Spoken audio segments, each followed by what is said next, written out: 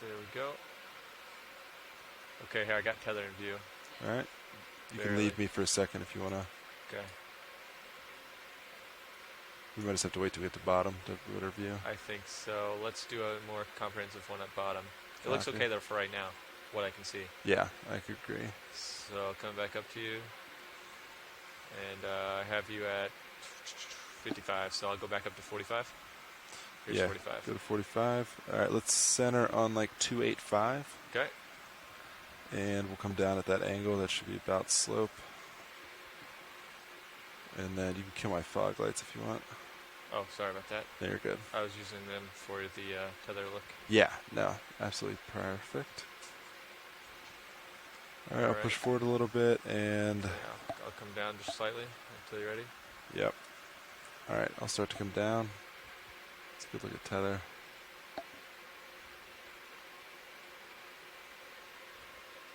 All right, let's come down 15 meters a minute.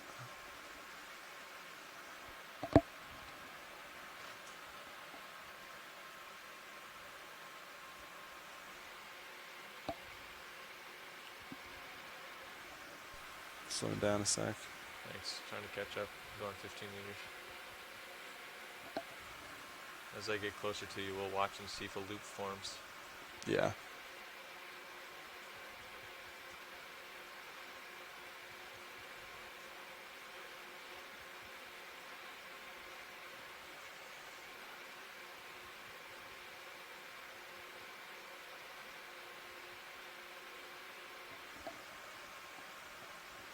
Okay, delta 17, 16. Copy. Altitude 15 meters. All right, pilots, we have fine alignment on the fins. All right, good copy. Nav.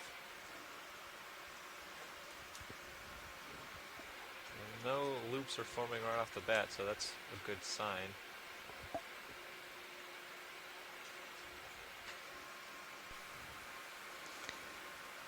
Good morning.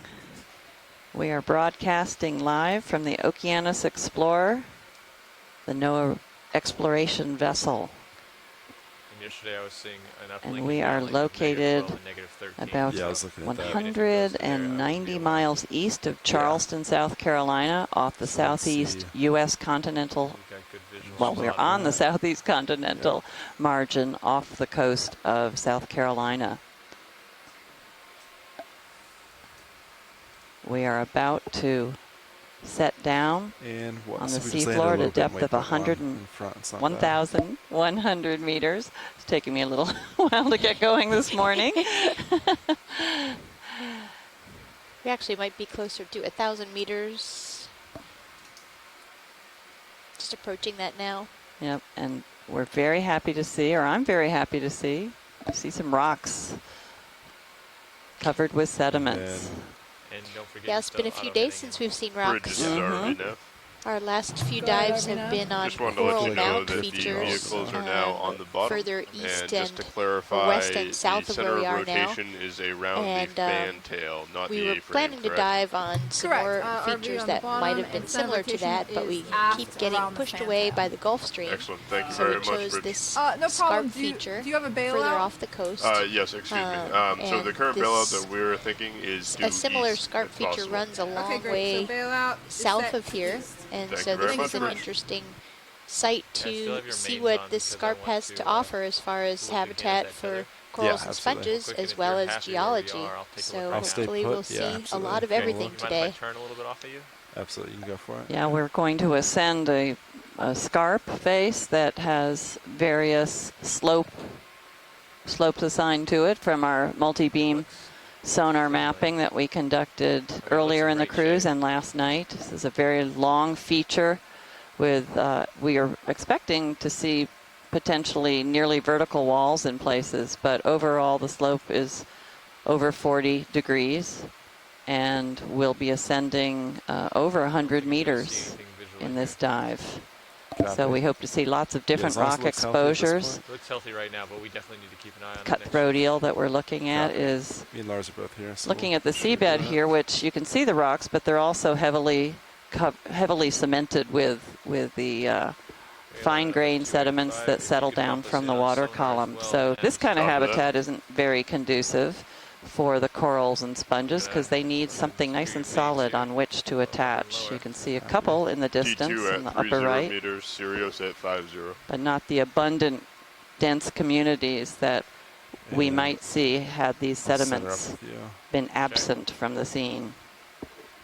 And we're expecting to see all right, watch these. As you can see, we're on bottom. lots of rocks on the ascent, and hopefully many that don't have the sediment cover and start the dive rocks that will provide good habitat. Yeah, you can go for lights. Oh, but it looks like a Bathypathes coral here on the left, and a shrimp and swimming up into the water column. Oh, and another Bathypathes, and possibly an associate with that one on the left. Looks promising, Yes. that's for sure.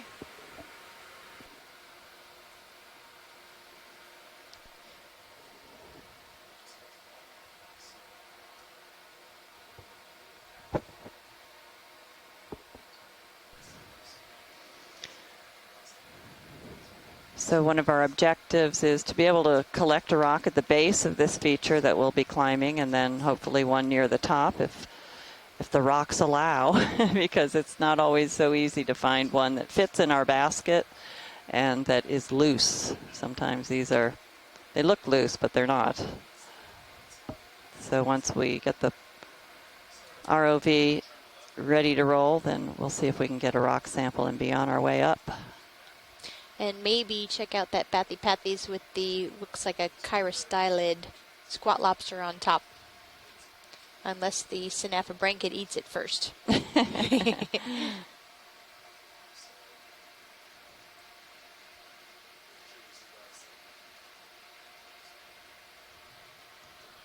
So Leslie, what would you say about the current here compared to other places given the higher drape of sediment? Yes, we are definitely being protected from the powerful Gulf Stream that is at the surface by this scarp. We're in the lee of the current, and so it's nice and calm here. And how do we know that? Just not only from being an ROV testing the waters, but also to see this drape of sediments. And we'll get a zoom in at some point and see if we can see lots of shell material. It looks a little finer than certainly what we saw on the tops of the mounds that was very coarse-grained, almost completely made of the shells of microorganisms, that most of which live in the surface waters, and when they die, their shells settle down to the sea floor. Likely that's what this is also comprised of, but smaller shells instead of the large ones. The smaller material has a chance to settle where the currents are lower. If we had stronger currents, these rock tops would be nice and cleaned off, and we'd have a lot more dense populations, I believe.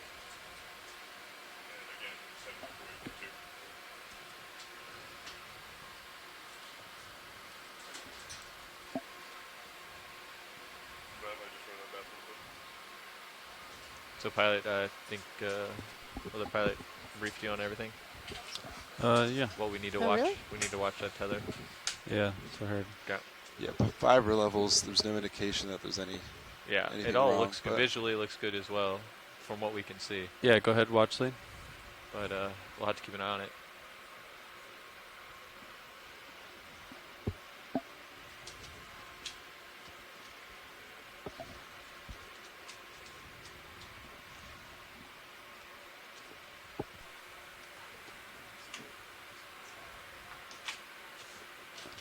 Okay.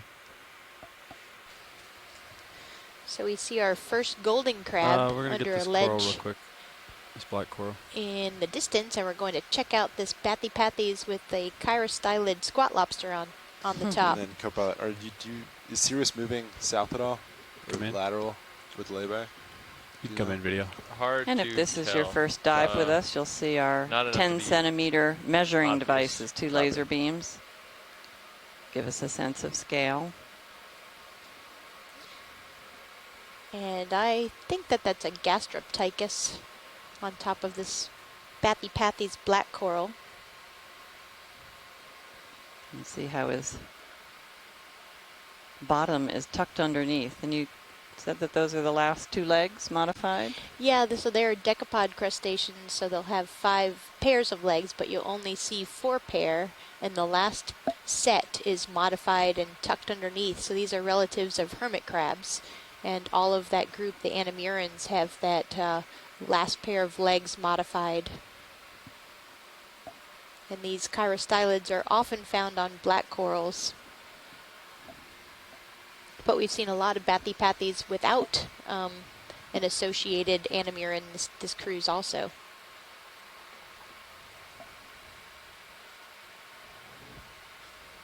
And we've seen bathypathes on many of the dives that we've had so far on this expedition. And by the way, my name is Cheryl Morrison. I'm from the U.S. Geological Survey at Leetown Science Center, and I am the biology science lead. And with me on my right. Good morning, this is Leslie Sauter. I'm at the College of Charleston in Charleston, South Carolina, and I am the geology lead for this expedition. And on our far left. Hey, this is Stephanie Bush. I'm from the Smithsonian National Museum of Natural History. And I'm here just because I don't get to watch benthic dives very much, and I'm also the sample data manager out here. Do we want to, do they say rock? We've been keeping her busy with samples. I will not move ship. On every dive, I think we've collected at least a couple of samples. Sometimes they're geology. Hopefully this time we'll have a mix of geology and biology samples. And we carefully collect samples that are representative of the dive site to make sure that we can properly identify the dominant taxa, or samples that are rare or possibly unknown to science, or range extensions. And then we also collect some samples for the Aspire program, which is looking at connectivity across the whole Atlantic from these waters up to the north, including Canadian waters, and across to the northeast Atlantic. Watch lead pilot. Go ahead, pilot. Does this rock look like something you would want? To the right? Could you scan up just a little bit? Yeah, video come out a little bit. Is the one just at maybe 11 o'clock possible, or is that too large? Big. Too big? Yeah. Okay. Is this it's a one too little more small? tabular. Okay. All right. Yeah, let's go for that one then. Understood. Trying to get the largest sample possible, of course. You are ramped up and ready to go. Thanks, Lars.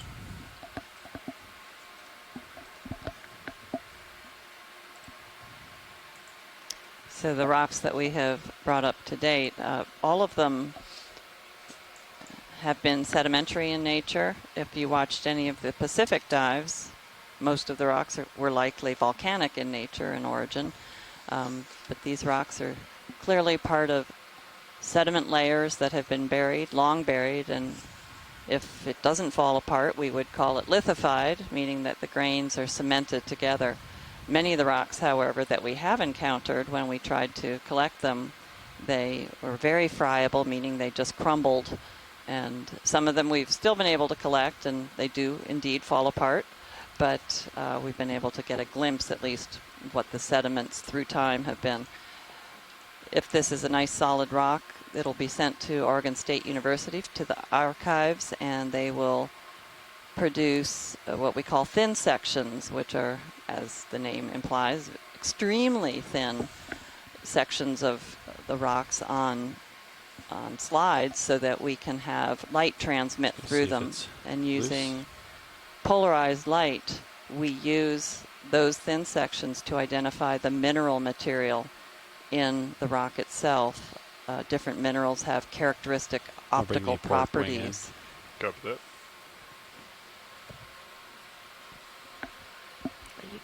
And that aids in their classification and full identification, not just saying in general that this is a sedimentary rock. That's good. You can bring Mini Zeus up on the right monitor. Good. If you'd like. And I suspect that even a rock like this will have many, many organisms living on top of it, even though we don't see them at You this want me to scale take very control, much. Jesus? Yeah. Yeah, we usually spend the first 15-20 minutes after a rock sample comes on board carefully looking at the rock surface and picking off all the biology that is using the rock surface to grow on. And I imagine people just saw that cutthroat eel, Synaphobranchid eel, swim by and kind of hit the bottom. Ken Sulak points out that that's a response of being blasted by the ROV lights. They probably get a bit confused. Because if we turn out the lights here, it is absolutely pitch black, and that's their usual state. Looks like a perfect rock sample.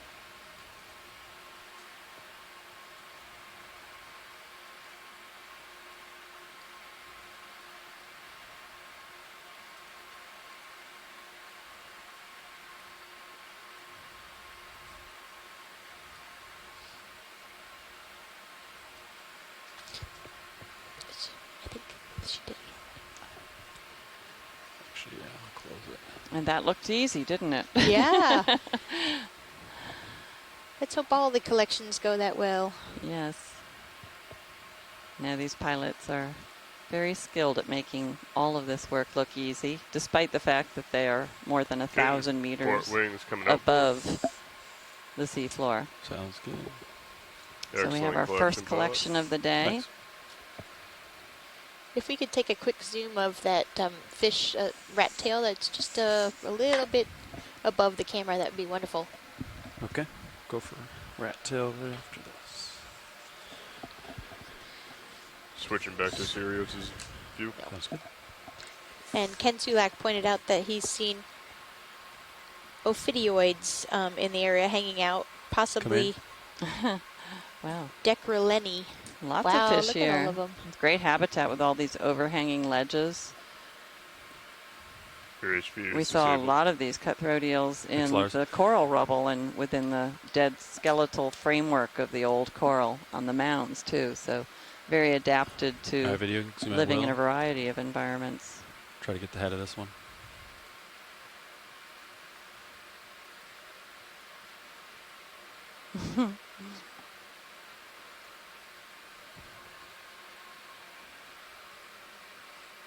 You can see some organisms growing on the underside, the under edge of this rock that the eel is swimming past now. And you get a sense of how fine grained this material is.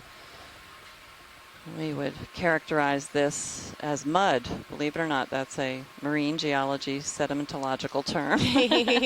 And it is the combination of the finest grains of material, the clay-sized video. particles and the Pilot's silt-sized clear. particles. And in this case, if it's made of microfossil remains, we would actually go further and call it a calcareous ooze. So mud and ooze are real terms that we use. Makes it a little more fun.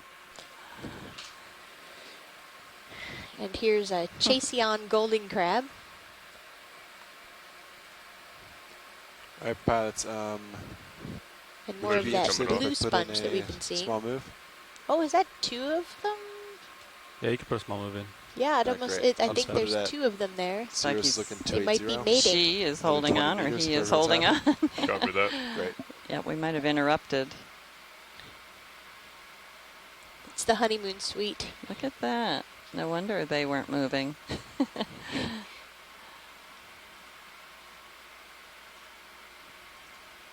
They needed their do not disturb sign.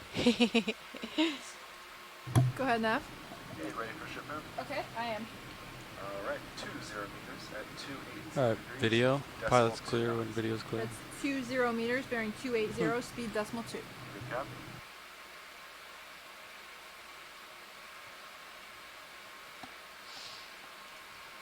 And these types of observations are very important to learn more about the reproductive biology.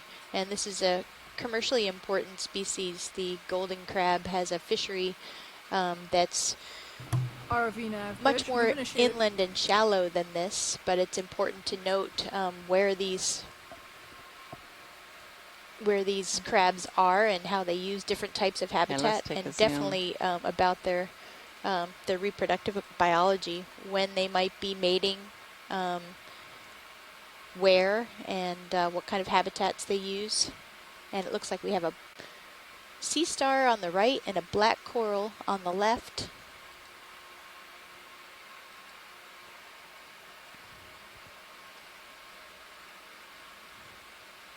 We'll go for sea star first. Okay. Take it on lasers. Sounds good. And take a closer look at the sea star. We saw a similar color one And yesterday, coming up. but I'm not sure if this is the same. It doesn't look as thin, the fleshy material, but that might just be the way it's perched. Beautiful color.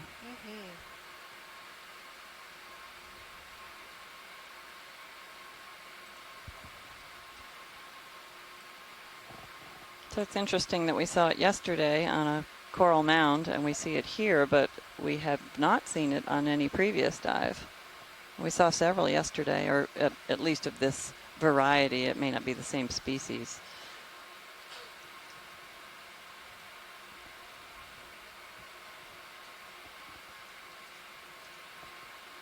Scott France commented that it's very snowy this morning, and it certainly is. That is the marine snow, the organic debris that is settling through the water column. I'll try to hold this for a second video. Which is the food for a lot of these filter feeding organisms, such as the corals and the sponges. Or at least come in on the feet, part of the maybe? food. I think you got some zoom left. See the tube feet there at the end of the arm of this sea star. Got some vibration, huh?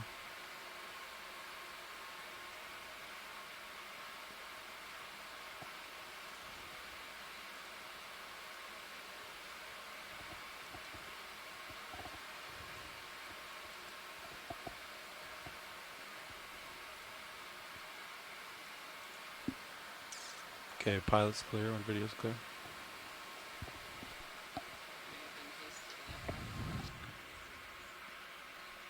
I'll jump over to the black coral.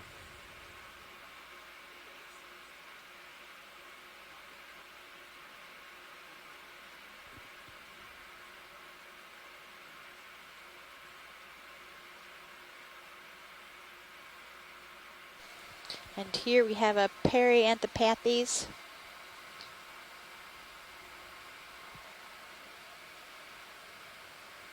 Yeah, you can come in. Perianthropathes.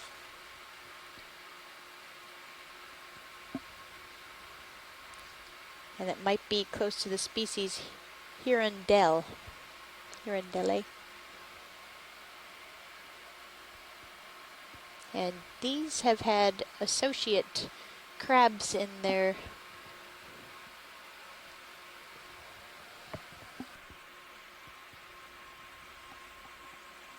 ROV nav bridge move complete. Yeah, we've seen associates, Galatheid crabs with this species or this genus other places in this expedition before, so when we scan down we might find some associates.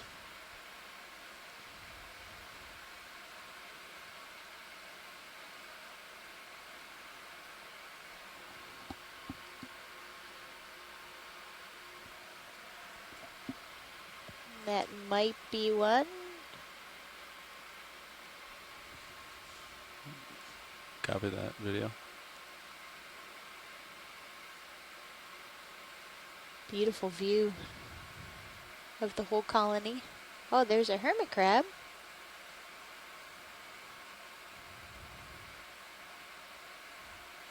I think we've seen a hermit crab on every dive so far, maybe. At least one, usually many.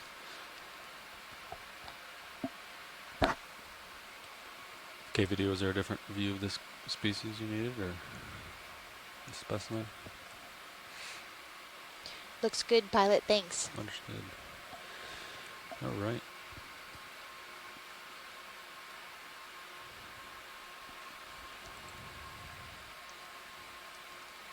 Keep moving here.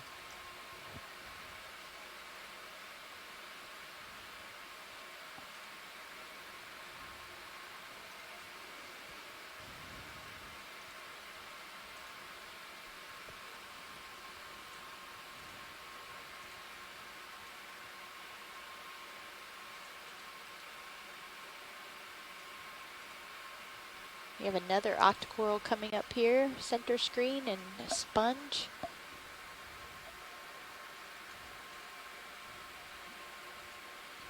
You could frame them up, video.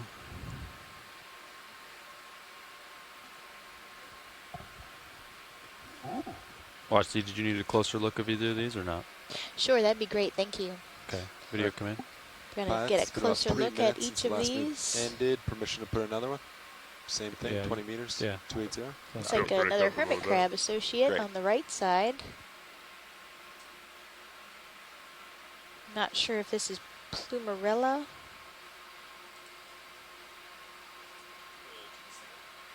Go ahead, Nav. Okay, ready for another move? I'm ready. Great. 20 meters at 280 degrees, decimal 2 knots. Okay, 20 meters at 280, speed decimal 2. Good cap. I have you here at 55 degrees, pilot. Okay. All right. We can go over to the white sponge fan thing. That's a different looking sponge than RV we've nav seen bridge, before. move initiated.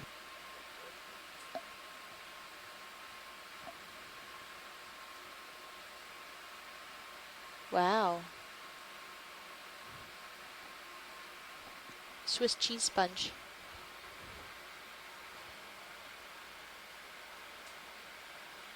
This is Megan. I think this might actually be a bryozoan. Oh, are you serious? Wow. Yeah. We've seen some that look like this on the last expedition with this very reticulated pattern. Oh, wow. That's very interesting, Megan. That's beautiful. It is. No wonder why it didn't look like any sponge we've seen before. It's not a sponge. So how common is it? Do you know, Megan? I don't really know. I know we've seen this a few times, probably about this depth in expedition in the Gulf of Mexico. But I don't think we've seen one this big. Great. Would you know whether they're whether they've been found in this region before? Video, you want to zoom out, get lasers on again? I think so, but I'm not certain. Lasers I'm not coming off. quite familiar. That's one reason why I'm Lasers joining are in, is to just get used to what kind of species we're seeing. And since it's pretty hard to ID these without actually seeing them under a microscope. Yeah, which is true of a lot of the organisms that we see here. Yeah, definitely. But I think we might have actually collected ones like this or this species the last expedition, so it would be cool to take a look at that. I'd be there at 6'5". Okay, degrees. would you think that this is a good collection to make then? I mean, I wouldn't say no. If anybody else agrees that we should make a collection of this.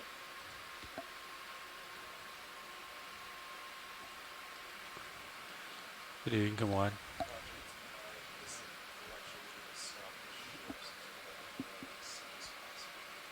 Okay.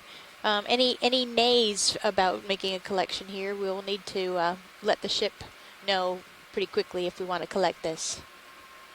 Looks like there may be another one in the upper right, if that's the same thing. Yeah, it does look like it. So either one would probably make a fine collection, whichever might be easier. But it sounds like we don't have any objections, so I'd say we can try to go ahead. Certainly something different from what we have acquired to date. Go ahead, Nav. So Megan, what kind of characters Okay, would you look coming for to under the easy microscope for a bryozoan to determine species? I might push you back 10 meters. If you say It's Copy that. typically based on zooid morphology, so I'm only looking down at bryozoans him are a at bit 75. like corals in that they That was live only- in a Nav colony. bridge, we're at an easy It's just stop. A lot Awesome, smaller thanks, No polyp. problem. That was only a So- 20-meter move, right? Probably Yeah. the All right. skeletal Keep an eye, morphology and of the then if zooid. you start to overtake him, This I'll push growth back. pattern, the reticulated pattern, is pretty characteristic as well. So that can help Got a you lot. there at 80, pilot. And really, all that's needed is a skeleton. And sonar's clear, so there isn't any Really need to see the immediate danger either, tissue but typically. So the skeleton is more important? Yeah. Yeah. So we just need a little Yeah. chip of it, or Verify. It's the same thing. Fine, very, jargony terms like cryptocysts and gymnocysts and things like that, and pores between the walls on the skeleton, and how the zooids communicate with each other. Uh-huh. All right, So watch there are it. a You few said you want to different collect this, ways. is that correct? And a lot Yep, of this is great. Thank you, pilot. scanning electron You can get microscopy mini Zeus on the right to monitor. identify Copy that. And Sean can watch. Do you mind watching my? well. So Yeah, this, I got this it. would be a Yep. really cool collection. Great. Well, then we can compare to the one that you found in the Gulf of Mexico also and see if it's the same species or something different. I know that I haven't seen it before. But then again, I didn't even know that it wasn't a sponge, so definitely need somebody who's more of an expert on this group to take a closer look. Yeah, I'm definitely Taking looking control forward of Mini to Zeus pilot. checking out all the Understood. collections of bryozoans you guys have made. The Maybe I last should few go for the bigger one. expeditions that are in the Smithsonian. Right. Go visit or loan them out. Coming on mini Zeus and Zeus. If it's a Especially sponge, you might just be able to finger it. thick-looking one that we collected a few dives ago. Great. It's not Right. brittle. Yeah, that was very interesting. I'll be very intrigued to hear what you make of it when you get a chance to look at it. Yeah, I'll have to let you know. The interesting thing is that a lot of the Copy guides that I have, they don't really show the colony morphology. It's really just the zooids under SEM, or scanning electron microscopy. And Okay. I'm at it might 101 actually be now. better to get with the Copy. scoop. It might be brittle. I'm not. Yeah. Oh, yeah. Very brittle. Yeah, pilot, did you hear that? That this might be pretty brittle and maybe the scoop would be better? Sorry, we didn't know that ahead of time. Okay. I was wondering if it was going to be brittle. This Yeah, was I pretty didn't think small. about it until just now. But I think the last one we collected like this was also with the scoop.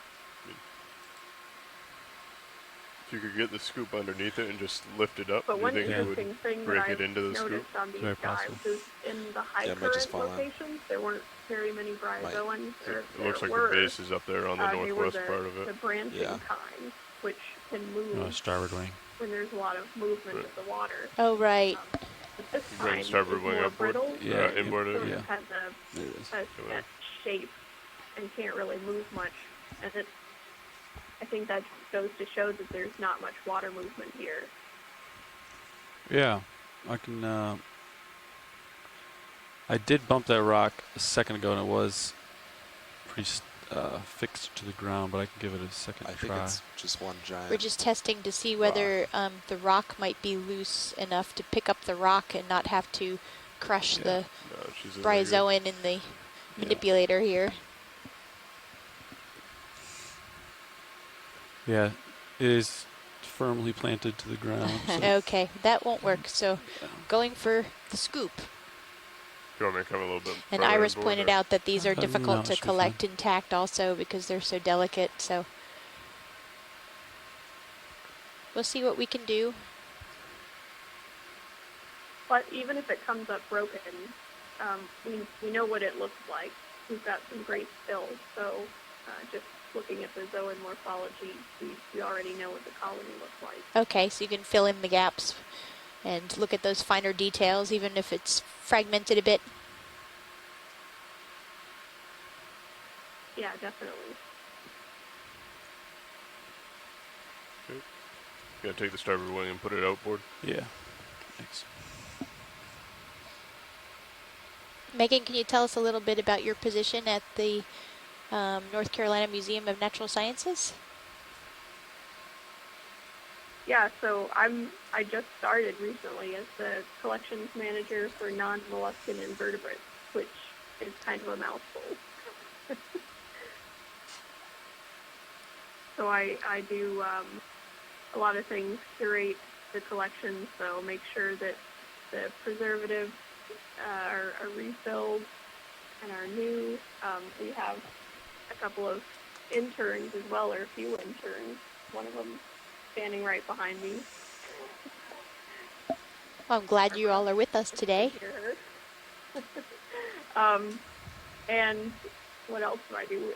A lot of digitization or databasing of the collection. So we've got a lot of lots, actually, specimen lots from the Duke Institute of Marine Sciences, University of North Carolina Institute of Marine Sciences, Duke, and the Charleston Museum. I think it's 9,500 lots that need a lot of care. So we've been slowly but surely working through those to make sure they're all good to go and databasing them. Pilots, I'm just going to have the ship bump a little backwards. Our database I'm starting to lose visual detail. Get online, Do you want me to try and lean further down? So, if you can, I don't think you have I any. think it's really important to have these Ready with the collections. Yeah, I don't have any. Copy. That way we can learn a lot more about what's here in North Carolina and surrounding areas, and also in places like this.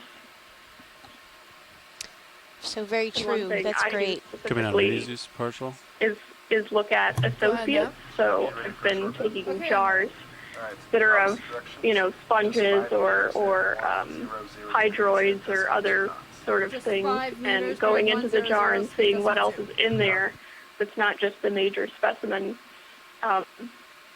And there was one jar that was like 4 ounces. I tweeted about this. That actually had 13 different species of bryozoans on it, and it was a scleractinian coral skeleton. Oh, wow. Some bryozoans growing on it. 13 different species, so I think that just goes to show the importance of collections and how there's a lot more in collections than you think there might be. I think that our sample data manager can attest to that with the number of associates she's pulled off of our samples that we've collected on this cruise so far. They've kept her up late at night. Yeah, I bet. Yeah, sometimes I feel like I need to stay here way late just to make some more headway. What if you came in from the right side to the left? Kind of scooped it like that, so you could actually see in both cameras. You're blocking your whole view coming at it straight on. And pilot, it's okay if we just get a piece of it instead of the whole thing. It'll be enough. Oh. Yeah, that works. And it looks like there's quite a few colonies around this as well. Video come wide on mini Zeus, please. What if I just do this one? You want me to follow you over? Yeah.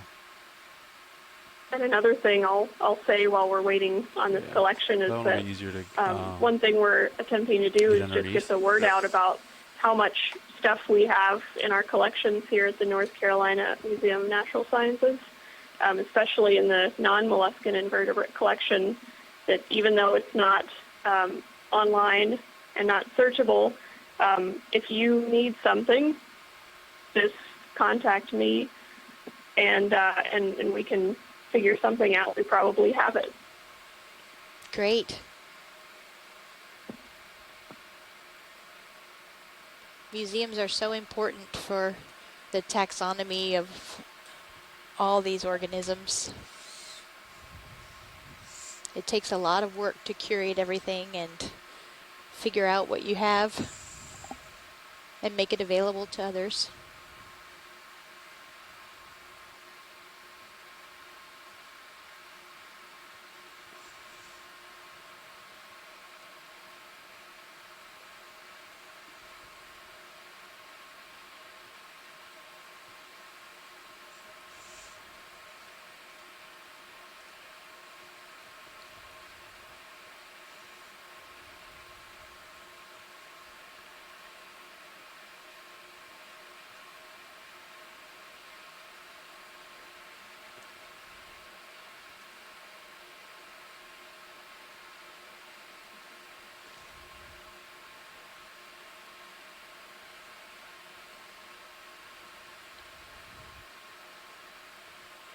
We'll go port side. Port side's ready to go. Ready for extension? Yep. Coming out.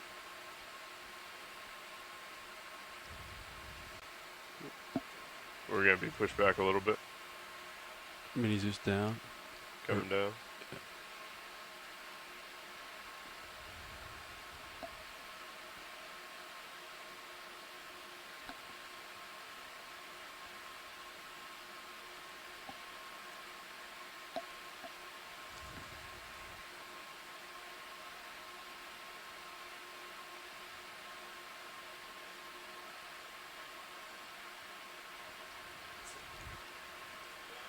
Right, drawer coming in.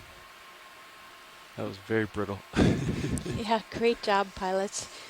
Looks like we got at least half of it into the bio box. So our first biology sample is this very interesting bryozoan.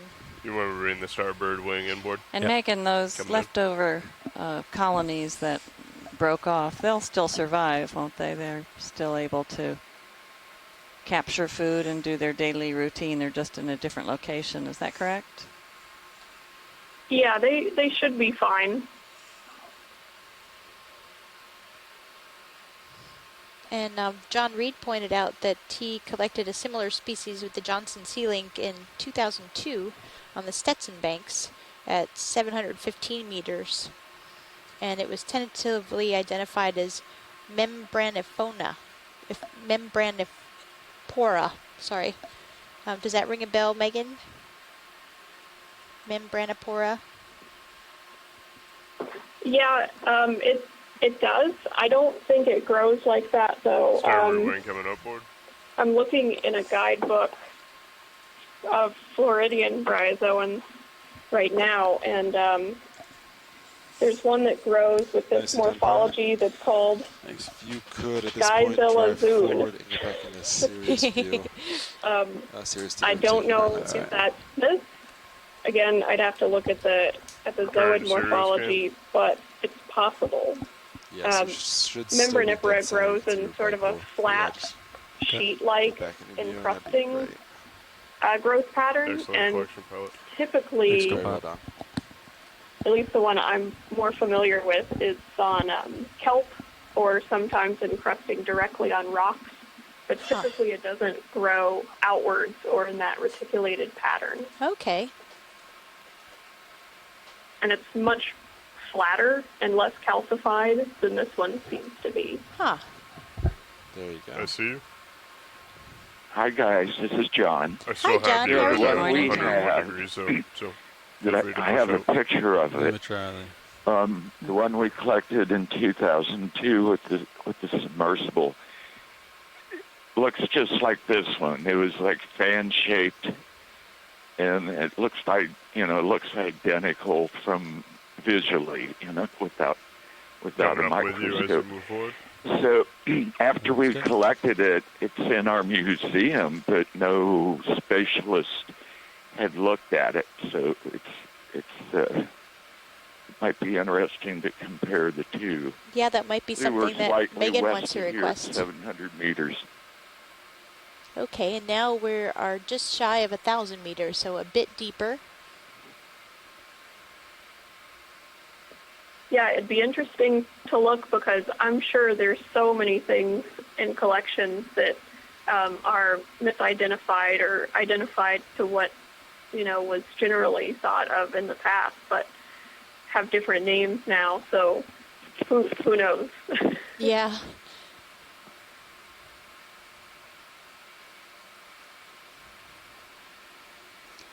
And earlier we took a rock sample. I was thinking we were already at the bay. I was just so excited to see rocks. Yes. Probably was hasty, but as my colleagues have confirmed that it's never too hasty to grab a rock anywhere. Right. But it is likely more to be this crust of the seabed here that is long sitting sediments like this often become encrusted by the mineral matter, the content of the dissolved minerals in the seawater, and they precipitate out a solution and make this crust So it's on pretty flat, so yeah, I suggest the seabed. So it'll be interesting to see what the composition of that matrix that is binding the particles together. I was surprised to see how solid that rock was. Can we take a look at this coral under the rock, the red, I'm ready. red Video coming on red coral. 280 degrees at decimal 2 Might be a knots. coral. It might be something else. 30 meters at 280. Thinking it might be Anthomastus or pseudo-Anthomastus. So I appreciate your comments, Scott Harris at the College of Charleston and Jason Chater at U.S. Geological Survey in Woods Hole. So stay tuned in and please call in if you want to discuss the rocks. Rocks are not my forte. I'm a geologist, but I do other things. So I'm happy to have some input and guidance. Tell me which rocks you want. Not that we can collect every rock we see, of course. That's what we really want. And every coral and every sponge. But we have limited time and space. In fact, we may want to start motoring towards Great, thanks, pilot. The incline.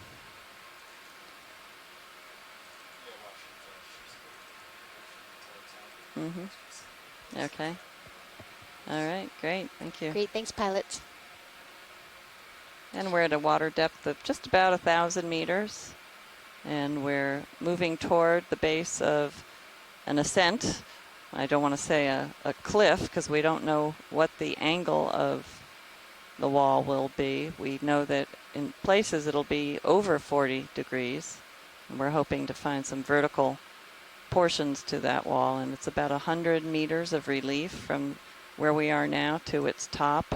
And then the top, based on our multi-beam sonar maps, is very, very flat. And we are likely looking at the edge of the nearly flat-lying sedimentary rocks of this region that make up part of this very broad expanse called the Blake Plateau. And we're on the northern extent of the Blake Plateau. Hey, let's snap on white subject down here just to see what this is. Oh, it's another one of those bryozoans. Yeah, so we're finding quite a bit of them. It's a good thing we now know what they are. Thank you, Megan. That was Megan McCullough. And Megan, you are, I'm looking North Carolina Museum of Natural Sciences. Yes. Oh, it looks like for calling in. Oh, the white guy there, is that, yeah, chitin. Thanks. That was Annie who came up with that. She's probably seen video of everything on the seafloor by now after being on this ship for 2 years worth of expeditions. And she writes the captions, so she actually learns what these organisms are. That's right. And there's a squat lobster, a red guy on the right underside of the rock. Might be the genus Munida.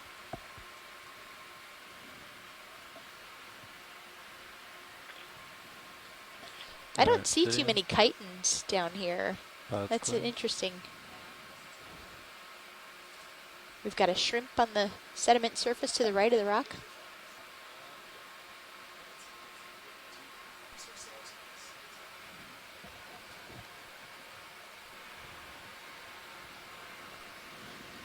Hi everyone, this is the front row speaking. We are from the Global Foundation for Ocean Exploration.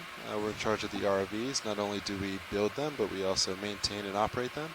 And as you can see, we're piloting them right now. Our pilot today is Levi Yunwa. Sitting navigator is Sean Kennison. Sitting co-pilot is Lars Murphy. Over on the right side, Bob Knott on video. And back in the back row, Annie White clipping.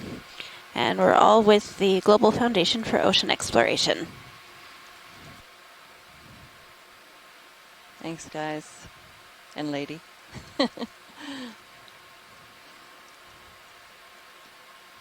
You can come in. Go for the small yellow.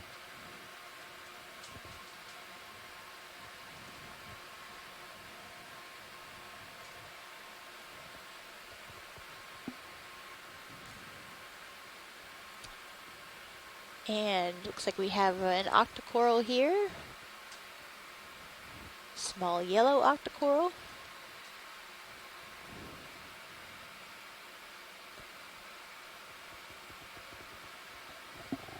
Maybe an associate towards the base. I don't know if Scott France is joining us this morning. I haven't heard from him yet today. Is there any more Zoom video or not?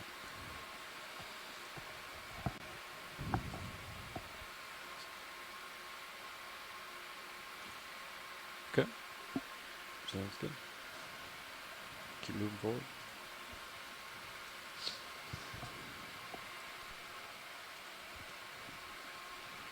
And Tina Moldasova, who's joining us from Moscow, says it's 5:15 their time, p.m. You'd snap on them if you wanted. So it's the end of the day for them, the beginning of the day for us. Yeah, if we could get a good look at each of those fishes, that would be wonderful. Absolutely. It's a rat tail. I'm getting closer video. Nizumia species. I will let the ichthyologist tell us, guess which species this might be.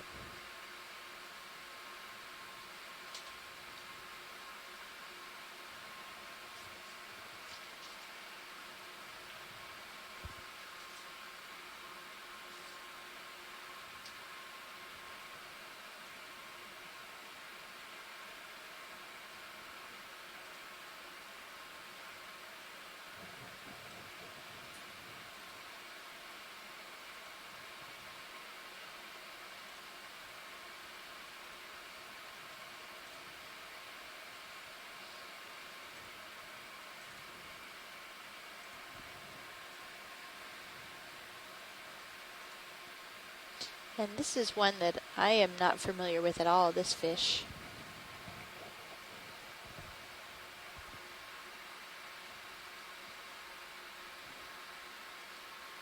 It looks brochulid-like to me, but could be totally.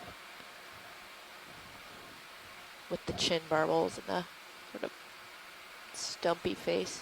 Which would be hake, right?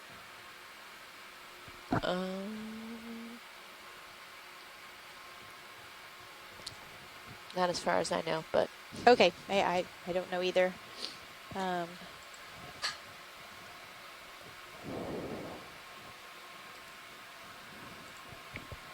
Or would that be more cusk eel-ish? Thanks, pilot. That's good for idea. Yeah. Understood. I think cusk eel. Video when you're clear. Path's clear. And you see Where by are the ichthyologists today? You see by the lasers that was only 10 centimeters in length, so they're quite small. Wow, several of them around, and then a really large Bathypathes in the back with, looks like a Gastroptychus maybe, Anamurin squat lobsters. At least 2 of them I can see from here. 2, 3, 4. Wow, Like 4. Yeah, 4. Taking advantage of anything that can put them up in the current and help to capture food.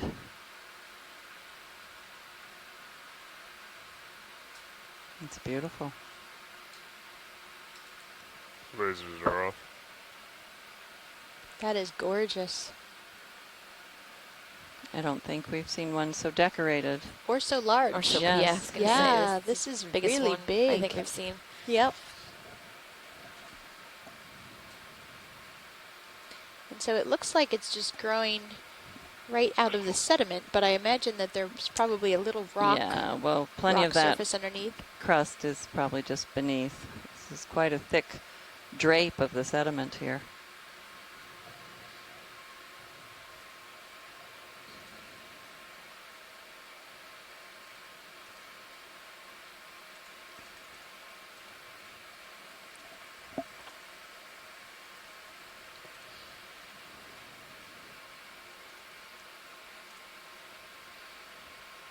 I imagine since those chirostylids are mostly skinny legs, it doesn't add a lot of weight to the...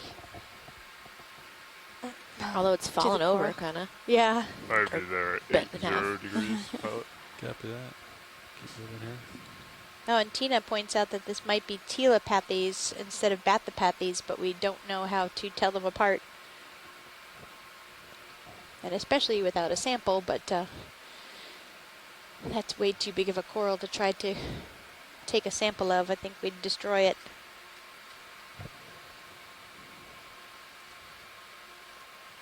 Yeah, we can't tell them apart from photos.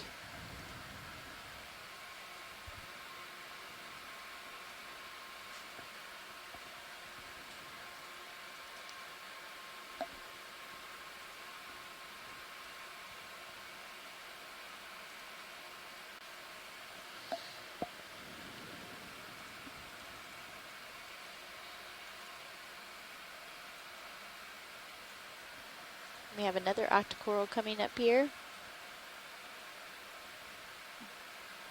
I think anyway. Video snap.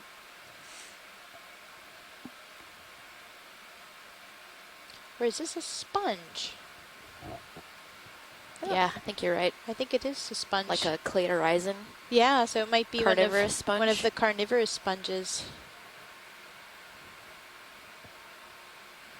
So they have some cool. little hooks, right? And that's how they catch organisms that are coming by? So far as I know, yeah. So they do more than just filter feed like most of the sponges we're familiar with. And Tina points out that there are some caprellid amphipods, which are skeleton shrimp, on this sponge. Haven't seen them yet, yeah, I don't see them. She's got a very good eye. Usually they're pretty obvious because they're swinging around but from their back legs, but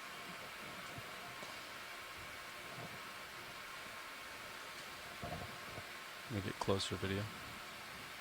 That is awesome.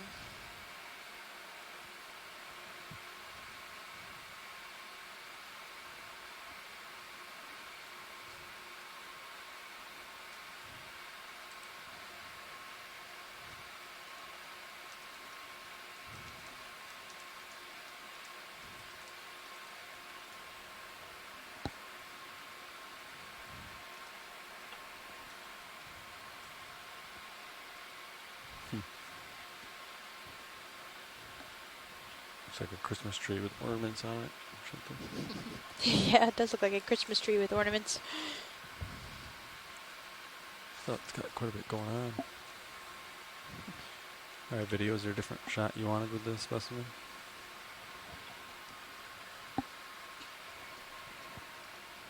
Are we good? Yeah. Okay, yeah, thanks. Did we laser it? I don't remember. Yeah, we could put lasers by the base. Yeah, that would be a good idea. Try to get a size on it. I don't know. Maybe 30 centimeters long or something. Yeah, I would say it probably is about 30 centimeters. It's impressive. Tall. Yeah, that's there are some of these carnivorous sponges that are teeny tiny. We saw one yesterday, or the day before maybe, got just a very quick glimpse of one, but this is a lot easier to spot. Probably get a move going, I think.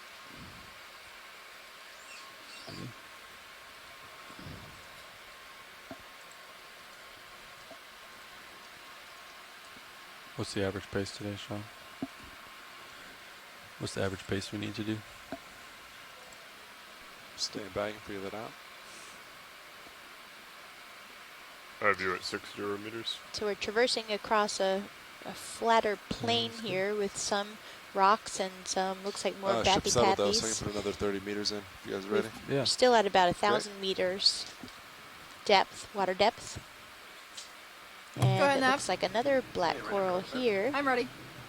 All right, 30 meters at 280 degrees at decimal 2 knots. That's 30 meters at 280, speed decimal 2. Yep. Video you can snap on this subject, too. Watchley, did you need a close look at this one? Have you seen this one? Yeah, that would be great. Thanks. Okay. So this looks like a bathy-pathies, but it has a different coloration than we've seen. And the polyps look longer. Yeah. Probably not using the right terminology on that, but drapier. Mm-hmm. Yeah.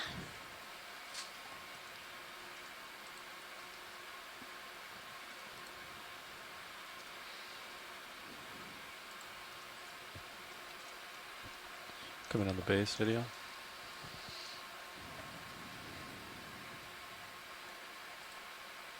I forget, is this one of the ones we don't...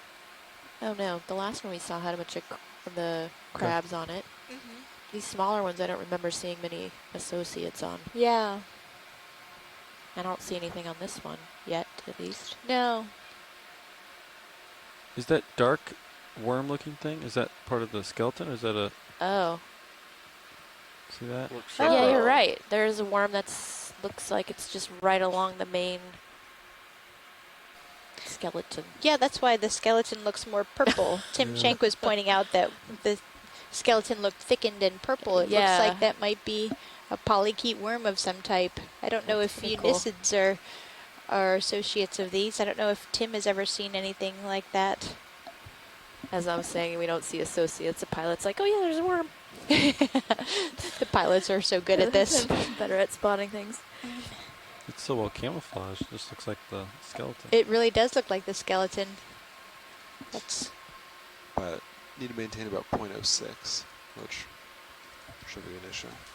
All right. Pilot's clear when video is clear. Another reason to be thankful for the pilot, co-pilot, and nav for it's a spotting tiny things. little sea star too, that. but if that's okay, we can keep going. We'd snap on the small star for a second. Yeah. Oh yeah. Little baby guy. Or maybe it's just a brittle star. Yeah, It's a brittle star, but we have not seen that many of them yet. Yeah, that one looks different. Holding onto a rock. Not that the current's very strong here, but we do see them often across the rocks. But also we usually see them on the muds, and we haven't seen very many. Maybe we're just not looking close enough. They're fairly small. All right. And we certainly see them wrapped up in some of the corals. Not today at this point, but I suspect we'll see more as we rise up on the Scarp itself.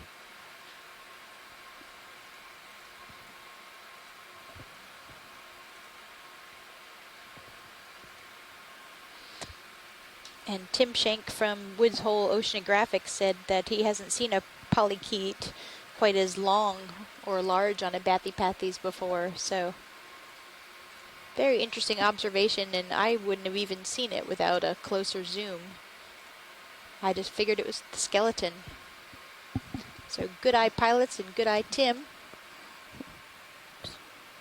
Just a whitefish. Snap on it, see if it's of interest. Oh yeah. It's one of those grumpy ones. Yeah, one of the grumpy looking fish. I'd be there 45 pounds. So many of them look grumpy. Well, we're waking them up for their nap. That is true. You shined a flashlight in my eyeball when I was sleeping and probably looked grumpy. Very bright flashlight. I was probably looking pretty grumpy when I got up at 5 to look at the new Bathy maps this morning as well.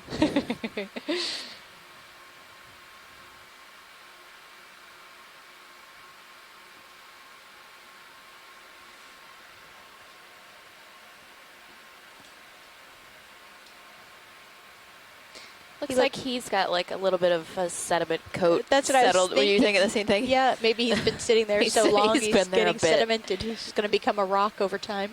You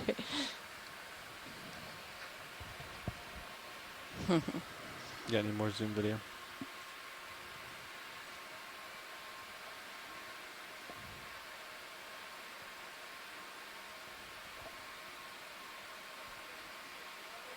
It's great. I don't know if Ken Sulak is joining us today and can help point us in the right direction about a species. This looks different than the Lophioides barrow that we saw yesterday, although the general shape of the animal is similar, but this one looks a bit smaller for one thing, and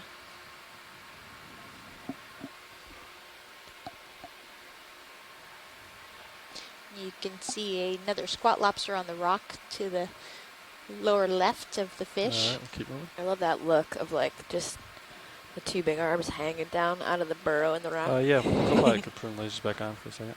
Lasers coming on. Just wanted to see him compared to this fish. There you go. Oh yeah, so he might be maybe approaching 20 centimeters total length.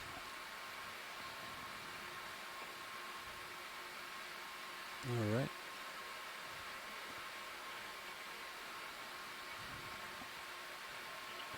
Another grenadier, or rat tail.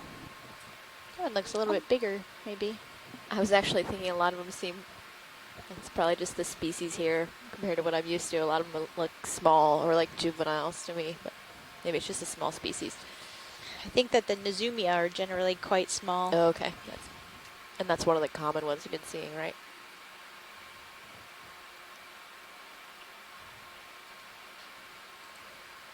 Yeah, Pat, it's going to sonar. You might have some larger rocks approaching, which looks like the one straight ahead. And the geologist leans in. Yes, trying to get a look before everyone else can see it. Get a sense of that crust on the sediments in the foreground and see stripes of it. Yeah. Slightly different layers. And we get these larger rock. Is that a crab on the rock there? Yeah, Looks video, like we can zoom on crab here. Oh, that looks like maybe another Neolithodes or some kind of lithodid crab. Got some The type we saw on one of the corals a few days ago. This one looks a little larger, but still very spiky, like the other one that we saw. You can see how the rock has been used by organisms burrowing into it. What's the lighter thing right behind the crab? It looks like a squat lobster also. Oh, okay. Yeah. Or maybe he's molting. It looks kind of... Yeah, it looks kind of in a strange position. Yeah. So these lithodid crabs, if you've ever had king crab legs, that's a relative of these lithodid crabs. And they're also anamurans, so they're decapod crustaceans. They do have 5 pairs of legs, but again, we only see 4, and the last pair is modified.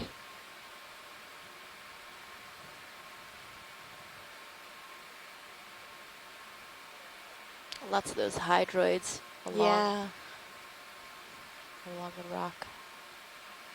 Those are the feathery organisms behind the crab. Yeah, Pat, looks like we're getting some stronger returns. Maybe Yeah, about I think maybe that is a 20 molt. meters out. Video snap. Just left behind. Ship stop though, but I might dial down ship move. Or it might be in lengths the to 20 process. meters I'm to see what's not out. Oh, sure. maybe it is in the So when these crabs grow, they will start to develop another shell underneath their present shell, and then they'll eventually just pull out of the former shell, and the new shell will harden up. In that interim, they're quite vulnerable because they're a lot more squishy than they are when they have a hard shell. Yeah, like a snake shedding its skin, kind of. Or a soft-shelled crab. Yeah, soft-shelled crab is exactly that. Yeah. It's just molted. Oh. Yeah, Big crab behind, like in the yes. background. Oh yeah, another chaseon in the background. Ledge. And we might be seeing some of the climb in the distance. We might start. Oh, two chaseon. These large blocks might be indicating that we're finally at the base of the Scarp, and what we're looking at here looks like that as well. It looks like we have 2 chaseon golden crabs and another Bathypathes black coral, maybe. Might be another male and female. On the right. As it sags out.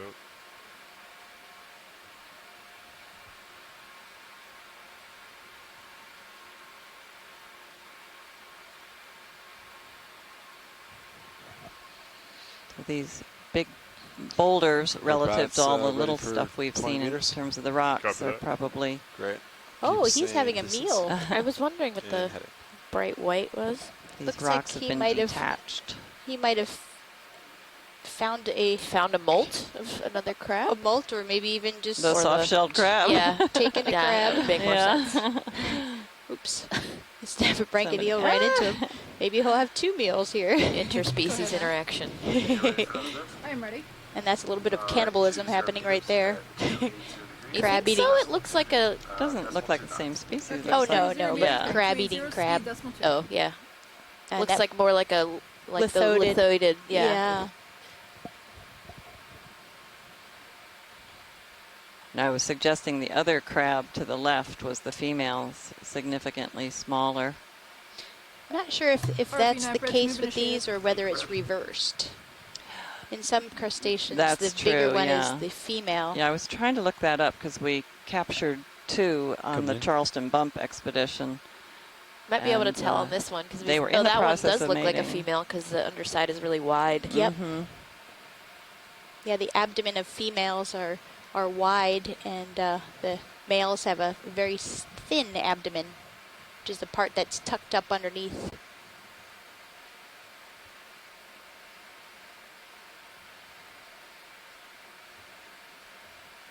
She's very defensive. Or offensive, actually. Yeah, coming at us. That's right. She's taking on D2, which is, I don't know how many thousand times bigger than her, maybe?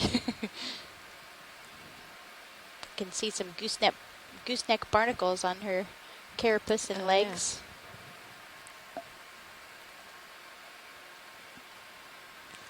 I'll fire up that still camera. Coming on with still.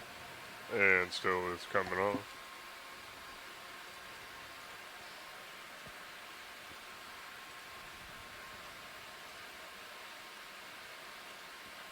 You want to turn on those fog lights and see if it... Fog lights are coming on now. I think this crab wants a piece of this. Yep. She's not backing down.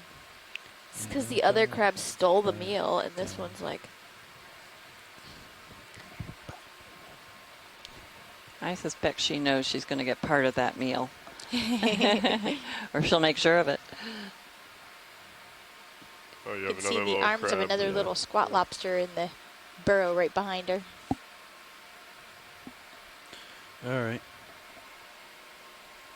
Wow. I like Still the camera coming barnacles growing We'll let in it between walk out of the frame below me here.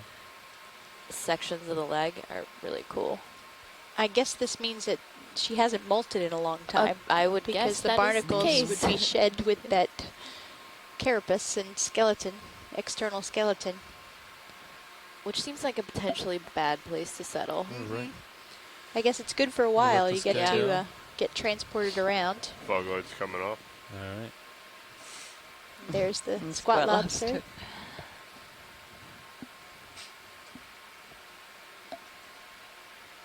And we're starting to see some of these larger rocks that are not the encrusted sediments down of at you the, at 7.5. the broader seafloor. So we're Sounds good, I'll nearing keep going. the vertical rise. These rocks have tumbled down. Most likely they're not in place or in situ, which is the, we hope to find rocks that represent the oldest layer of sediment. So we don't want to trust these that have rolled down the slope. They're probably from shallower and therefore younger layers of rock. See a nice anemone there. Following you up with the camera as you come up. Sounds And it great. looks like we have more relief coming up in front of us. We're now at 995 meters depth. Got you there at 50 And we're calling this site degrees. Richardson Scarp. Curious what this skeleton looking, just something dead that just landed here. Video snap in.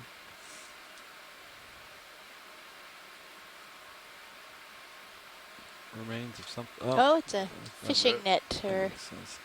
from a trap or a net. Our first marine debris of the day. All right, video. Path's clear. Well, at least it's acting as habitat for some hydroids and probably many other things that we can't see. Could probably get a move in. Say that again? You could probably get a move in, I think, if we're ready. I think the ship's actually just ending a move. Oh, okay. Understood. Yeah, I put one in about 3 minutes ago. Oh, okay. I can get another We one haven't if you seen want, much coral rubble today. RV nav bridge, move complete. A beautiful though. Yeah, sponge so they've here. just finished. Okay. We could probably Hexactinella just keep glass going. sponge, it looks like. Yeah. I'm going to zoom in of the rock here, and Yeah, especially where video, it's we can broken frame away. this up. Zoom in on the partial. We This are rock approaching does look on different. sonar, though. There's definitely a Yeah, change. it's like very a- different. That Before we put looks another move in, just a quick interesting rock glance up, formation. just to make sure there's Yeah. nothing too extreme. Looks like it broke off right there, right? Yeah, And fell down.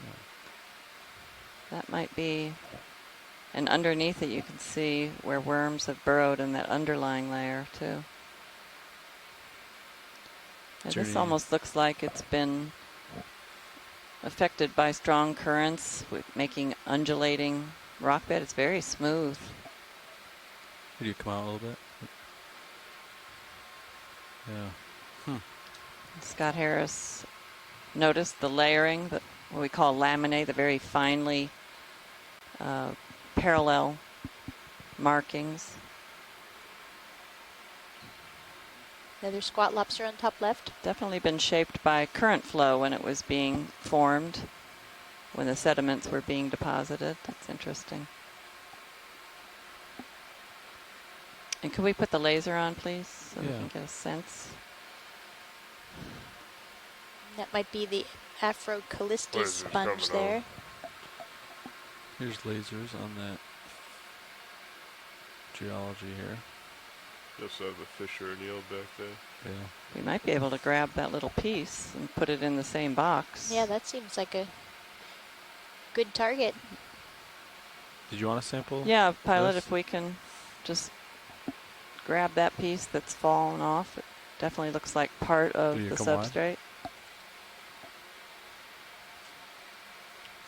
Scott Harris and Jason Chater agree that looks like current scour.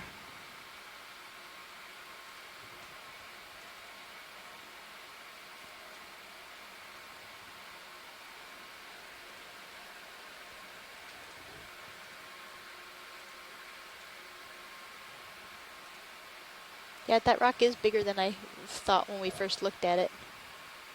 Not huge, but...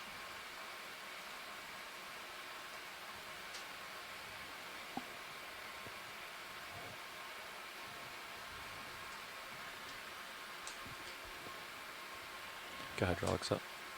Hydraulics are ramped up and ready to go. Watch, did I hear you say you wanted it in the same box as the last specimen? Or? Yes, that would be fine. All right.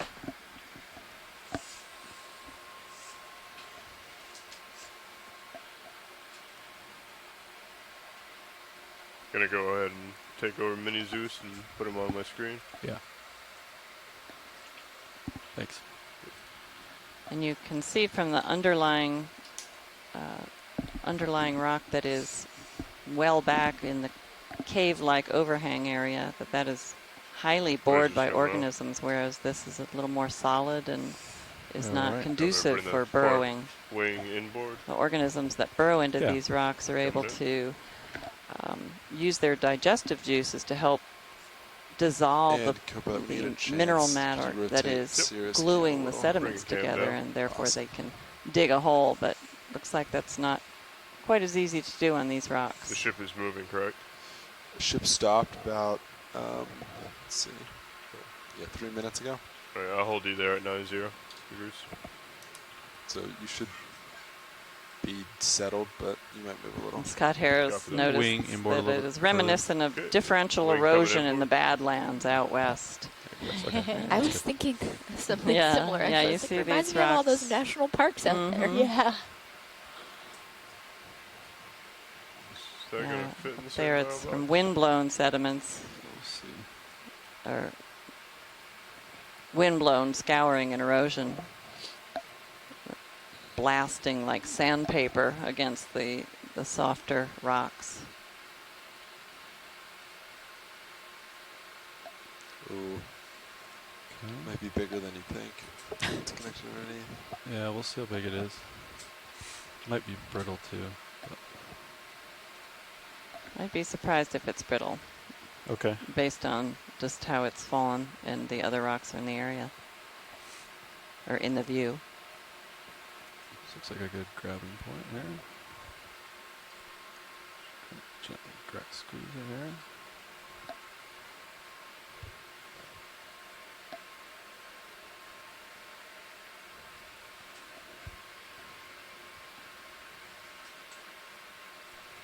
It's a lovely rock. It is a lovely rock.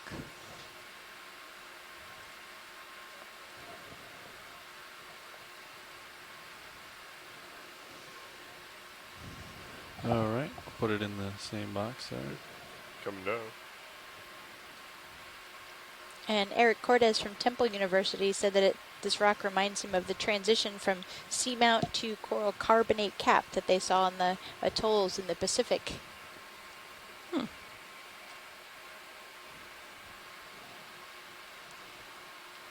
do you think, Sean? Leave the door open a little bit, or go starboard? I mean, I don't think it'll close. Yeah. But yes, it's either a very fine-grained carbonate rock, or as Irv Garrison has also noticed, it might actually be a chert bed, which would be Watch part. it. We're going to put it in the starboard box just as there's now room. That's great. Yeah, it's bigger than we thought. You over. Had an extra piece to it. Could wing in a little bit.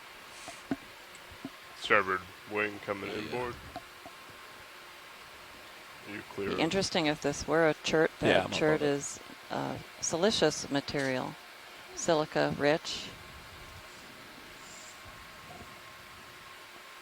And it is formed by the microfossil remains of, or the hard part remains of very, very small organisms. You may have heard of them, of diatoms and radiolaria. And instead of secreting a calcium carbonate test or skeletal material, they use silica from the ocean water. Starboard wing going outboard. Great. Make their tests using that. And water is incorporated in the crystalline lattice. Want me to close that? Do you think I can close it if I go fast enough with the we call it opaline silica. Pilot, could we take a quick zoom into the under portion of that ledge where... Yeah. Just a minute here as I close my where lid. it overhangs. Okay, port wing going outboard. Thank you, good pilot. Nice collection, pilot. Thanks. Okay. Wings are stowed, ramping down. All right, video can come in. I think they wanted to see underneath here. Roger that, Nav. Thanks. Is this what you wanted to see, Watchley? Well, we definitely want to look at that, but then if we could pan over to the left and look under this ledge. Yeah. Yeah, that is very different from anything we've seen on our dives to date. I wonder if that's a little polychaete tube underneath there. Yeah, definitely looks like it. Yeah, incorporated the sediments. And you can see the undulation of the rock layer above, indicating the scouring effect as it was being deposited. You can come out a little bit, video.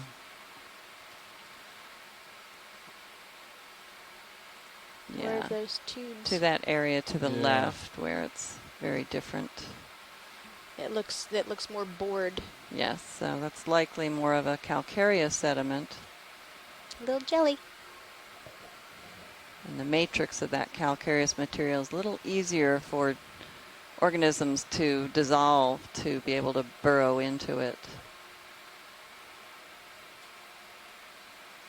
I'll get you on the other side of this here. Just a second. The shrimp trying yeah, to there's hang a great on there. spot right there. Thank you. Come in quick, video. I think my dust cloud is going to hit it pretty soon, so.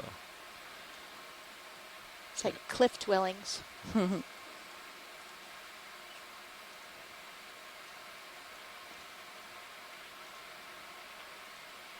can come out a little bit, video. As that clears. There it goes. All right. With my toe, kick that up. Come back in.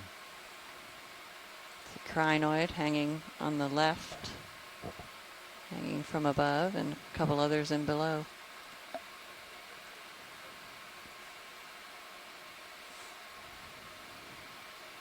You can see how fine-grained the sediments are with occasional pteropod shells lying on the top. Trying to calm down Stephanie over here.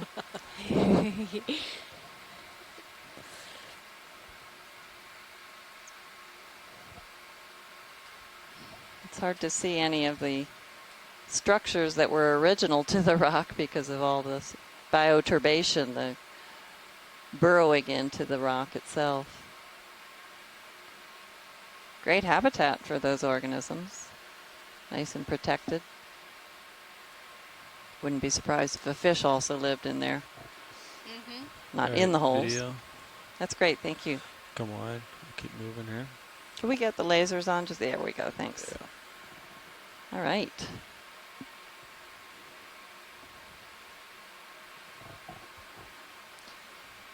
It looks like we might have some coral rubble here that we're picking up now.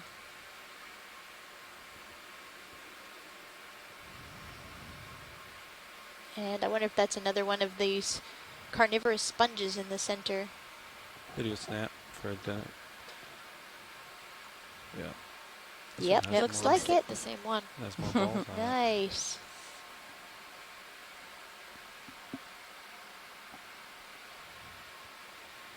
Okay, video can come wide. I think I saw a grumpy fish up here. So there it is. Yeah. Oh, yeah. Is that Yeah. Chonex? Chonex? You'd snap if you would like. That would be my guess. Yeah, we've seen this before, or one similar, one relative of it. I think these ones look grumpier than the other one we saw.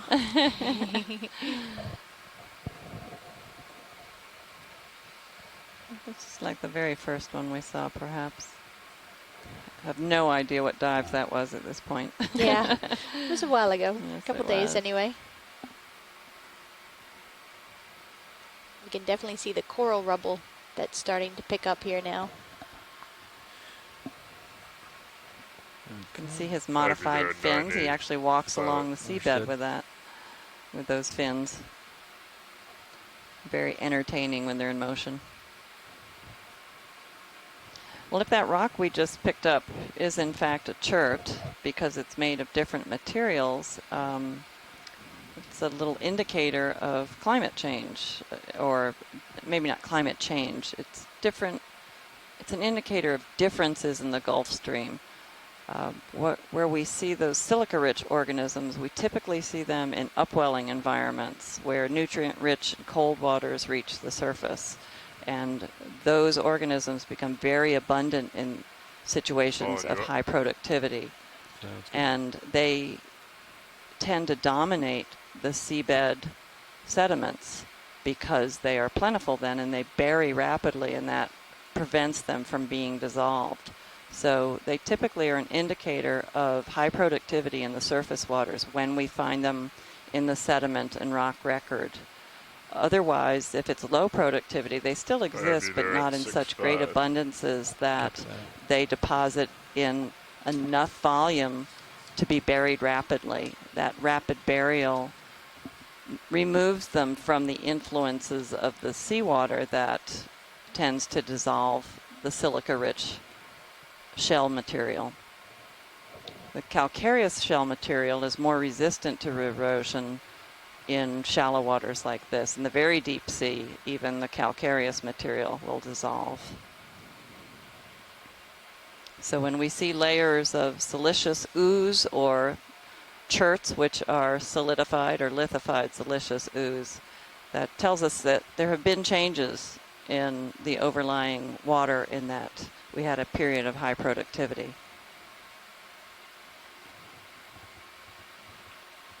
So that would be significant if we find that that is in fact a chert. Video, let's zoom in partial right here. See a couple things here. Looks like an Anthomastus, and then another octocoral in front of that. Is that a plumerella, or is it different? It might be a plumerella. It looks like the one to the left of that is a plumerella. Oh, okay. It's a little bit bigger of a feather shape than the ones we've been seeing. True, but oh, and there's another one of the carnivorous sponges in the background.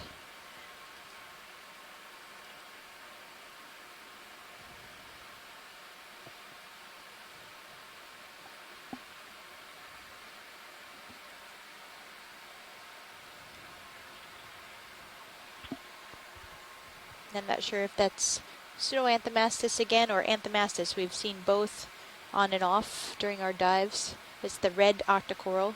Okay. Pilot's clear and video's clear. We usually wait to hear from Tina Molotova, so hopefully she'll let us know based on that zoom. Earlier we saw the Pseudoanthomastus, right? Correct? Yes. Confirmed by Tina. Oh, we haven't seen that glass sponge yet today. Come in, video. But we did see it yesterday.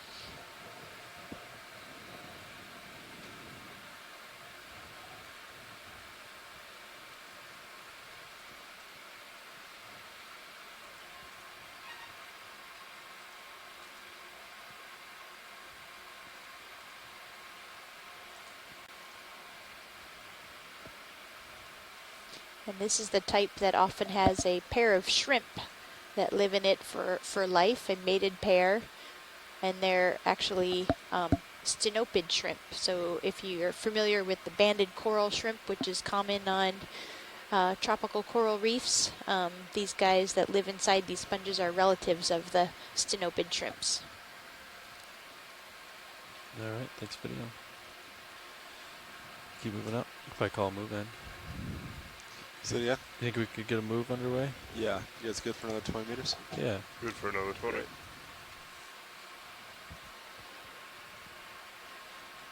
For our viewing audience, we are located about 190 miles off of Charleston, South Carolina's coast, along the southeast U.S. continental margin.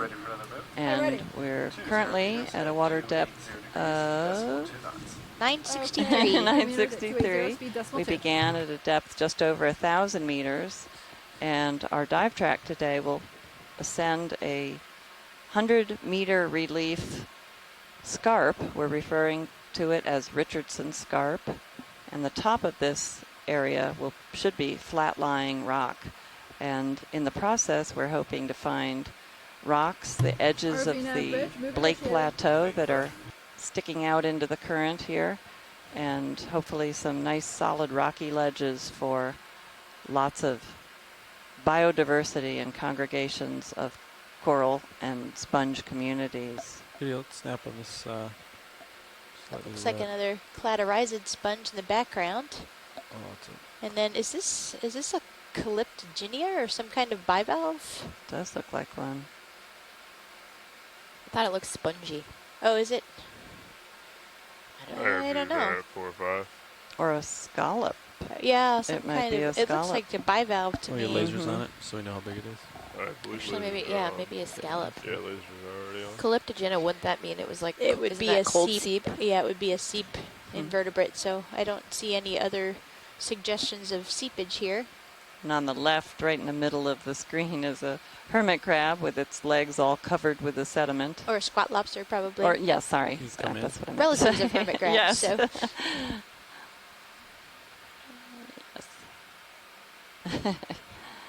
Another little one. Well camouflaged. On the left.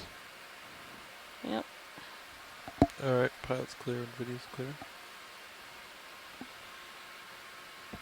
Thanks, video.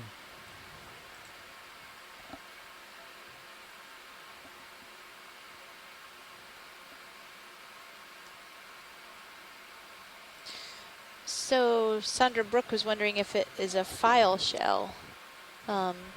Anybody else think it might be a file shell? Probably there at 5.5 Copy degrees.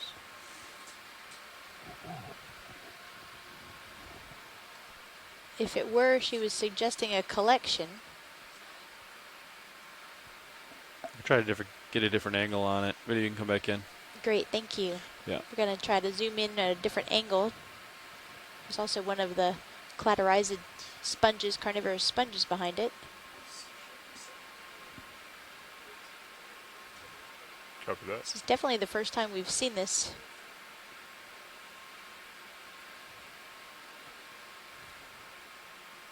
Bivalve on this cruise. We have a turn. Sandra, does that help you with the identification? You can come out a little bit, video.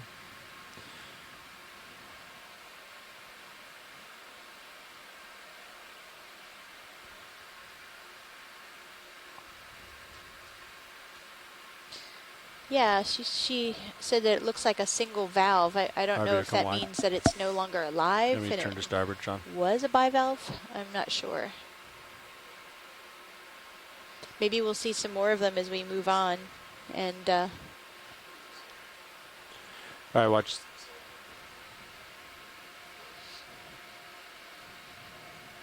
Was it above or below? Watch, we're going to look at our tether for a minute. Excuse us as we... Gotcha, thanks. Yeah, I think it's coral rubble so when we zoomed in. there might be a positive turn.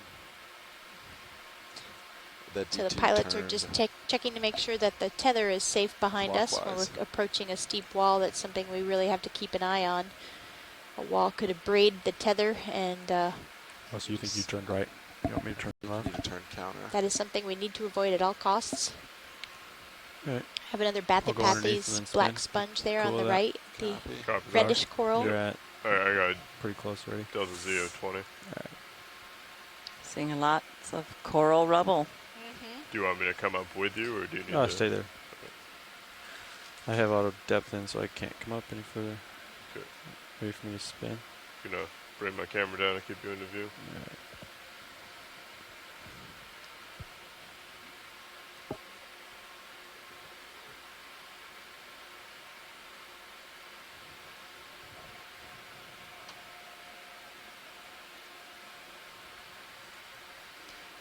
We've seen a lot of coral rubble in the past several days. If you joined earlier dives with us, we were beneath the Gulf Stream off the coast of Florida 3 days ago, and then off the coast of Georgia, just above that, still underneath the Gulf Stream.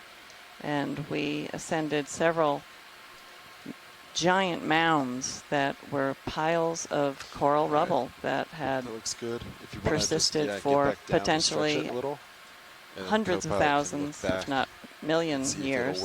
We don't know the ages, but several of our chat room scientist associates had discussed some cores that had gone into some mounds, not in this area, but in other areas. So the piles of rubble are ancient records of coral growth in those areas. It was directly under the Gulf Stream.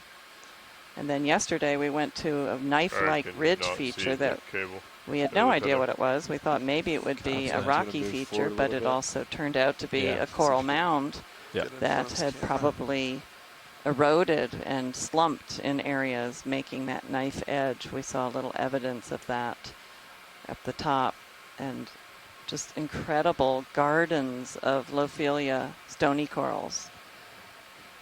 So hopefully if you weren't with us in the last few days, you'll start seeing images and some video clips populated on the website that our videographers are working every night to get you the most glamorous of the shots, but also the telltale photographs of each dive. Yeah, Pat, I'll just keep doing that. It's tether, you can see, is starting to be pulled forward. All right.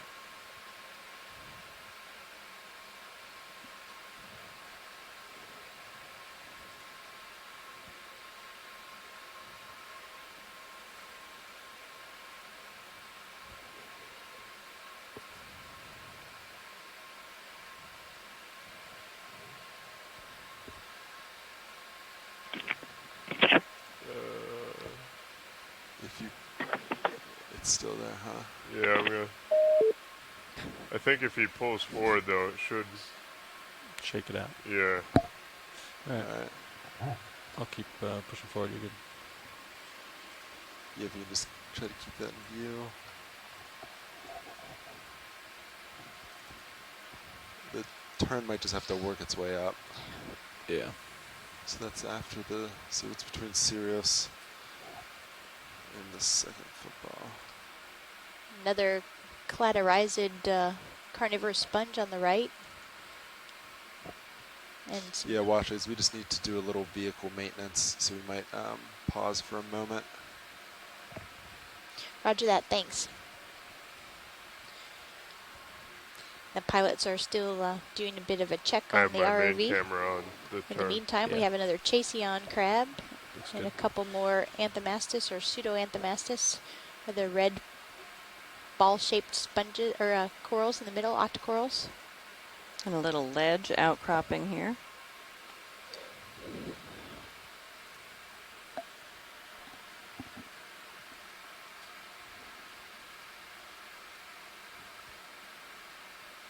Looks like the coral rubble is picking up in quantity.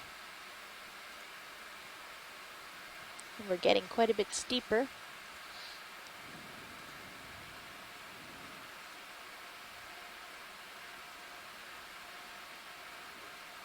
What's that?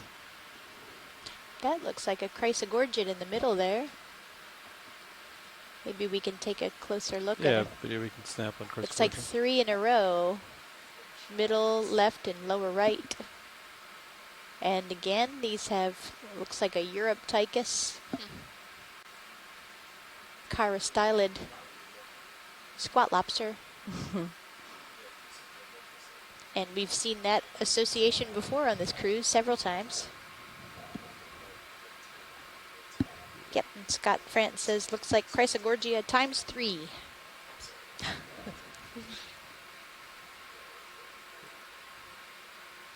Video, I'm going to try to get you We also have a more So stable that's shot a of common this in just a second associate here. of Chrysogorgia. Yep. All right. And we see a crinoid attached to the rock on the left, that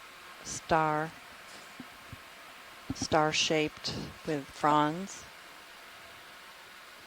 Crinoids So are Sean, when you set up, members of the Echinodermata phylum and related to sea stars and brittle stars. Sea cucumbers. Yep. Go ahead. Oh, Scott France pointed out that there might be another associate in the top right, a little red something. I don't know if that's an amphipod or a small juvenile squat lobster. It could be.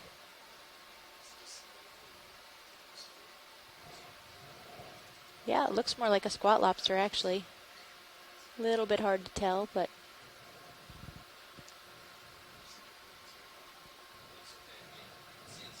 A nice little yellow sponge in the background also.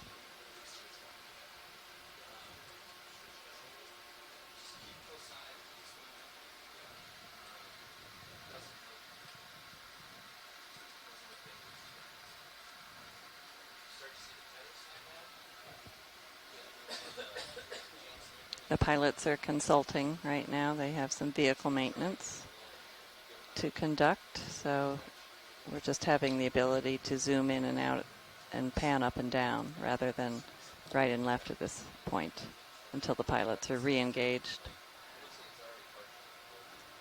So our video lead is working on this right now. That looks like a plumarella. Octocoral in the background. And Scott France said that the larger crab that we were looking at on the chirostylid, just on the lower portion of your screen, looked like it might have had some eggs that it's carrying in the underneath the abdomen. It definitely looks like a branch of Lophelia skeleton on the upper right side. And it looks like another chirostylid crab in the Chrysogorgia in the back left. Or maybe oh, what is that? No, that's a shrimp. That's a shrimp in the other Chrysogorgid, I believe.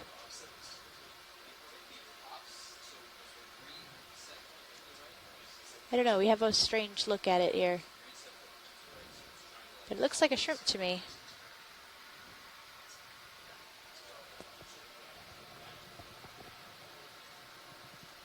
Which is an atypical associate for this coral. Yep, it's a shrimp.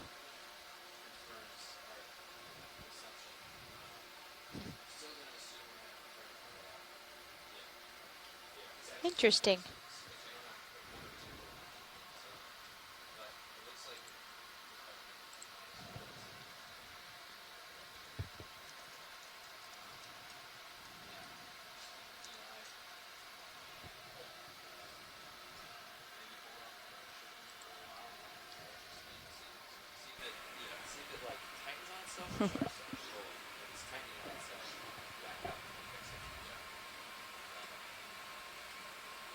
You can come wide.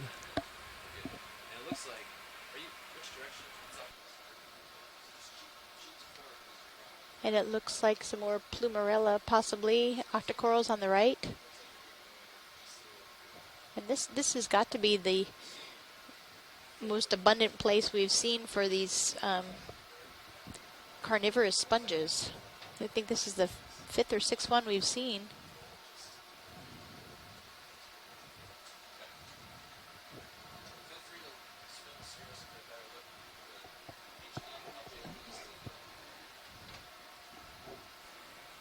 I don't think of a sponge as being carnivorous. You want me to do that, pilot? You want me to spin around? Yeah.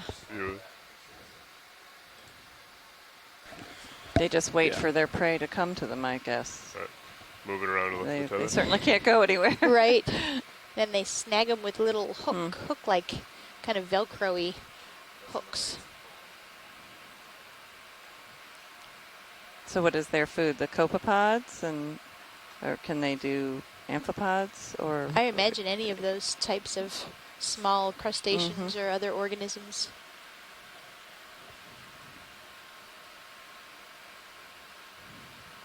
One of the shrimp associates that was on one of the corals that we collected yesterday, tiny little shrimp, we barely were able to see it, and we put it under the microscope, and it was an adult female with 3 eggs that were green. The whole shrimp was maybe, I don't know, 3 millimeters, yeah, something like that. But it was obviously an adult female, so again, the more you look, the more you might find. It's coming off Sirius underneath.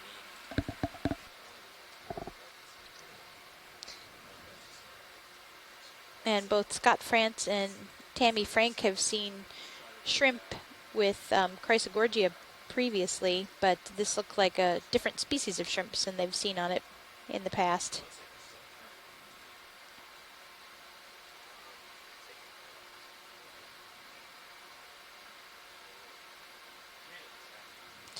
And in the Gulf of Mexico, they see a shrimp called Bathypalmanella on Chrysogorgids. Coming up a little bit, pilot.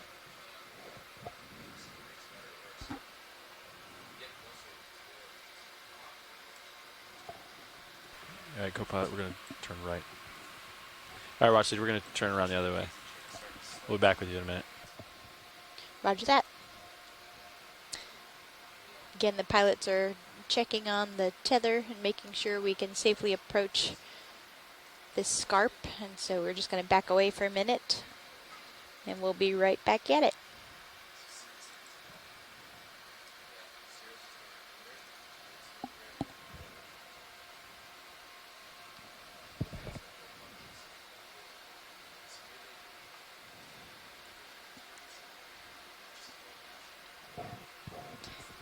We have a bit less surface current than we did yesterday, about a little under 1.5 knots of current, and the seas have laid down a bit since yesterday, but there's still a lot of different moving parts here, the ship versus the ROVs.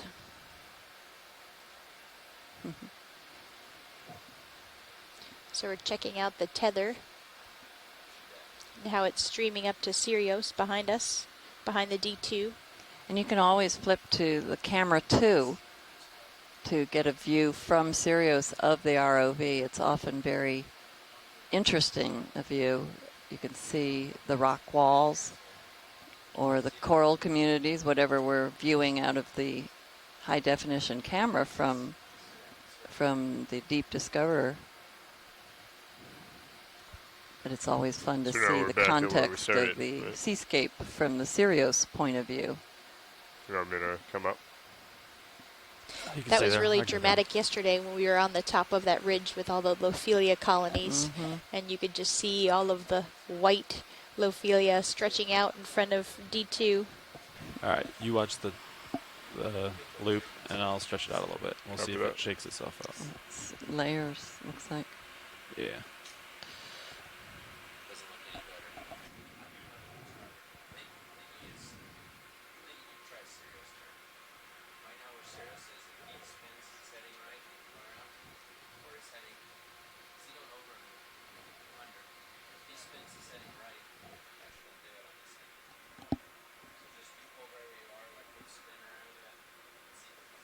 All right. We can come up with a turn on the 6-8. I don't care about that.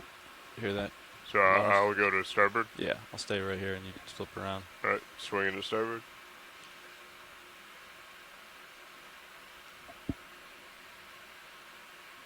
I think what they're trying to do is get rid of the loop in the tether.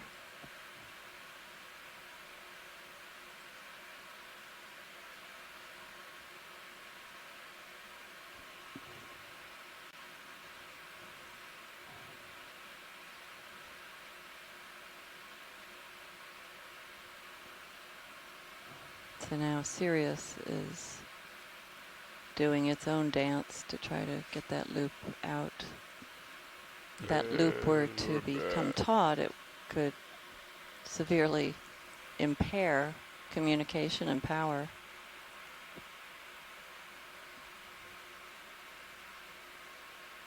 Where'd she go? All right. You want me to come up now? If I come up and he goes forward, we should be. All right. Okay. Coming up. Just make sure you follow it with the tighter and watch it. Oh, there it goes. Just undid. But there might still be something strange going on here.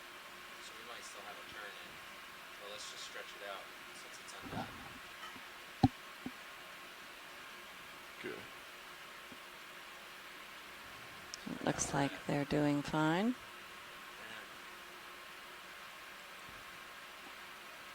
I'm going to swing back around and get D2 in view. Yeah. I got the tether on tighten. Okay.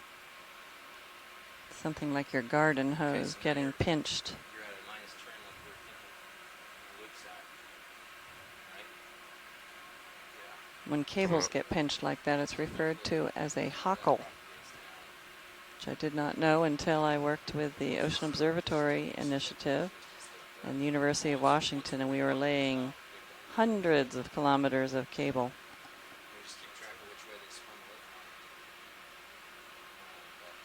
And we had a hockle. All right, watch the. We're back with you. Great. We got the tether situation sorted out, so if you'd like to zoom of stuff. Yeah, while we were drifting a little bit, we saw some layers of rock to the left, so maybe we could zoom out and see if, I'm sorry, to the right. I don't know where they are relative to now. They were in this field of view on the right. Okay. I'll try to find them. There were very fine layers. On the, it looked like a little stair step. Looks like another Chonex there. Who is maybe that? Between the rocks.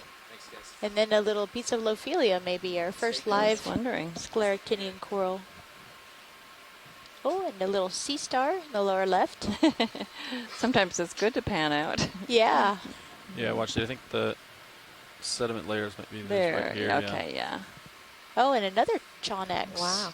Yeah, that's great. I don't think we've ever seen 3 on a dive. Amazed at how common those are here. All right, pilots. Or at least today's dive. You want 20 meters? Yeah. Yep. Great. That's a great view. And then over on the left is that bunch of those bryozoans. Yeah. Go ahead now.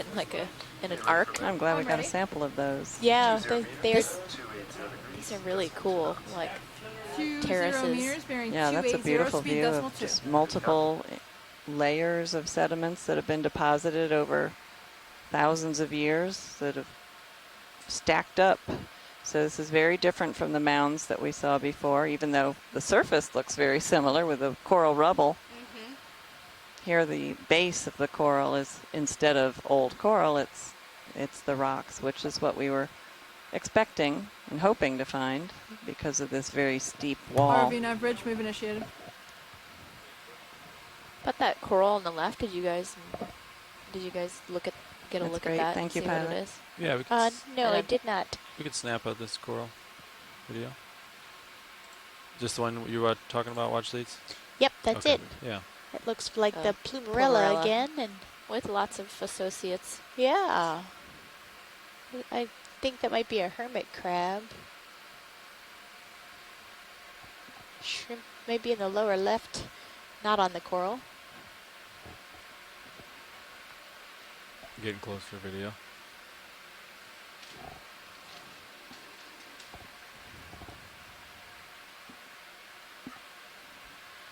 Oh, it's a nice Cibellid worm on the upper left. Is it Cibellid? I can't remember. Yeah, I think so. Well, it's like the horseshoe shape, though. So then I think it's not a Cibellid. The serpulid? Feronid? Or serpulid? I didn't think the serpulids had the Yeah, they usually have the white. Yeah, I usually think of them like the white spiraling tube encrusting on the top of rock, not coming out like that, but yeah, you can see it's definitely a hermit crab on the plumarella. And maybe an anemone. Yeah. I was just noticing the upper part.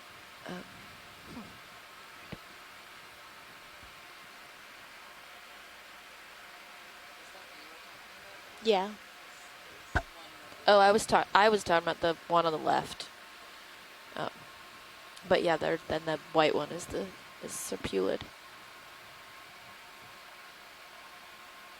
See this one? That's what I was wondering. Oh, okay.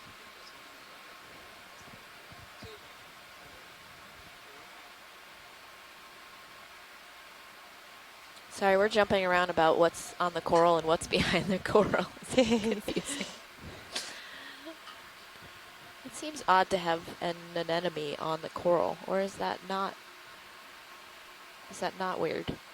I've seen it before, but it's usually in a more dead part of the skeleton. This looks like a fairly lively part, so that is right in the middle. Kind of unusual, yeah. And Scott France says it's not uncommon for anemones to be on corals. Okay.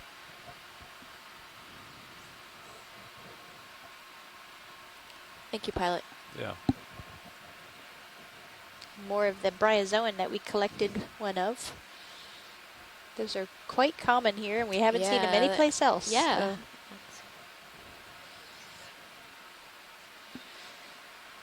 I always wonder what we're missing that's right out of our lights. You know, we go up a swath like this, and what might be lurking just left or right out of our lights. I think about that a lot in the water column when like when everything is mobile, as opposed to here where a lot of it's sessile. Yeah. There's another of the Chonax, I think, swimming. Oh, waddling, moving. Waddling. Oh, yeah. But you can come in partial.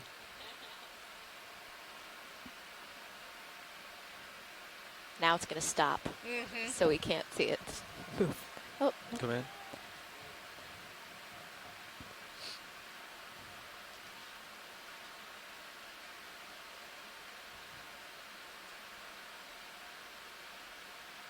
Okay, so this fish, Chonax, the bryozoans, the Carnivorous Sponges, those are like the 3 super common things on today's dive that we haven't seen a ton of other days. Yeah, the bryozoan and the Carnivorous sponge we haven't seen at all. Yeah. So.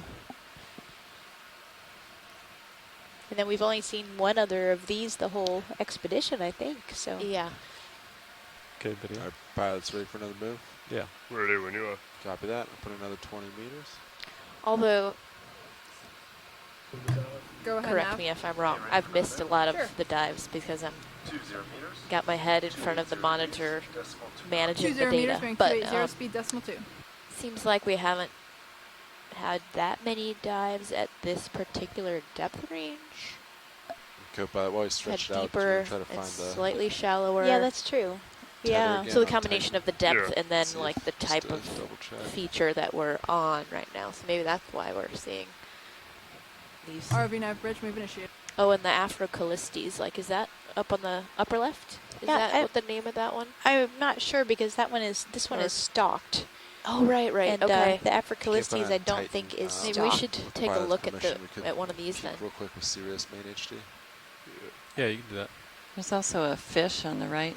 It's black, small black fish. We might want to get that Here, before let's he snap departs. on small fish. Huh. Yeah. Oh, that's like an Antimora. Antimora? I think. It looks like a juvenile, but... The bryozoan for scale. Yes, it's definitely small. Nice, it looks good. It looks good to me. Yeah, it looks great. Thank you. Thanks, video. The squat lobster up But there as related well. to rat tails, or maybe it is a rat tail, but without the rat tail. You can tell we don't have any real ichthyologists here. I think they are in the larger group that includes true rat tails. But anyway.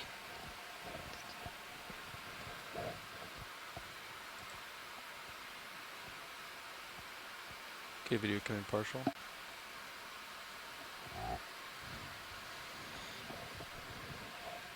Yeah, hold there. So this sponge just looks similar to one we've been seeing, we've been calling Afrocalistes, but the Afrocalistes doesn't have a stalk. I don't know if that's so then it's a totally different sponge, or if sometimes they have a stalk and sometimes they don't. I'm not sure.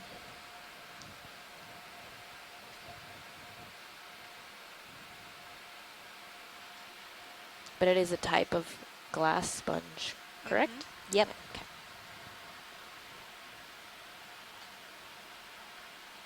I'd be there at 50 degrees. With a little baby crinoid Copy and possibly a squat lobster on the bottom left. Yeah. And there you can see how it's using the coral rubble to attach itself to.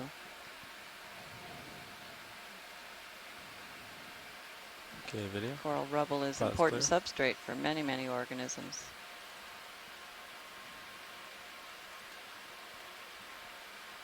And another bathypathes here.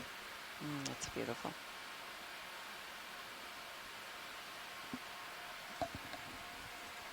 All right, come live video. All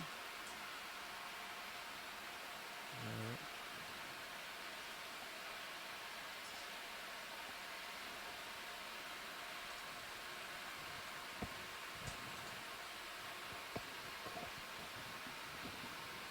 Another chrysogorgid in the coming into the center of the screen now. Video snap on Chrysogorgia. See if this has a shrimp or a squat lobster associate.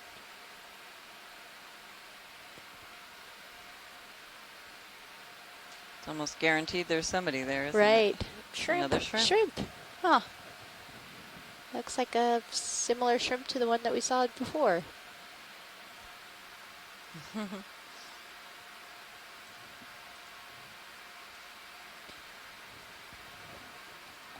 Was it Tammy and Scott saying that they see this type of shrimp in chrysogorgids in the Gulf of Mexico, or am I thinking of some other? No, that was the conversation, but it wasn't this shrimp. They have seen a shrimp. Oh, okay. But yeah. not this shrimp. So John, do you think the sediment is from me? ROV nav at bridge least that move was my complete. memory of that conversation. I just think it's a lot of dust and Yeah, we have a lot of snow up current here. might be Yeah. picking up. Yeah, there's a lot of marine snow in the water Yeah. column today. We noticed that I'd be before we impressed reached the bottom. causing all that. Is that a geodia? I It looks can't get like out a of it. geodia. Something A similar-ish? sponge. Can we snap in on the Yeah, come in. sponge right below it? Video, yeah. I think this is what you're talking about. I wonder if it rolled over Nope. from its... It's like a rock. Oh. Yeah, it does look like a rock. It is. So why is that rock such a different color than... It's likely tumbled down Tumbled from down. above. Yeah. Okay, video. Is It's definitely sponge or not a in rock? place. Yeah. Such a good biologist. Well, I have to admit, I was hoping it was a geodia because we've been collecting Geodia pachydermata, a sponge that is being used. Shirley Pomponi is hoping to use it as one of the species that can help us understand what connectivity yeah. around the whole North Atlantic basin, basically.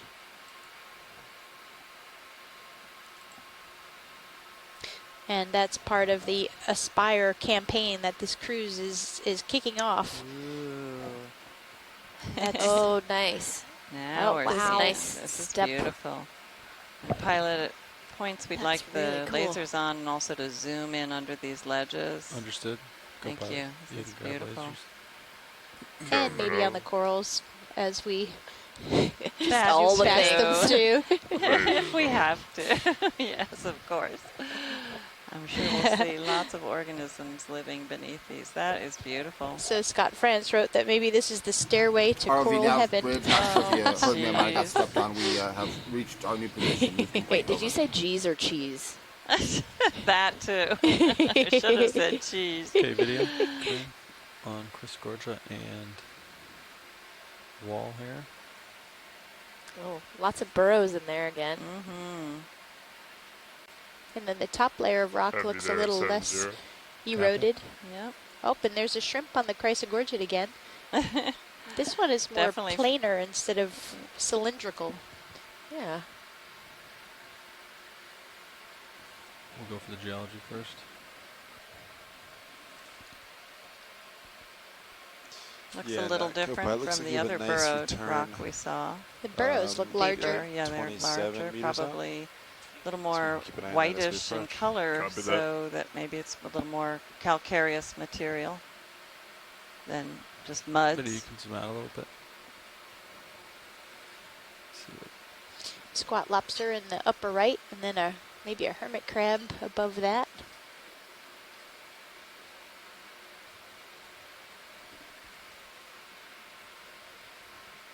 Lots of squat lobsters in the coral rubble. Leslie, this is really making me appreciate geology. It is pretty amazing. It is really cool. It's very cool. I don't know how. I love hearing you say that, Stephanie. And those might be some cup corals there underneath that ledge. And a hermit crab on top. Are those are the cup corals Bathopsamia or no? Those look different. And those Bathopsamia would be shallower, more shallow than this. And yeah, I'm not sure what species those cup corals are. Okay, video, you can come wide. They have pretty big. See what else what are the ridges called? What's the correct name for the ridges? Septa. Septa. They've got some pretty big ones. That is a beautiful Desmophyllum-like. Yeah, Desmophyllum definitely has those large exert septa. Yes, that's what I was thinking. Here's a little more massive wall of likely that same material. If this is a calcareous material that has been deposited and then somewhat lithified, maybe not fully cemented together, we would call it chalk. Oh. But it's hard to say at this point. If it's fully lithified, calcareous material, it would be a limestone. So there are different degrees of compaction looks like Sirius and layback cementation is now at 210 meters. From these About 2 hours ago, calcareous it was oozes. at 180, so And plus 30. the So it might ooze be, is the name like of the currents sediment picking up. itself Just that kinda makes this separating it bright a little white more. rock we're So seeing. just keep an eye on that. And it's largely composed of nanofossil And then, materials, that feature which might be are about microscopic algae that live in the surface waters. 20 They meters away now. photosynthesize, Copy and that. when they die, they have very small platelets called coccolithophores that settle down to the seafloor, either individually or more often they settle within fecal matter. As organisms eat the algae, the fecal matter contains these little platelets called coccolithophores. Or, I'm sorry, coccoliths. Coccolithophore is the organism. The organism, yeah. Yeah, coccolith is the rock remain, as the name implies. The lith means rock. And that's how a lot of these very, very tiny particles make their way to the seafloor, packaged in these fecal pellets. Definitely feeling more current here.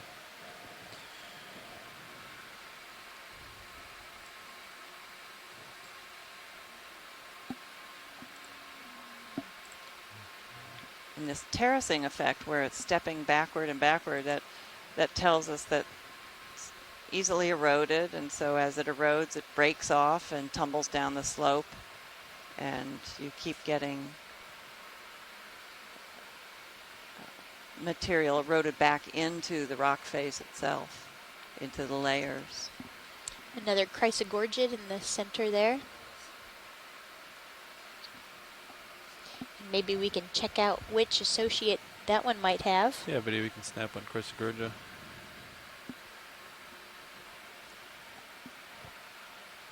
Go ahead and zoom in, video. Yeah, see what we got here. Looks like shrimp. Looks like a shrimp. That must be the common associate at this particular site and depth.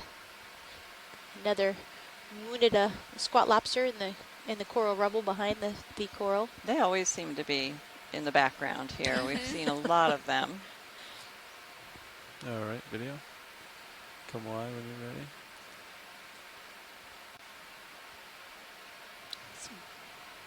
Big rocks that have like broken off and tumbled down.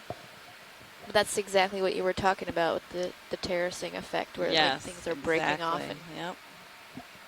And even I'm the learning corals. geology right now. I've learned so much from Leslie over our dives. A whole different appreciation of the substrate that the corals are growing on that I usually wouldn't pay any attention to. Well, I'm glad it's rubbing off a little bit. Certainly I'm trying to learn all these crazy names of corals and sponges. I have them all written down, but it doesn't mean I can pronounce them either. That takes some practice.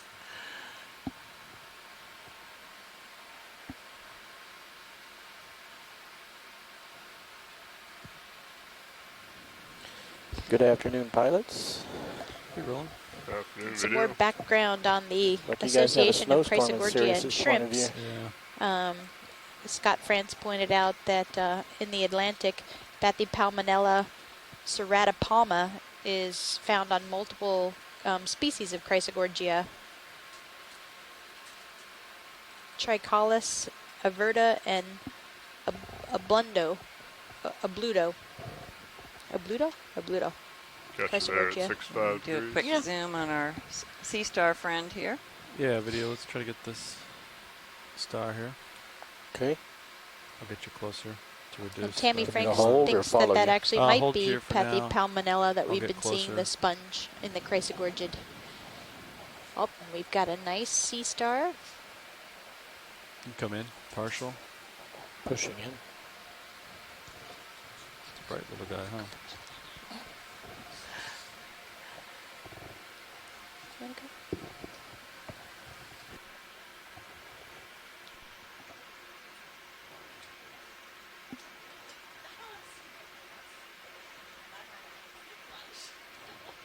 You come in more video.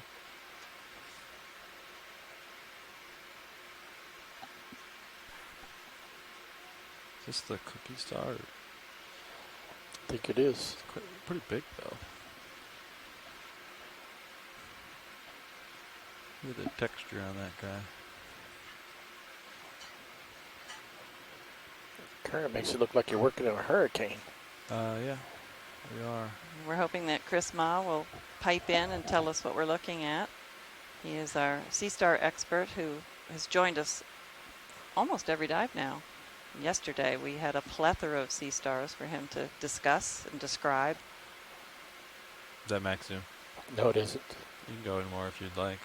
That's max. There it is. I believe this Center is a up a little bit. goniasterid, but Copy, centering up. I hate And to. rotate down Oh, just and I see that Nolan Barrett, who is now online, Trying to get you. agrees with that.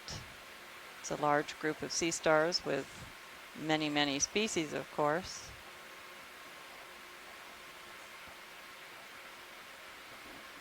Jason's commenting about the number Video's of borings in the Okay, that's in the rocks. Oh, I'm sorry. I haven't even looked at the chat room enough. I was so glued to the screen. I was missing the comments from my Laser colleagues, cross. Jason Chater and Lasers Scott up there. Harris, also the You guys resident already got that geologist coral in the chat upper room. right? And Yeah, we Jason sampled one, says actually. Okay. It's very the brittle. presence and absence of borings in the adjacent parts of the outcrops is something we clear. are trying to All use right. to evaluate the, Wow, quote, that's cool. age of the timing of moving. failure along these walls, scarps, and cliffs.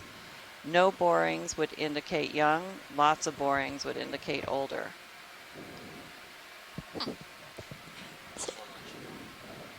And I'm assuming that that would mean if it's all the same type of rock, certainly different types of rock would have different characteristics or boring ability. And I don't mean boring Go ahead, watch one. ho-hum. I mean boring and burrowing and, Yeah. and drilling into the substrate. Understood. All right, rolling it. We'll try to go for this gold one here.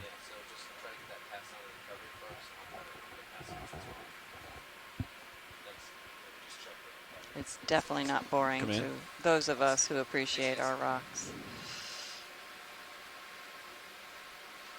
So I just wanted to zoom in on this one since it is a coral I don't believe we've seen yet today.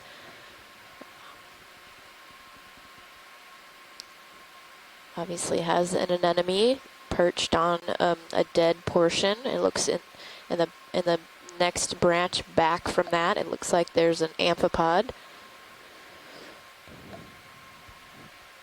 think might be a dust cloud coming. Is anyone chiming in the... Okay, Scott France says it's a plexaurid of some kind. That's good enough for me. All right. And the sea star we Hey, just Pilot, saw, I think that's good, thanks. Understood.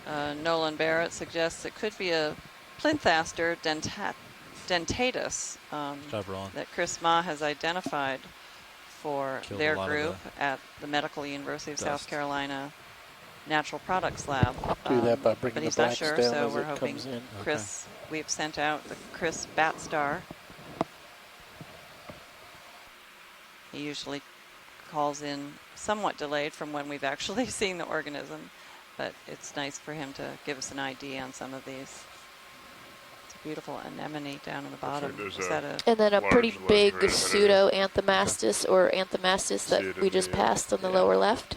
And on the left of the lasers right now. Yes, now we're seeing some ledges. Geology. Oh, sorry. Keep moving toward the ledge there. Looks like it comes I'm up very pretty glad high. I have some other geologists on the line. Nav, when you get a chance, could you just unsaturate the Sirius's sonar a Some little very bit? interesting outcrops here. And as Jason Chater of the USGS suggested, What you can do, Lars, is take my amount mini of Zeus borings from organisms. and then just rotate it up. Go ahead. Give us watch one. Sort of a handle on the age What of the color is rock. it? These are not borings, Is I that don't better or think, worse? that we're looking at. Much better. Got it. We'll get a zoom So into keep these an eye on that. later It's on. been about there for Sorry. a while. Copy that. And I ship hasn't think been this moved. is Madrepora It's just been soft oculina. for about We were 13 seeing quite a bit of minutes, this so Sirius yesterday, should I not be believe. moving towards it. We're going to zoom in on it so that we can be sure about that. And what would you like me to look for there? Oh, just go straight up between my light bars, and then we'll just leave it up there. This and is then really cool. It's that like gives me a perspective up, straight up above and me a little down, bit. Yes. and like the that. layers are so Switching back. obvious and Yes, and you can see beautiful. the differential And then erosion, my which starboard is lower, the you toe it in a little bit, resistance like toe it to up. dissolution Starboard or lower, erosion. both lowers It's a will bring 'em up combination a of little both. So they're not hanging down so far. Did we have because someone there's a wall, just call that way in? I can turn left and right without hitting them against Hi, the Leslie. Hey, you can come in on Coral. Hey, Scott. Great, thanks. I mean, it's all interesting to discuss, but you know what I mean. Looks like a carnivorous sponge there in the upper left near the coral.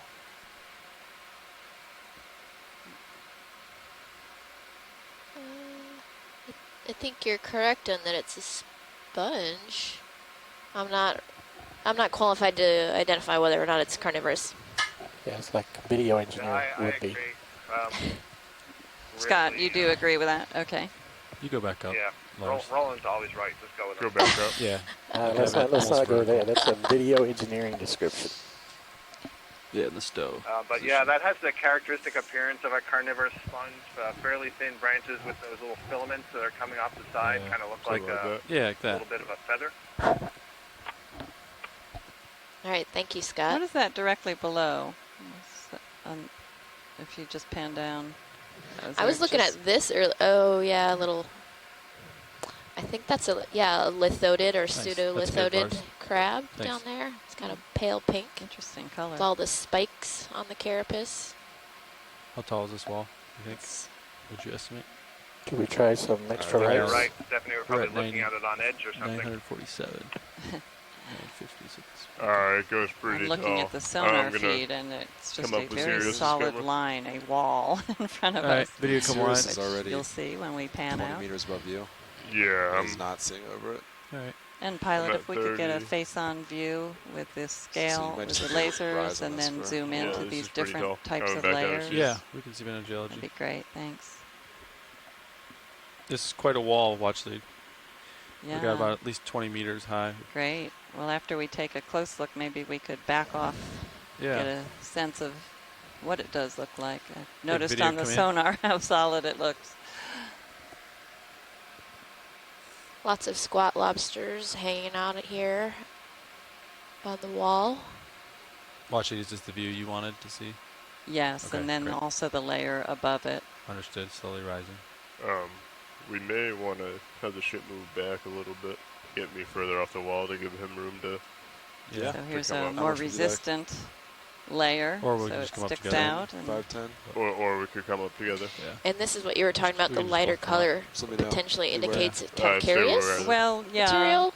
we'll have to Something like look, that. but generally the yellowish bright I'm slowly white rising. Can you is continue to calcareous, tilt the but camera up? That way we can see under the ledge in the as we come up. sediments, if it's Understood. reflective white, my that would be rotators at silicious, positive but we're not 24. likely to see that here. We've got a lot of different kinds of biology on this geology here. Some cup Just gonna corals slowly rise. over Yeah, to the this left. good It go. layer looks like looks a different. plumerella. I'll keep a And then some delta Z more at 20. Madrepora oculata. Oh, and then I don't know what this just went off screen. This yellow coral. It's interesting how densely populated this rock is. It's sticking out a little. It seems to be Video different. snap Maybe on we could, GoPro. yeah. And then if we could snap on the under part of this ledge, on some of the organisms living on the While you're blacker snapping, I'm going to peek up a little rock bit itself. with the Sirius's HD. Okay. Just a good idea. So what would the blacker rock be as far as composition? Can you? That's a good question. Okay. It could be some of the encrusted material that we've seen in so many areas around here, that iron manganese Yeah, I might move you maybe oxide 5 meters back. coating Yeah. on the rocks, but it's very hard That's to all tell. right. This is not a Okay. fresh surface, so, but it is interesting I think how I can see the top it is here. so densely populated by these small organisms compared to the rocks below. Or not. So it may be a little more lithified. Yeah, we got some distance. We can do a small bump. 'cause Very then you can resistant to coming back down. erosion just get here. a 45 You're angle drifting back. just for lighting purposes. And the pitting that And we've seen, thank you to, Scott Harris writes, video. is often caused by dissolution and bioerosion in the limestones, Going back which certainly makes This is the sense. bridge So over. it's Can I pull an out to see effect a of wide view the of this area? burrowing, Maybe do a pan and then side to side? I live from continued dissolution is likely to round out can't some of pan those too much. Sorry, pit-like say that again. areas. Video. I was just You wanted asking me to pan. pilot if I could zoom out. Tino was and then asking to look zoom sort in of on down some the Okay, strike. 5 meters spots. at You can do that roll. 100.2. Zoom out. I'll turn to my Yeah, let's left. look at this whole Watch my area. screen. Yeah, Oh my wow. goodness. Wow. That's what we wanted to see. After we look at the geology, can we check out this? Yes. When we're iPads, I'm just You're pushing talking it I said, 5 meters away yeah, from it. This. Yeah. Consulting the Bridge move geologist. initiated. Now rotate to the other side. Sure. So a pilot at the base of the cliff over on the lower left of the screen is Something white in color. a white colored Yeah. Copy. organism. I saw it before. I was just being She was patient for holding the back. Well, I like this wall too. I just.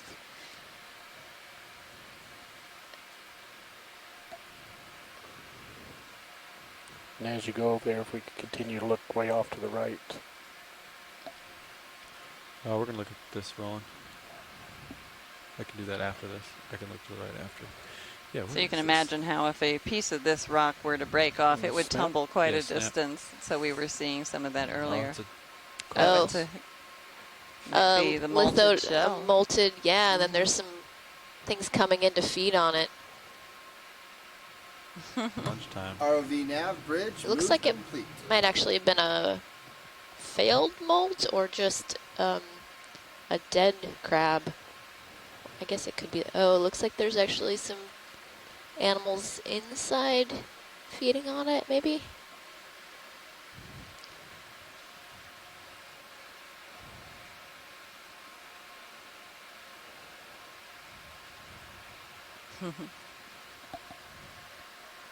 All right, back to the geology. I just wanted to see what that was. Pilot, we can climb slowly. That'd be great. Yeah, absolutely. So our depth right now is probably the base of this Scarp area, or this cliff, is probably about 946 meters, and we're rising. See some bathypathes on the wall, Madrepora. Oh, there's a really, look at this, really big. Actually, that might be what they were talking about earlier, the telopathes. Scott and Tina, what do you? Does it look like telepathies from a distance? It does? Is that? Yes, it does. Okay, just making sure I heard you right. Okay. Basically, a telepathes looks like a large branched bathypathes. Yeah, go ahead. Yeah, come in video.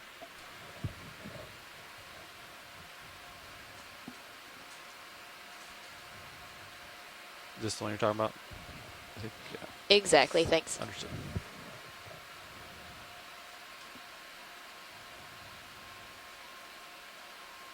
Wow. Big, healthy looking colony. You're falling backwards. Because it's on this nice steep ledge or wall, I should say, right in the current, and you can see all those particles going past. And that's the exact stuff this coral is feeding on. You get closer again.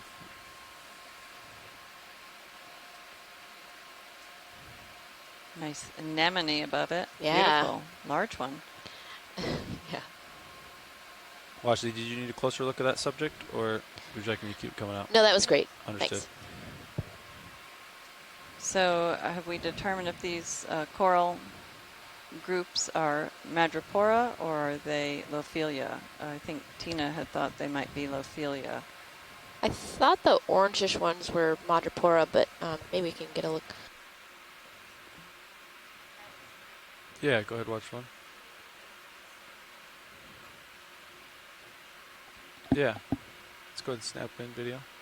I can't hear what she was asking There's for. a nice pale protruding rock there. Oh, and this one too. This is a beautiful view. So we get 2 for 1. So there's some Lophelia. Yeah, the right. white is Lophelia, So she correct? must have been referring to yeah, that. She it might just hadn't been in the view when yeah, I it might saw be her a delay chat. for her, so she was referring to. And then try not to drift away on your own. Scott, what's this yellow coral to the left? It looks like you're starting to see the top. I'm not sure what species, but almost certainly the genus Acanthogorgia. Yeah, we can start seeing Okay. a little bit behind it with the barnacles. Yeah, it's got barnacles growing on it. And Pilots, watch one. So this is the Madrepora. Yeah, can we just scan to this? Yeah, to this coral. Understood. That'd be great. Thanks. Yeah, Copilot, your altitude is like 35, so lots of anemones on the. Approximately. I love how the 40 anemones meters. live within the corals like that. Yeah, it looks and like one there's of our a bryozoans, the white, lacy looking. We made a collection of that earlier in the dive. Nolan said he's seeing a Geodia. I didn't see that, but just possibly too busy looking at the sponges or on the corals and the things living on the corals. Now there is a squat lobster on this Acanthogorgia.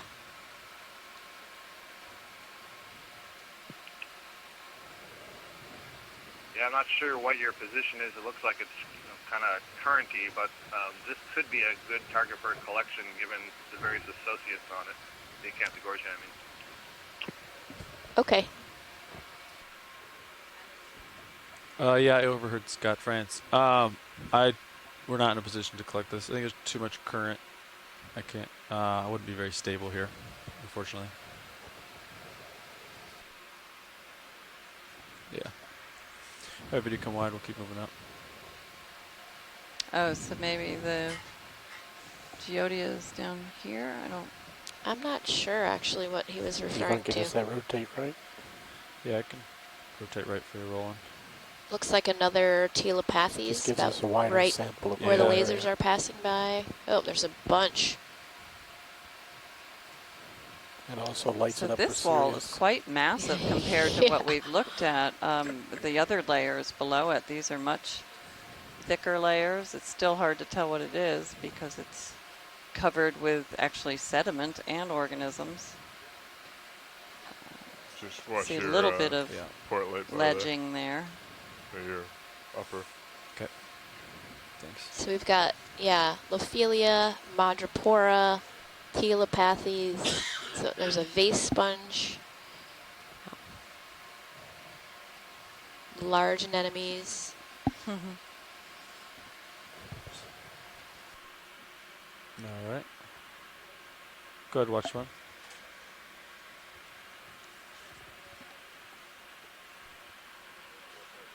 Yeah. Go ahead and come in. Partial video. Watch these. Is this the subject here? Coming center. Copy that. This coral. Understood. Come in video. I guess that actually looks like a plumerella.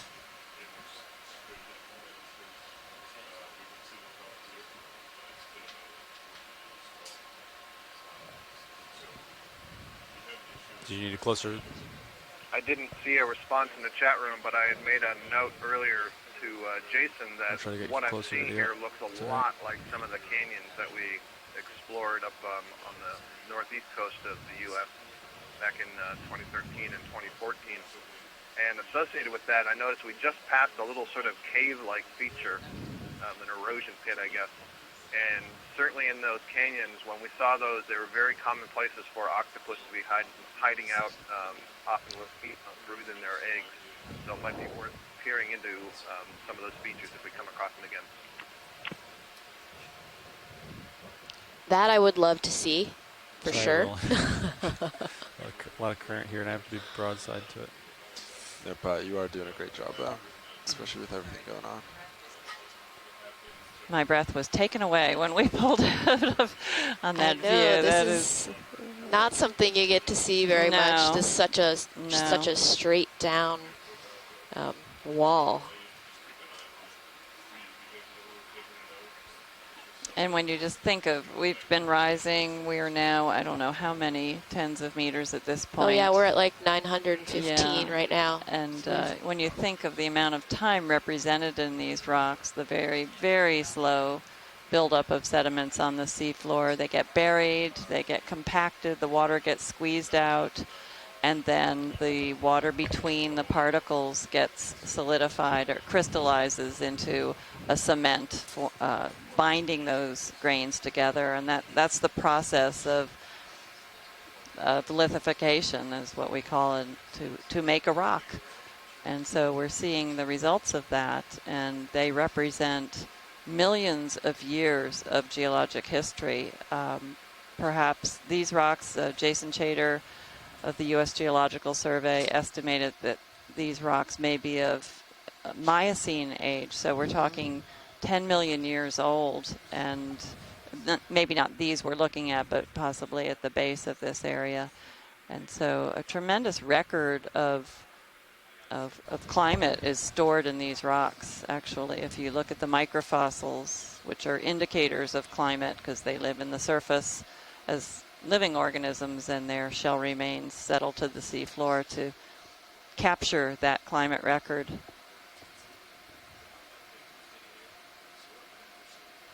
And these are the edges of the layers, many, many layers, and we are on the outer edge of the northern portion of the Blake Plateau, and these water depths begin to descend rapidly just east of here in a feature, a very large feature we call the Blake Escarpment. And on our very first dive, I can't even tell you how many days ago it was, but last week sometime, we were on the Blake Escarpment at a depth of about 1,700 meters. So good, Nev. How are you doing? Just around 1,000 meters is where we started our dive today. Above this cliff now. And we're currently at 925. So this has been a significant climb. We were estimating a 100-meter huge scarp, coral to and your left. much of that scarp is vertical, is what we're finding. Wow, look at the size this is beautiful. Okay. Now that takes a very solid rock. Look at the the base of that. Paragorgia? Amazing. If we can get it from this angle first before we rotate to the other side of it. Copy that. Yes, this is definitely a Paragorgia bubblegum coral. And this is perhaps the first we've seen. I don't know if we've today at least. I think we certainly haven't today. seen. Did we see them? We collected one on the the first dive. Just not in a while. We haven't seen it. But we definitely collected one. This one looks like in a pretty precarious position if this wall is eroding, but obviously it's been here long enough that it can grow. Not today, but many, many decades, if not more than 100 years. More than 100 years old, you think you said? We're switching shifts. I couldn't quite hear you, Scott. Yeah, Leslie, I was saying, given its size, I would guess that this is at least many decades old, if not more than 100 years. Beautiful.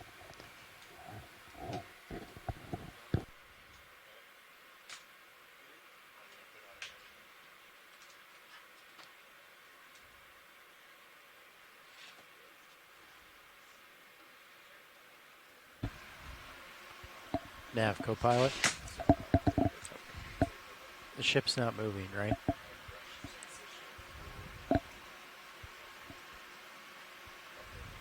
Copy that.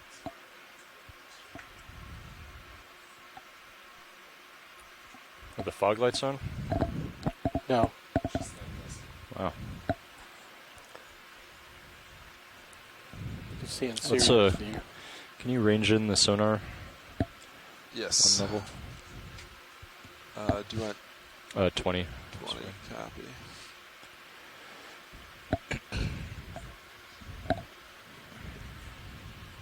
Yeah, so Dan, you're about, I think, in the middle of this wall. Sirius is peeking over it now. Okay, and he's 20 meters up. Yeah. Okay.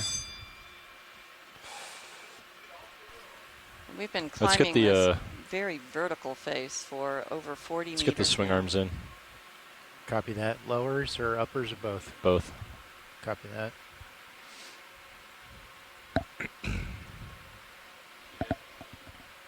Everything else okay?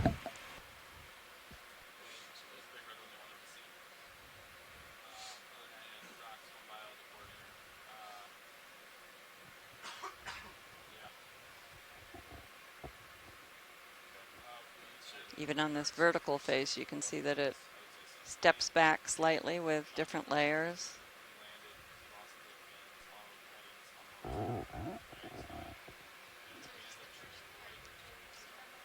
Yes. Yes, the first one of this dive, and we haven't seen it since we left the edge of the Blake Plateau, I believe. Mm-hmm. Yes.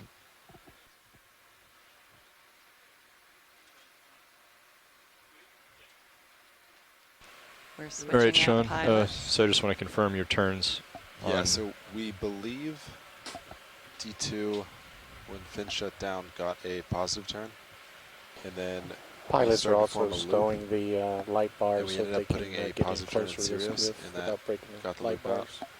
And it's been fine since it's happened, and we've been checking on it. So we want to, but that put a turn in the 6-8. So before we come up, we want to put a negative turn in the 6-8, so to port on Sirius. Okay. And then still recover with a negative turn in the neutral tether. Okay. Which is what we have so right minus 1 turn on D2. Yeah. And then leave Sirius where it's at for now, unless you want to for take now, the... yeah. Okay. And then, but before we come up, we talked to Bobby. He does want to take the turn out of Okay. 6-8. Okay. But yeah. Good so far. Some sort of gelatinous pelagic material just went by our camera. Fortunately, Stephanie just went to lunch, Okay, so pilot she was swing not arms are able to stowed. help Copy. us Thank identify you. it. Normally it'd be okay to have them out, but not in this current. This is very strong. And if we lost a motor and got swept away, we wouldn't want to have those out. This location is still very much Let's just give you under visual the reference influence of the Gulf right there Stream. We're with the far blacks enough and everything north. normaled We're out. off the coast of So Charleston, got it about pretty 190 brought down miles. in order to try to give you a better And, view. Okay, this is where that's the fine. Gulf Stream Including the black begins press. to bend eastward. Video, Doesn't I can take a try right angle for the turn by any uppers, I means, can but try it and does start to orient bend 'em up and eastward. down And a part little of that is that think is due it to won't help as long as we're the reflecting impact light of the off Gulf those Stream on a particles. feature It's known going as to be the flying Charleston back at Bump, us. Copy. which is closer to shore from where we are located. And there was an expedition in 2003, I believe, 2003 with ocean exploration, not on the Okeanos Explorer. I was a part of that expedition. So I guess was our in the best early bet is years get as close as we of can ocean to it. exploration. Yeah, Here, I'm not going to be able to get too close to this, Roland. Okeanos Explorer in those days. So we used Should laser submersibles, that base. which under the Gulf Stream is probably the better option if it's possible. I don't have a whole lot of range of motion here because I can't turn out of the current. You are not I'm already like to the ship, and we close to encountered maxing a out lot the of thrusters. difficulties yesterday and had to miss several different Might want proposed to pan dive your sites HD2 because towards of the cliff to sort of give you more of a the reference ship's point. position being difficult to maintain in the current while the Now you're ROV bringing is the at color depth and the ROV is tethered to the ship. So in high current situations, it's probably can, a little zoom in better from here. to use submersibles if it's if it's affordable. Hold that. Oh, that's beautiful. So these are nicknamed the bubblegum corals, Paragorgia. Lasers are clear at this point. Okay, turn off lasers. Still need to laser the base later if we can. Lasers Yeah, off. so this is Paragorgia bubblegum coral. Probably Arborea is the species. And I think this is the first one of the species we've seen this expedition.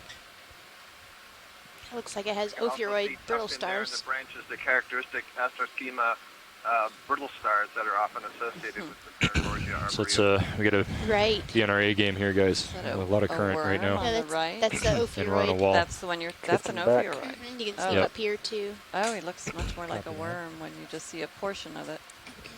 Huh. So there are other brittle stars here as well, I assume then, or is that the end figure of out those? what would happen to the ship if we started to drift with the current at the surface? Yeah, I think there might be two different types, We would possibly. drift northeast. Okay. Well, more east than north.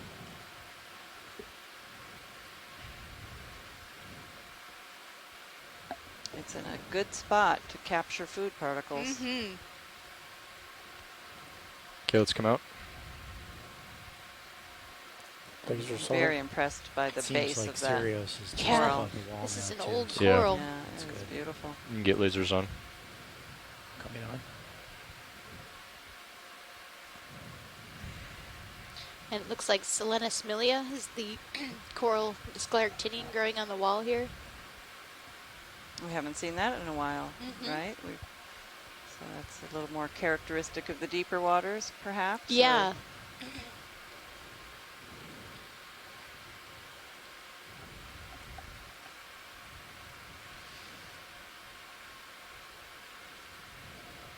Rotating to check the turns. Astroschema is that ophiuroid, the one that looks more worm-like. Now these rocks are much more erosion resistant than the earlier layers we saw that made much more of a stair-step like terracing. These are much thicker, massive rocks of, I'm guessing, limestone. Won't know until, if we could get a fresh piece, but I certainly won't advocate getting a rock sample here.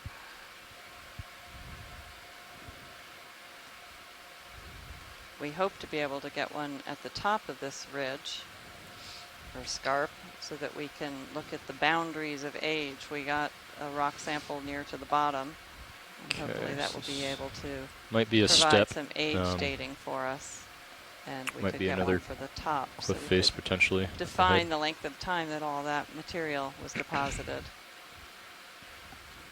Millions of years, Okay, I'm without rotating up to question. 4-5 pilot. Copy.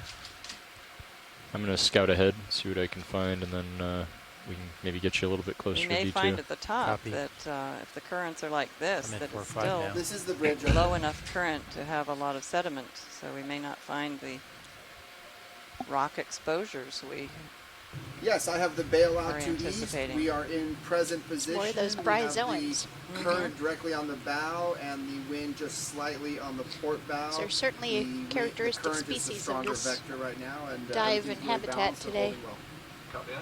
Thank you. All right, Fernando, I can you said range the earlier, sonar seeing that out wall again to reminded 30 me meters? so much of some of the canyons that we dove on, and having that Paragorgia up here even more reinforced that. Many Yeah. of the different fauna that we saw there, very characteristic All right. of some of the canyons. Right. And I was thinking that this nepheloid layer that we're in is also kind of characteristic Okay. of the canyons. This is Yeah, Cheryl, and I guess that's partly a See out reflection quite a of ways, the which depth is that good. we're at and the depth of the canyons that we maybe often do a short explore. Yeah, so I'm that's thinking gotta be like tied together in let's some way. do 15 meters towards D2. Copy that. I don't know if So this is a 270. Liopathes that I All right. see in the distance, but there's so much marine Okay, and snow I'm gonna that come back down it's a little bit, Andy. tough to see Copy. very far at all right now. So it looks like we are at the top of this feature. This is We're great. I at- don't know if it will step again, I- maybe? It or- looks well, like that was the dive track that we would cut across this area, and then it should rise up again. So Mhm. this is the top of that first wall. First Okay, wall. 15 meters, bearing 270, speed decimal 2. It definitely is not a lot of clean rock right exposed for coral Look and at that sponge particulate in the community. water too. You want to try turning off one of your light Or banks? actually, one of them is a black help coral. improve visibility, like the middle one, yeah.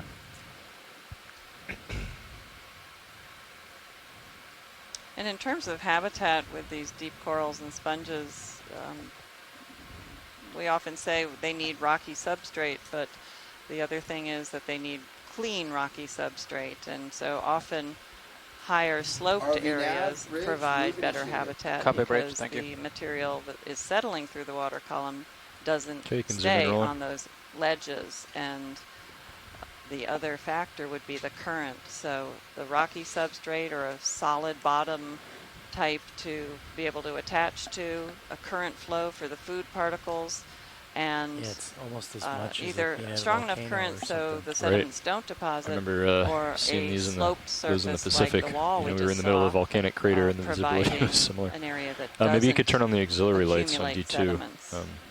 So there's sort of a balancing act of those three variables.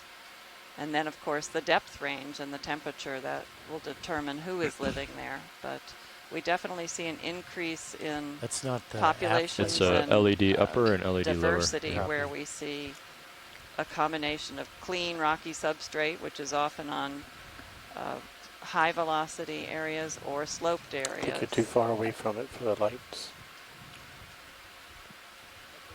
The white colony just to the right of that. I think that might be. Actually, it seems like they're not yet on. We're just trying Did you hear that, Pilot? Would it maintain visual contact? Go ahead, watch lead. Behind the bathypathes, yeah, the other coral to the right, and then there's a white one to the left of the bathypathes we're observing. Thank you. Is that more of the plumerella? Like Fluorella, which we also saw on day one. Right, right. Unless I'm just looking at a plumerella on the side, I don't think so. No, I think it looks like plumerella. Oh, you think it's plumerella? Yeah, it looks like it to me. Okay. Okay, maybe I was just fooled by the angle. Thanks. Yeah, come out, Roland. Let me get situated here.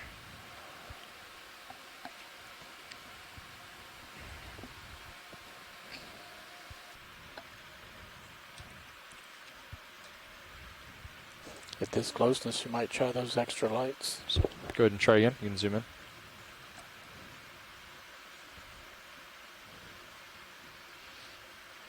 There's a better view, Scott. The fog lights video? Yes, please. Yeah, certainly it's planar. I think Fluorella more typically comes out like a bottle brush, each of the branches, so. Okay. That's good, thank you. They're both in the same family.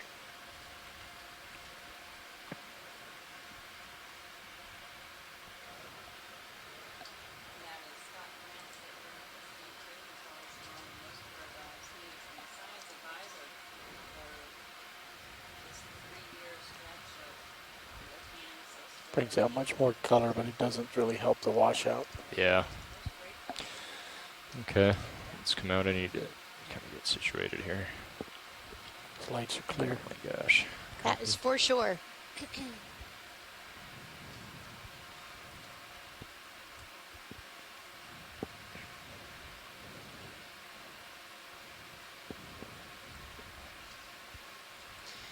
We were wondering what the object is that's kind of on the bottom of the view now. The white one? Yeah.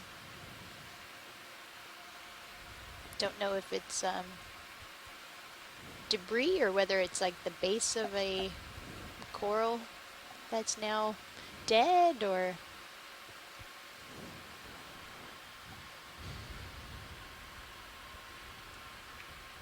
So we're stationary right now. looks like a rawhide I'd give my my dog. ROV nav bridge, move complete. Go ahead and zoom in. Move complete. Okay. Yeah, so they I think should you could do another. came to stop. Yeah. Is it a rock? Or an You old want bone? another 15? Yeah. How'd you feel about another? Yeah. I'm looking at you at 40 right now. Okay. Okay, 15. 15 meters, yeah, 270. Copy that. I would agree it might be a bone, but It's not a rock. Interesting. Seems to have some worms that have burrowed. This bridge over. Looks like a chip is out of it there. They're bone-eating worms. Okay, 15 meters, 270 degrees. What looks like a chip out of that. Yeah. Somebody having left. chomped on it. Hard to say. Oh, come on. Sorry. Interesting. Yeah. Doesn't look like it's been very long. It doesn't have very much growth on it.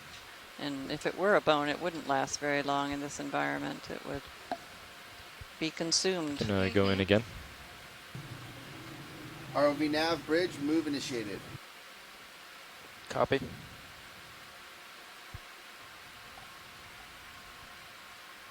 Doesn't look like wood. It's too bright to be wood. Copy. There are folks in the chat room agreeing that it might be a bone as well.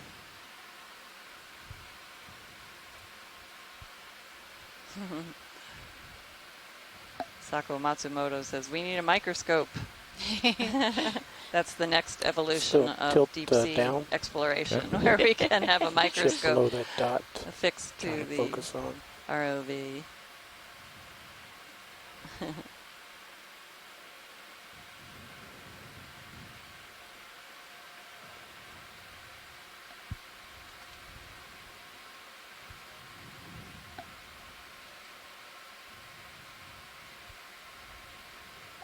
Okay, video's clear.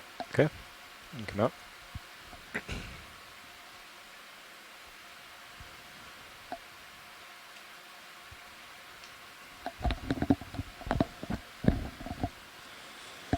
Full wide. Oh, that was Thanks for rolling. interesting.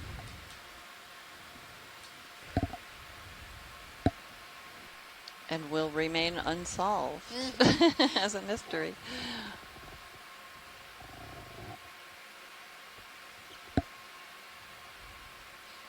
There's a couple more black corals coming up here.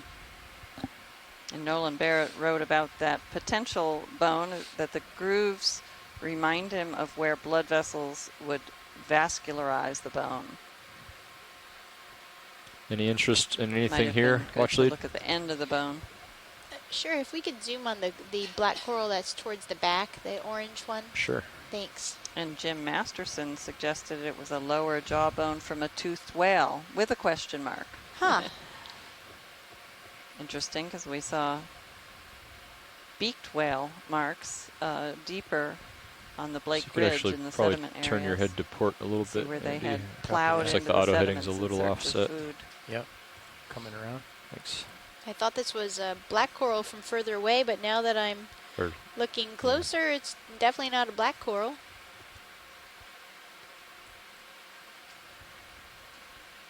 There's another of the fuzzy white ones to the foreground left. And as we get closer, that's just telling me that there may be lots of these upper nodes that are just hard to see from a distance. Yeah. Okay, you can go in, roll on.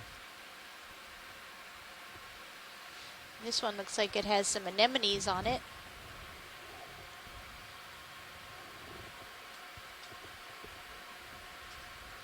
Scott said that this looks like a plexurid fan. Yeah, so it's quite possible this is a Paramyricia in that genus or a closely related one. They're kind of hard to tell from the video, but definitely in the family Plexauridae, which is a pretty large, diverse, and common group of sea fans in the deep sea.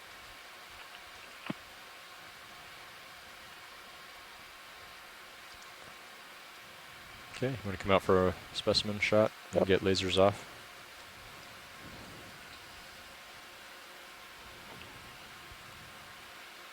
Can't quite tell if there's tissue missing or it just seems darker along the branches where the polyps are rising. Kind of an interesting color pattern. Yeah, and then there's I don't know, 3 or 4 at least anemones on this colony, so I imagine there's not any tissue there. And the one thing that I'm taking note of is that there is no brittle star on it. Very often there are several species of Paramyricia that are commonly associated with a brittle star, and this one does not have one, and nor did the last one we looked at. Huh. This poor hermit crab has a gastropod shell that also has barnacles, and it looks like a serpulid tube worm, maybe. Go tighter. He's carrying around a lot of extra weight. Yeah, that's just piling on there. Yeah. Poor guy.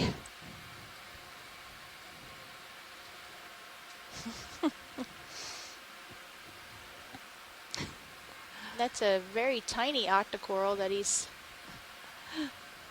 climbing on now. You have to consider that that's a badge of honor for that crab. Yeah.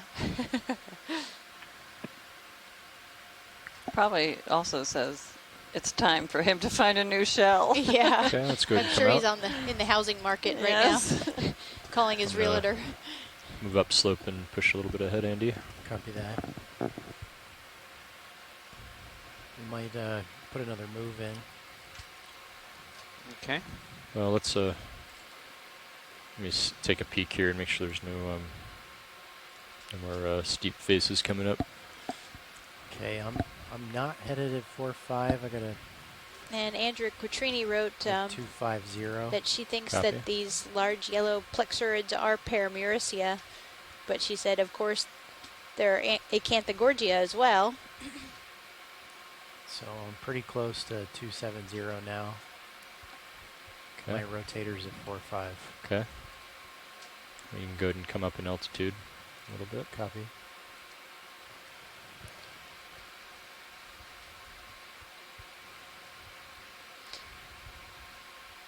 And Tina found that the genus she was looking for, Phanelia, and that can also be flat and pinnate, like the what we've been calling Plumerella. Can we try and experiment and turn off the upper center lights and see how just the outer light bars light for us? So you want to turn off the upper swing arms or the main banks? Main bank. Just try to get the light further out than right in the direct center. So whichever ones at the moment are further outboard. Oh, look at What this. is this? Is more bone? Looks like it, huh? Boy. So the upper swing arms are in the center and the main banks are Goodness, outboard. that's a much bigger so bone. in this case, I would say close off swing arms, Okay. just as a test. See if it reduces. And there's also a giant. So I think we may be looking at a perhaps Should I go giant ahead with that, base of Pilot? Paragorgia. That actually what we looks. saw earlier that we Yeah, you see may that? have been a giant piece of Paragorgia skeleton. And that would explain all those pits. That's I think this is a coral skeleton. Okay. It could be a coral You wanna skeleton. get lasers on? Yeah, if we can get a zoom in. Lasers on. Gosh, that would have been a huge colony. You can go past the skid rolling. Maybe that's what we have in store for us. I hope so. Coming up to the next Scarp. You can, So Paragorgia, Paragorgia, the bubblegum coral we look saw at the earlier very front. crawling off the wall. I'm So the ship suggesting is stopped, this is an right? old skeleton of Yeah, I'm that. pretty sure. What do you need, Roland? Let's Paragorgia start and off other with the part species belong closest this to the group vehicle. called Scleraxonia. You want They lasers have off now? an Yes. internal skeleton that's very different from, for example, that yellow sea fan that we were just looking at. If you were to scrape away the tissue, as we've often seen has been done by various organisms, you would see a very distinct internal skeleton. It would look to us a little bit like twigs of wood on the branch of a tree, but it's actually made of protein. And what would happen So if we turn on bubblegum that, corals and other what you guys call Scleraxonia fog light? don't have a solid internal skeleton like that. How do you like that? Instead, you can think Much of better. something more like concrete, where they have lots of small calcareous spicules, kind of like grains of sand, that are more or less glued together, intermixed with the tissue of the colony, so that when it dies, Let's go ahead and rotate up the it erodes much object. more easily than do the sea fans and all, for example, the Lophelia skeleton that we've been seeing. Those stay in situ for much longer. That's why I think that might be what this is, also based on keep the fact slowly that there's going a all the huge way up. base and there aren't too many things. Sure, that I just grow gotta make this sure my large footing down is good here. Right. And why I think that previous one was Just a also lot of current. part of a Paragorgia. And you can see the little pores that we were seeing in the other, what we thought was a bone down below. Right, and many of those little pores would be where the tissue, the live tissue, is growing through the skeleton of a Hold there. coral. Yeah, you can see it Rich, there. This is Nav. Our move is complete, and standing by for next one. Yes, thank you. Looking at the area on the upper right.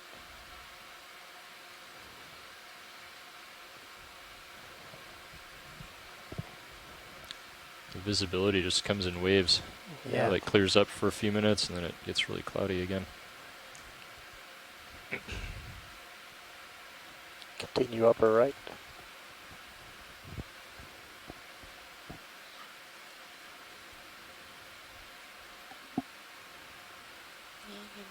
You want to go tight here? That is max. Yeah, it sure does max. look similar to what we just saw previously. Actually, why don't we pull out at this point? Okay. Kill the fog light. Or you want to wait till we get full wide? So if the editors want, if they want this shot. Yeah. Does it change halfway?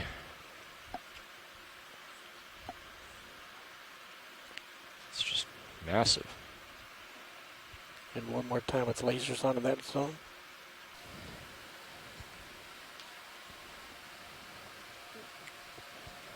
Pilots, this is watch one. Go ahead. Never mind. I just wanted the lasers, and there they are. Thanks. Yeah, so get an idea of the size of this. It's rather massive. Yeah, let's zoom to that section there. It's okay. Stand by 1.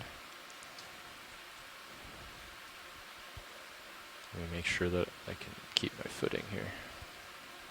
We're So you can see how much current there is. Tons of marine snow flying by also. I've been watching your thrusters. That tells me how much. So this would be a very good place for corals to live with lots of food being delivered. Oh, and looks like a little squat lobster maybe, and possibly even a colonial tunicate on the left side there, and upper right.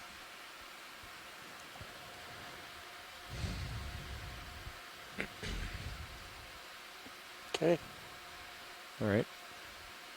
Let's see what else they might want. Get that sponge thing on the left. There's a sponge. You want to go to this one that I'm already pointed at? I was just looking at the one on the left with the balls. Oh, I see. I got you. Just taking note of it. Gotcha. Do you want to go tight on this one since I'm set up?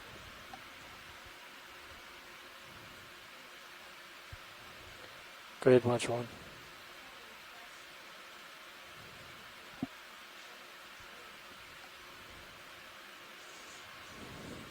Copy that. I'll change stream 3 to be the front camera.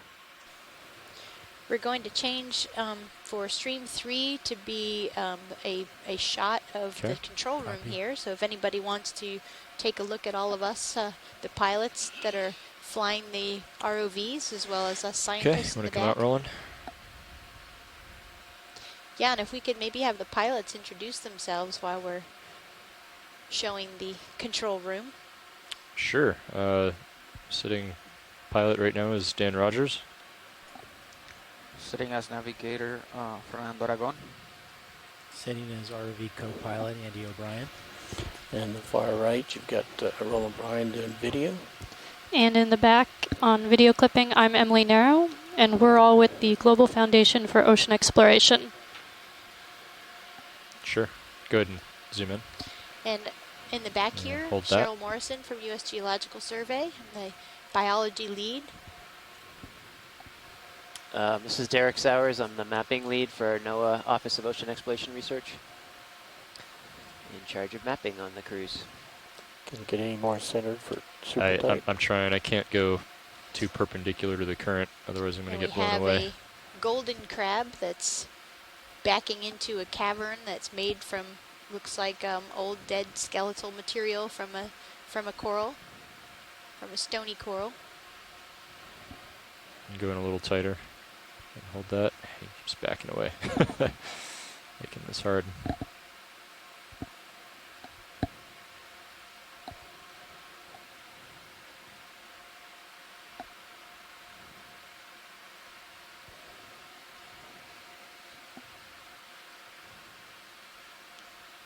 Okay, go tighter. Hold that.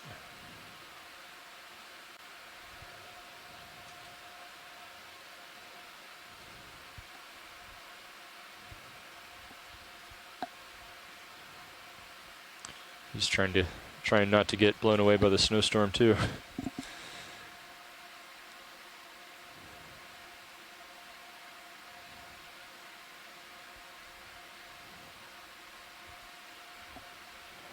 Okay, let's come out. Look what just blew into Sirius's view. What's that? Just so much more material just got even thicker. Yep. Yeah, it seems like we're going through a snowstorm here. Wide. Okay, let's come really out rolling thick full wide. green snow. You are full wide. Okay, thank you. All right, I'm going to back up and maybe come up a little bit, Andy. And that, Copy that. I'll rise with you. orangish coral on the left side of your screen, it's Selena smilia, Right another now one I'm of the looking at stony you corals. at 6-0. Copy. Rotator. Copy. It looks like we have several plumarella type corals on this big rock.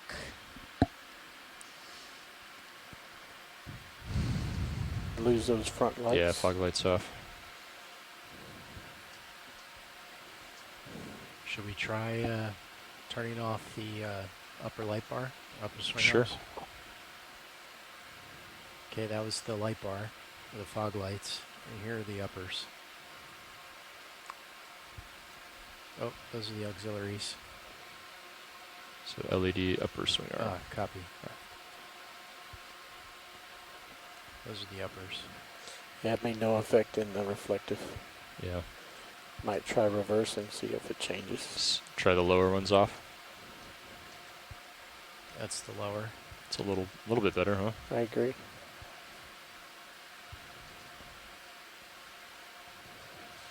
Yeah, sorry, Roland. I just hesitant to have the swing arms out because if a motor faults and we get blown away a little bit for a few seconds, I don't want them to hit any rocks nearby. Yeah, no worries. If we get away from the cliffs, we might try to extend them and turn off the front lights. Sure. Anything here, watch lead?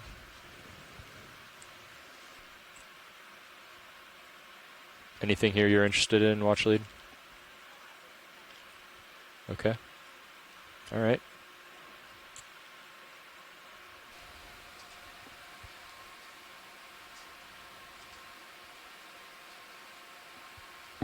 So let you get a little bit more out. We're in now front, at and then put a move in, 907 pilot. meters. Yeah, I just want to. I'm going to get stretched out a little bit first, just because we still don't know if there's another cliff face up ahead or anything. Copy. It'd be great to check out these two octocorals that we're seeing here, these kind of mustard yellow colored. Sure. I don't know if that's more Paramaricia. Could it be zoanthids overgrowing? It's two colors.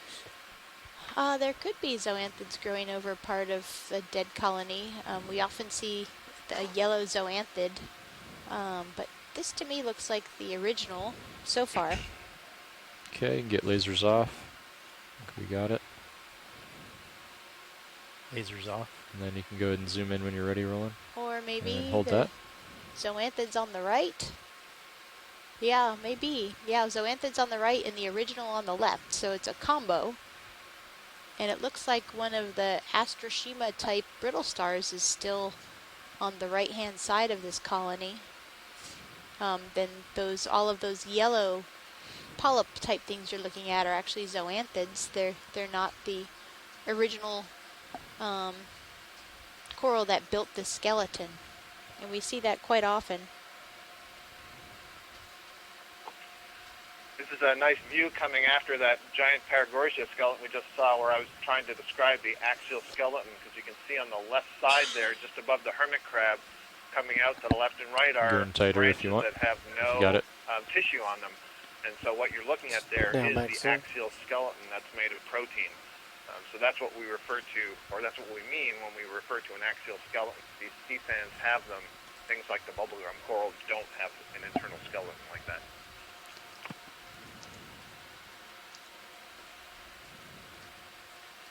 Yeah, that's a very good example.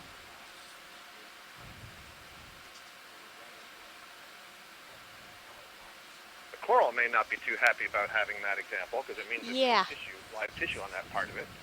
And it's obviously lost all of its live tissue on the right-hand side of this colony.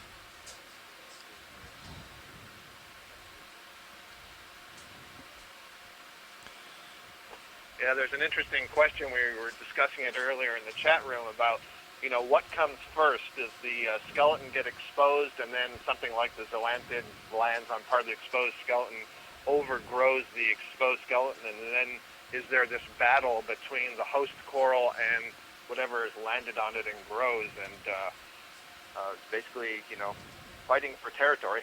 Right. 2 lasers on as we leave. Go ahead.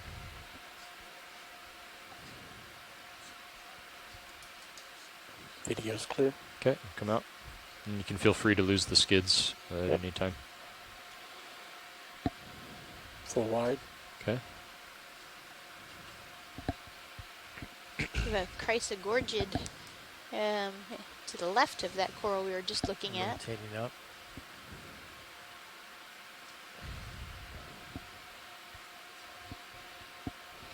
It's 5-0. And the live Copy. part of that coral, was that another Paramaricia?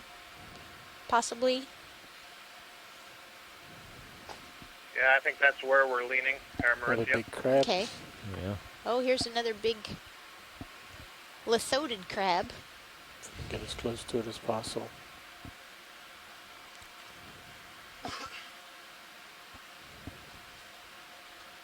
Wow, that looks like more than 30 centimeters from side to side with the legs. Yeah, that's the biggest one we've seen, I think. I think he's eating something in the front. Yeah, let's see if I can sit down without disturbing him. Yeah, he might be having a little bit of a lunch here. See if we can see what he's chewing on. Laser's clear. Okay, you can zoom in. Partial. Can't quite tell if that might be a little fish or squid. No. Go in tighter. My gut is like an egg case or something, but not close enough to it yet. Hold that. Partial. Actually, it kind of looks like the claw of another crab. Maybe one of those Munida that we see poking out from Tilt under up the to rocks. his eyes. I'm going to go straight into his mouth. Yeah, that's a good guess. Can you take my camera, Andy? Yes. That'll teach it to stick its hands out from the Right. Gosh, it sure is a brutal world down there. Just a touch. Yeah. Oh, a little bit too much. Yeah. Wow, what Down. a beautiful shot.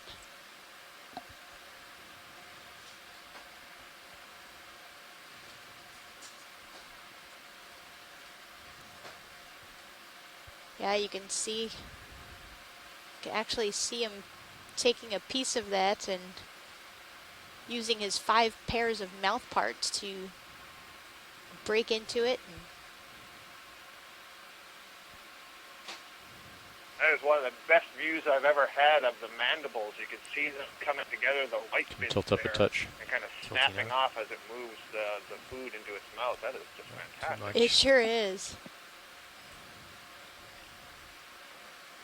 Okay, I'm gonna And let there's you the little stabilize. antennules, Okay. which are the Okay, coming smaller down. ones that are flicking around right underneath the eyes. And then the antenna, It's which kinda are right the in the slightly longer zone ones that I can't below move. those. Wow, that's amazing. All Okay, right. I'm going to bump up. Okay.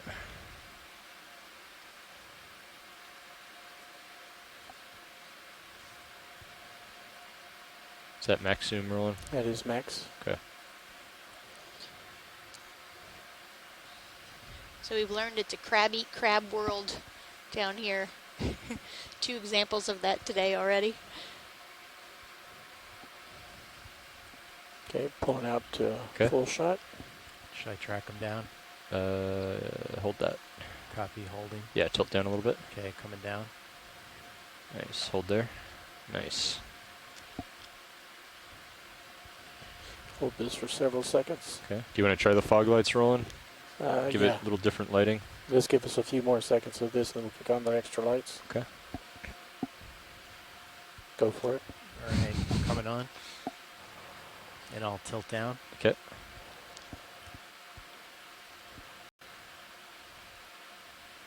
Let's go back into the center.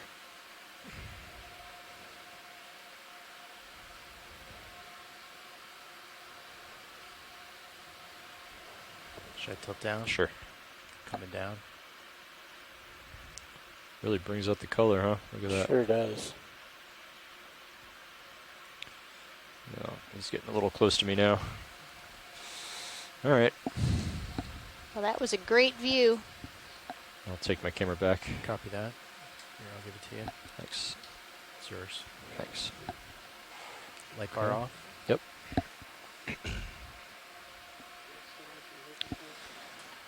Alright, co-pilot, so would you like a move towards D2?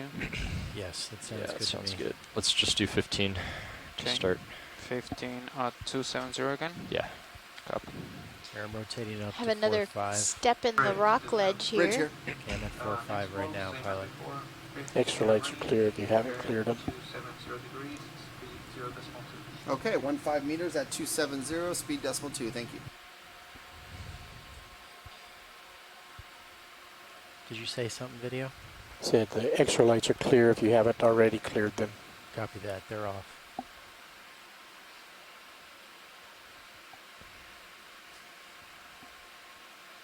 So I'm just going to drift back a little bit. Nav bridge. Nice flying, pilot. Thank you. You too. Nice Copy video. bridge, move initiated.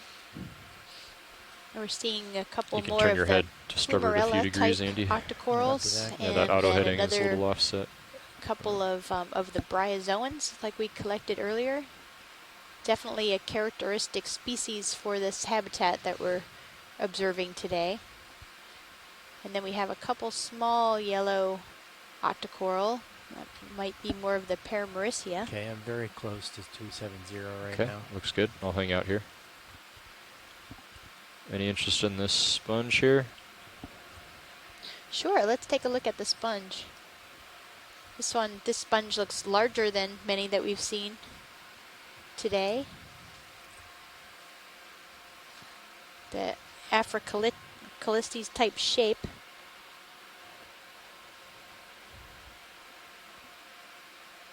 Should I go lasers on? Which is a hexactinellid glass sponge.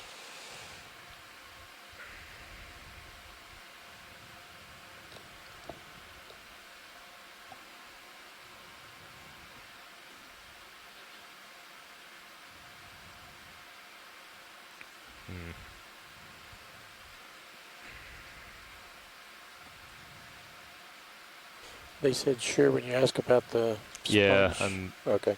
trying. Wasn't sure that they had you keyed.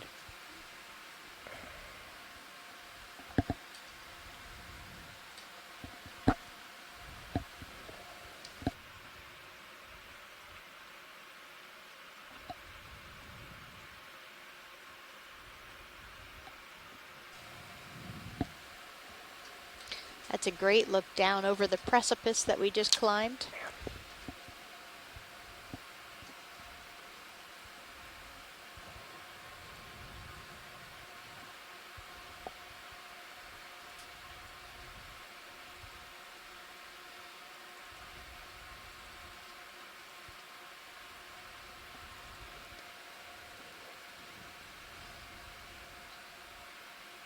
We're getting settled in, and we're going to take another look at that sponge.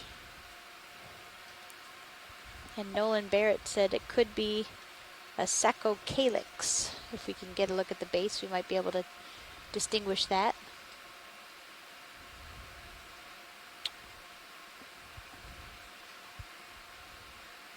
All right, I'm going to drift back a little bit, see if I can find it again. It's upper right if you have to rotate right.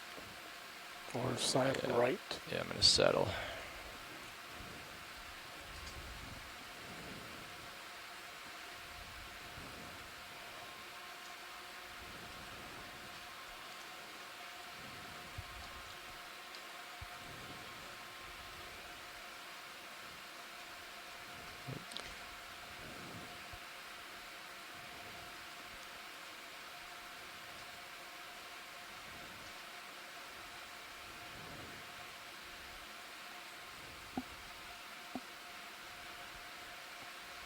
Looks like possibly another Paramaricia octocoral on the upper right, and we should be it's seeing just that coming sponge in soon. Port Manipcam straight I below see you. it. Yep.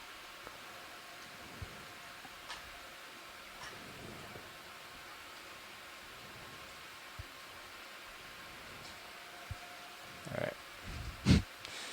don't have much flexibility here with the direction I face. This will work. Definitely great. Do you want me to take the rotator? I think I can get it for now. Okay. You can go ahead, rolling. Zooming in. Yeah. Hold that.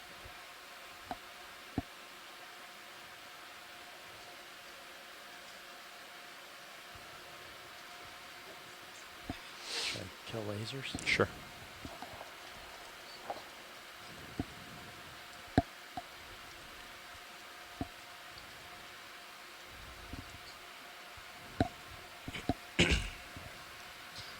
So maybe this is the Saccocalyx sponge, which has a stalk. And this obviously has a stalk, and we saw some that looked similar to this previously in the dive. Good, tilt up.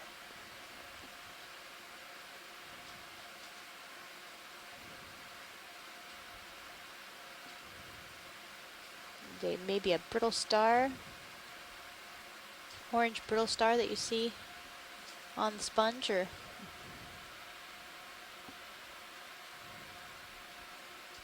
yep, Saccocalyx is what we think this guy is.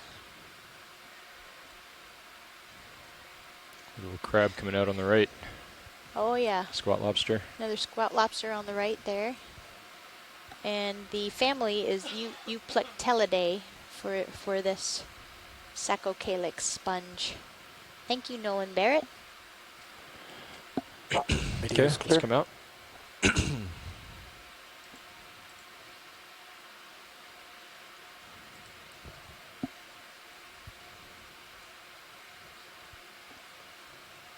Full wide.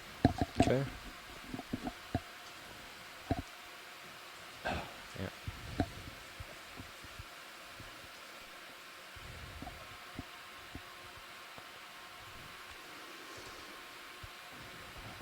Some interesting rock rubble here.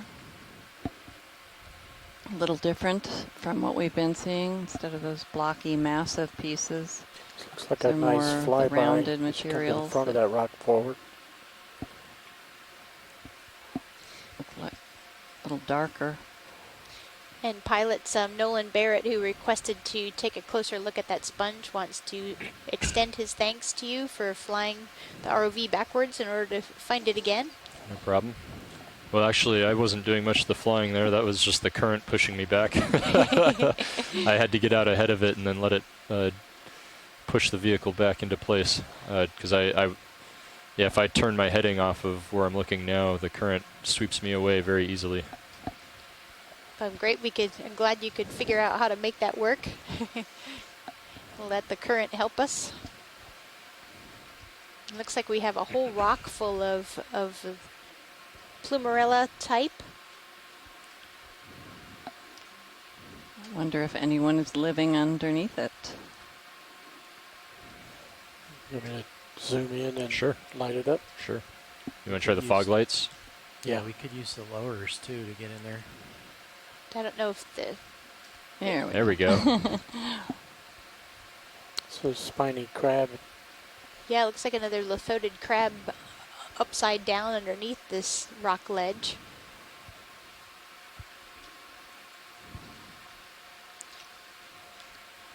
Scott France is joking that this might be an exclusive neighborhood for primnoids. It's probably a gated community. High rise.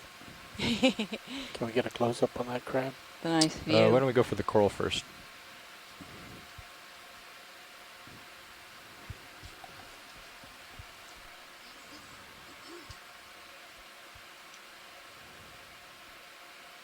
I think the colony on the far left may have had an anemone in its branches, similar to, we saw a little bit further down the slope one of these Plumerella that had 2 or 3 anemones on it. It's a little bit unusual in my experience for the Plumerella. And this looks like there are some larger amphipods on the colony in the back there. Or maybe they're on something besides Let's go the ahead and get Plumerella. another like 10 meters towards D2. It also looks like there's a blade of seagrass hung up in that Do you see the anemone that Scott was talking about, Roland? Not yet. It's off to the left. Actually, try going in here. Is that it? That dark spot? Oh. No, it's a sponge on the rock. Okay. Bridge. Squat lobster in the background. Caligargia Understood. verticillata. 10 meters at 270 speed. What Iris is suggesting. Crab on the upper left.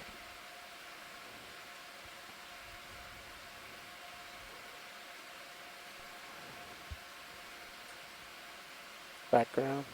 Got a hermit crab in the back on that colony. And then that one on the left has another kind of crab. ROV nav bridge, move initiated. And then we've got another associate on the colony on the left-hand side.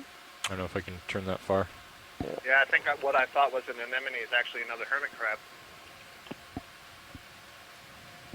And if we can zoom close enough to see whether the polyps are in whorls. Good. Yeah, that it does look like a hermit crab.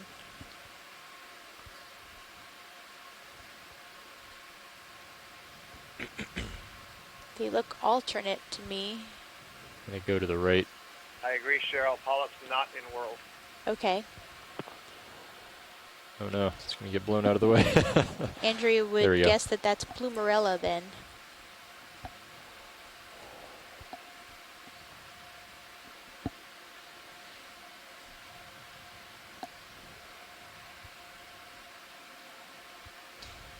We collected a primnoid a few days ago that definitely had polyps and whorls. It was so impressive when you looked up close. Okay, pulling out for full screen. Okay. So there's a request to maybe think about making a collection of a portion of one of these colonies. That one straight below. Would that be something everybody agrees with? That would be okay with me as a representative of the dominant taxa down here. Right, so I was thinking, and there are plenty. Pilot, would that be possible to make a small collection of one of these? Or are we getting pushed off? Let me try to set up here. I'm not sure. Let me try something here, and then I'll get back to you. We're going to assess Let's go full wide, Roland. So I need to land so we can get the box open if we're going to do this.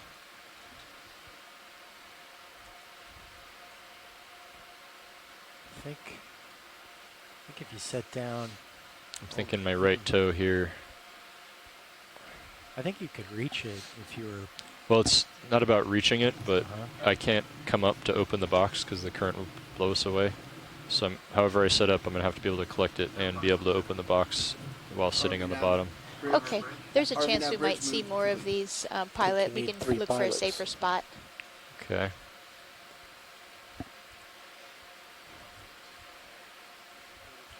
Yeah. I think I see another of the chondrocladia type sponges just behind and to the right. Right.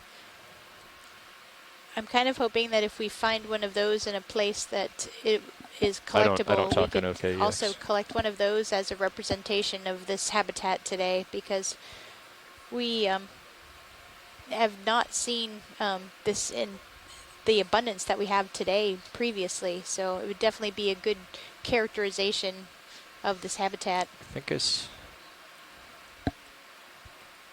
Is that more of the same thing up there, or is that different? Is that the same coral up there, watch lead? I believe that is the same coral up there. Okay, I'm gonna move up there then.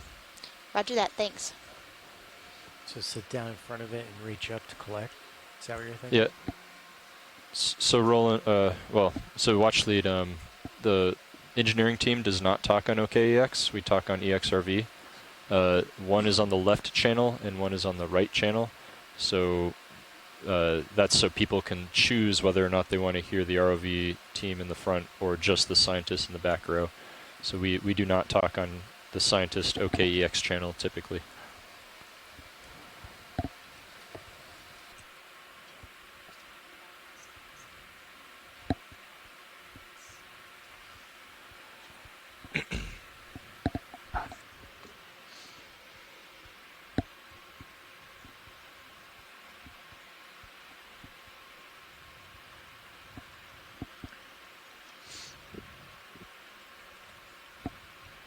Okay, so because of that I missed, are they thinking about tumbling or? Yeah, I'm just seeing if I can do this. Okay. I don't feel great about it, but see if I can get something set up. I'm going to rotate a little to the starboard. Sure, that sounds good.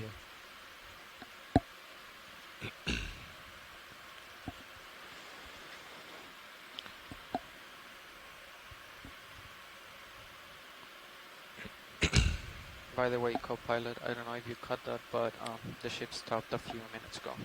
Copy that now.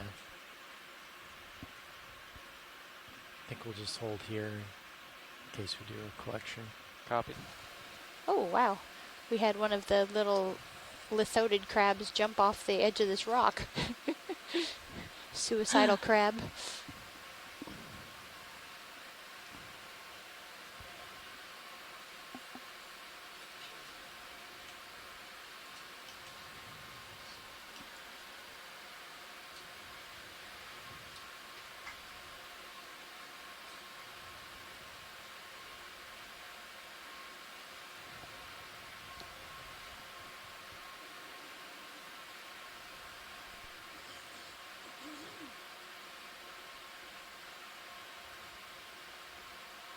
ROV nav bridge. Go ahead, Rich. That move is complete, and then just a reminder that we will probably hear the drill alarms fairly soon for our drills. I just wanted to give you guys a heads up so you were expecting them. Copy that. Thank you. Do we have anything in the boxes, in the bio boxes right now? Yes, we do have port inner, the rock boxes. So starboard all empty, port outer is also empty. Okay. Roger that.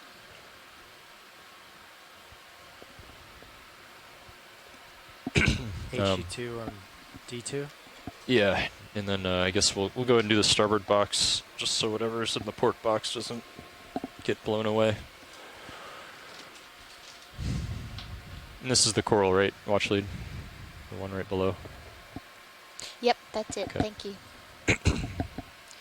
Setting up to do a collection of this coral that we've seen quite a bit of today. It might be a plumarella. We've gone round and round about it in the chat room, so this will help satisfy the identification for sure if we can get a better look at it and possibly do some genetics on it in the future. Sure.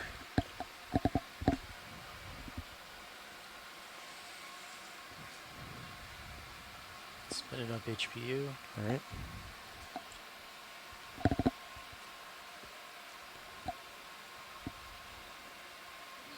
And I think the box will be clear. Should be good. But just do it slowly, just in case we do hit anything. Copy Don't want that. to get pushed Slow off. Foothold. Yeah. And we're going for port bio, correct? We're going to go for starboard bio. Starboard bio. Yeah.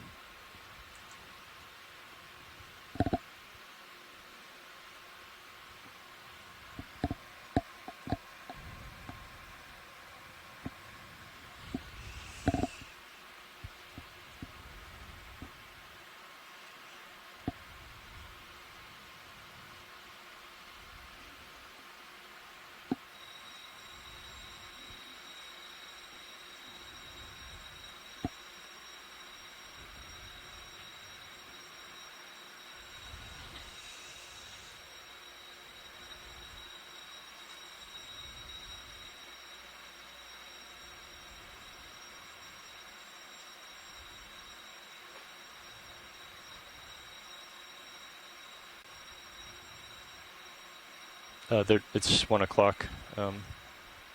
Bridge just said they're doing drills.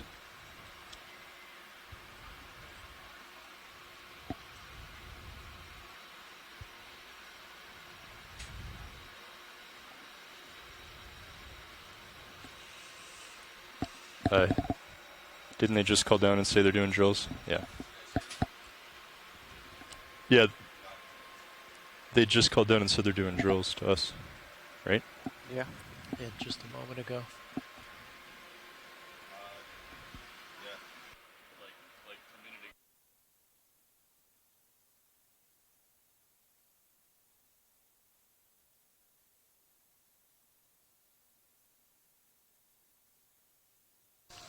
So we have what might not be a fire drill here on the ship, so the ROV is going to come up a little bit and get in a safe So position. the highest point is 870. You want to come up above that? Copy that.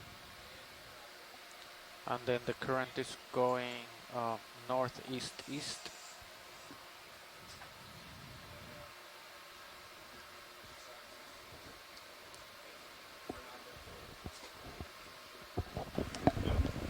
So which way do we need to get set up here? So you Cheryl, can did you stay see my there note about the and then, collection number? Co-pilot would have to. Nope, Scott, I didn't. I'll take a look at that.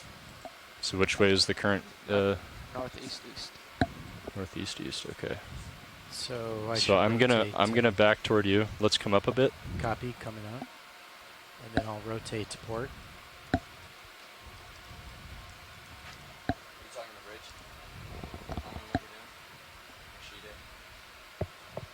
Following you up, pilot. Great. Yep, let's just get up a bit before we try to maneuver. Copy that. Nav, you're gonna have to stand by. Copy that.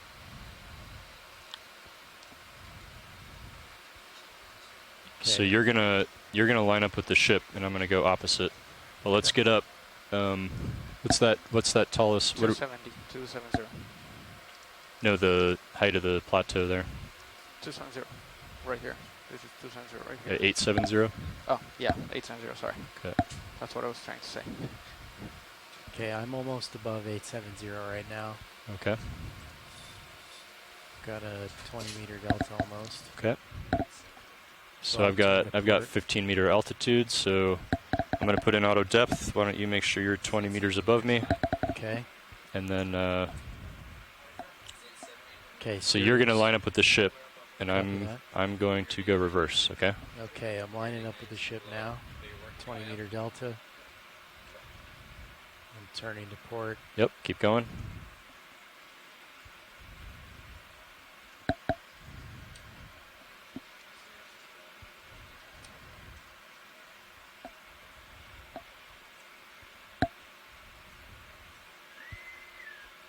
Attention on the Okeanos. There is a fire in main control. Motor room. The wrong pole was pulled. This is the drill. Continue with the drill. All right. Okay, I'm lined up with the ship. Let's just we'll just get in tow. We're almost there anyway, so let's just wait for confirmation from dive soup and team lead before we head out. You can come out of auto heading real quick. Copy. Coming out of auto heading.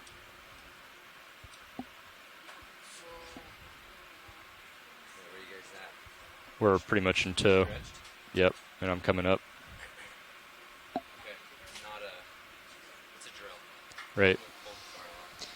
Okay, it sounds as if the fire alarm is actually a drill, so don't worry. We think we're all going to be fine, but we just have to wait for everything to calm down and settle out, and then we'll get back to the seafloor. And there goes our sample. Oh no. Yeah. Sorry, watch leads. It's okay. Understandable. Don't worry. We understand. More important to be safe. It's just funny that we happen to see it. Bar pilot. Video. We were wondering. Video, that was the light bar. Copy. Yes, thank you. Someone pulled the wrong pole, and we are moving forward with the drill in the AC flat. You guys are good to do. Copy that. We'll see. With the current's extremely high right now, so I was having, if I'm not right into it, then I can't hold position, but we can certainly try.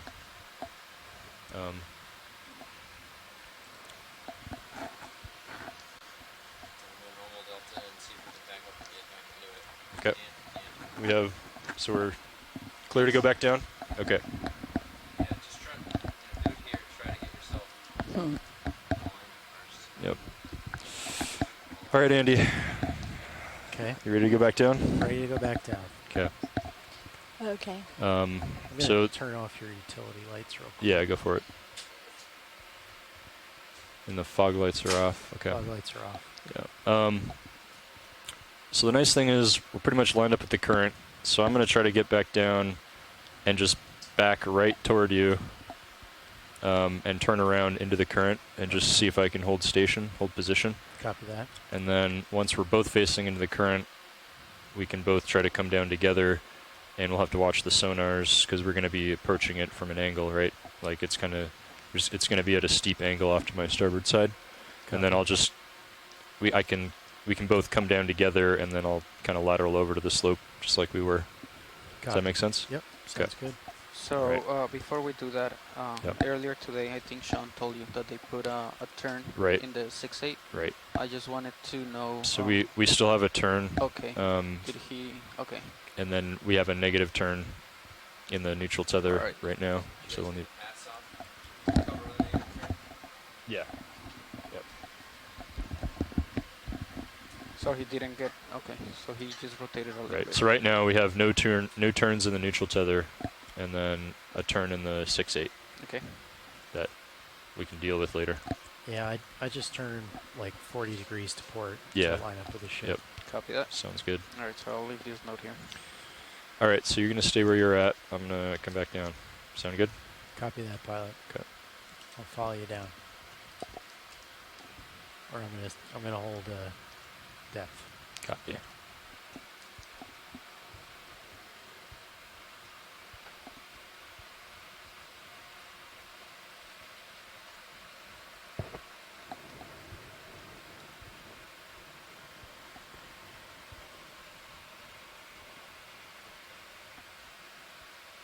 Pilots, while we're in the dark water, is this an okay time just to cap the ROV HD camera just to look at the blacks? I'd rather keep visual just in case we see unexpected ground below us. Okay. If that's okay.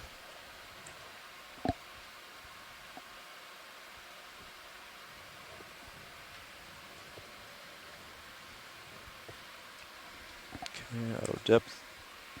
All right, so you're tilted all the way back. Yep. I'm gonna start backing toward you.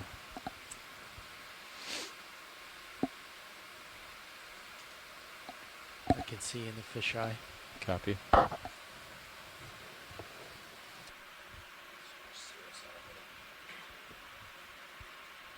Yeah, actually, do you want to go ahead and put it back in auto heading? Copy. Auto heading engaged. Should I keep this heading? We're kind of parallel to the cliff now. Yeah, that's all right.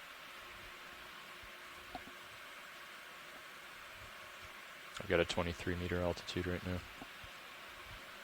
So I'm backing 80 to 90%. Slowly making progress.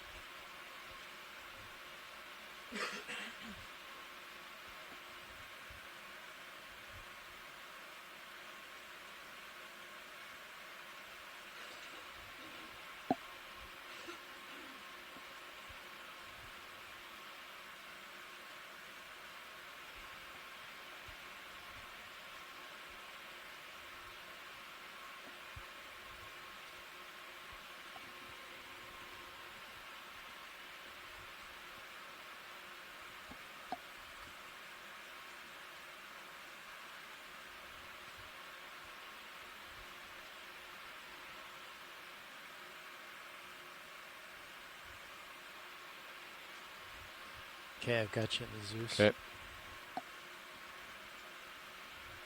Rotator's full back. Okay. Why don't you turn to start? Well, once I get it, let's get it to 90, and then you can turn to starboard. Copy.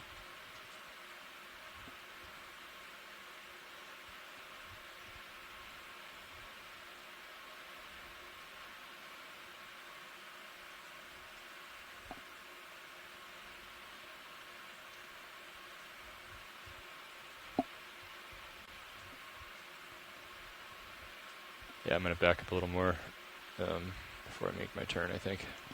Copy That'll that. give me a little more range when I start to drift back with the current.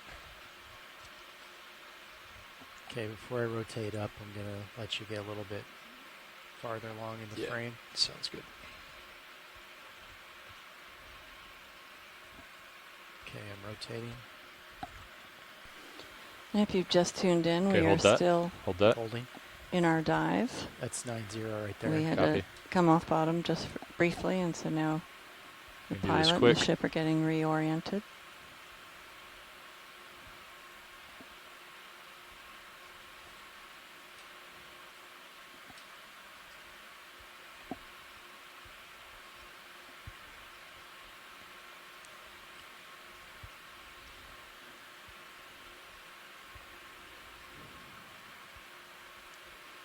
Should I start coming starboard? Stand by.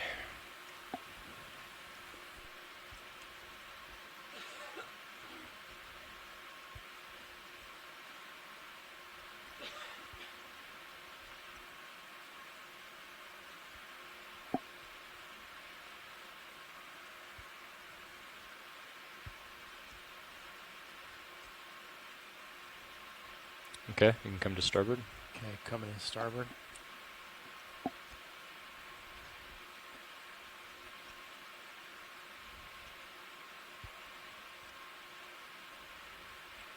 You can line up on 270. Copy that. Slowly coming around to 270.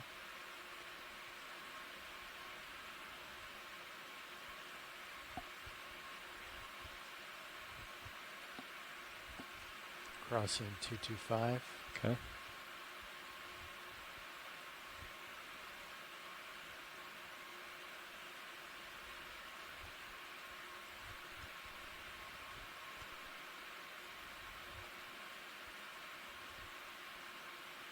Okay, Sirius is at 270.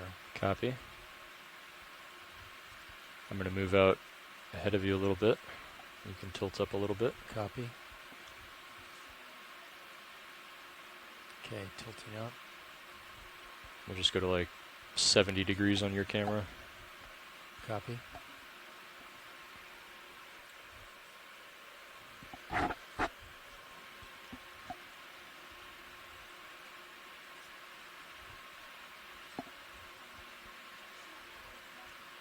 Okay. And I'm going to start coming down. You can come down with me. Copy that, following you down. Can you range the sonar out, please, Amanda?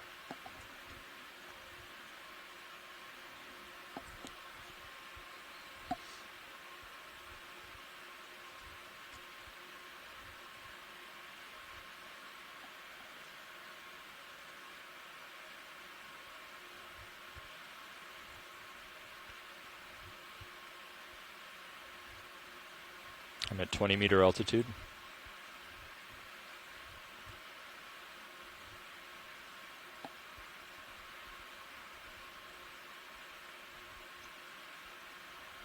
Starting to see some slope on the sonar. I'm going to turn my head a little bit toward it.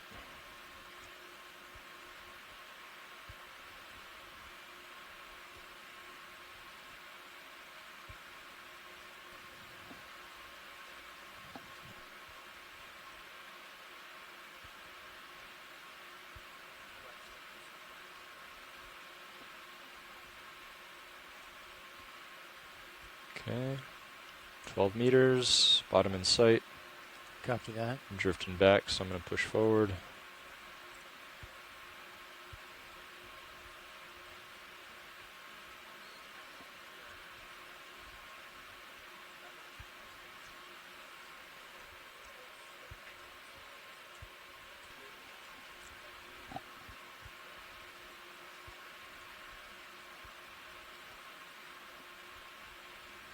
Okay, I'm looking down at 80, pilot. Copy. You can tilt up a little bit. Okay, tilting up.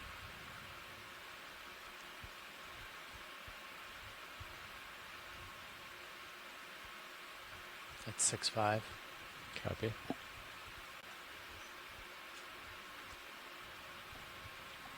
Okay.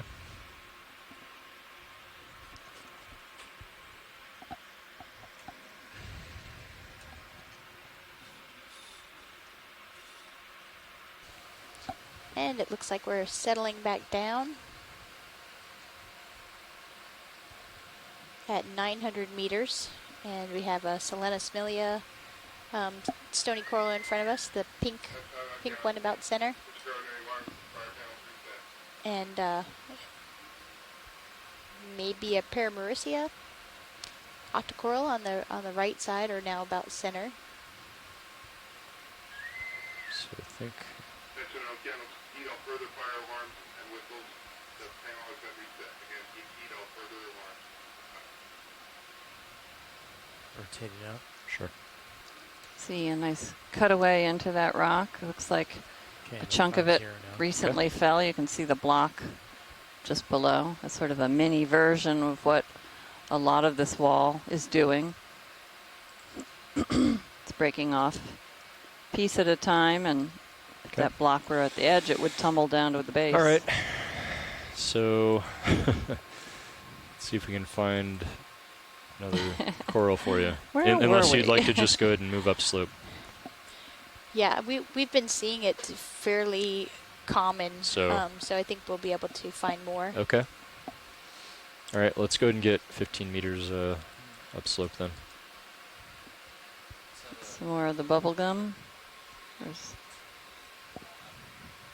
Oh, that's just an anemone. Yep, looks like an anemone and maybe anthomastus underneath. 15 meters, 270. Yep. So a lot of the rubble rock you're seeing here has fallen from above, most likely. We're nearing the top of a 100-meter relief cliff that has had. Can you repeat again, please? Episodically vertical walls.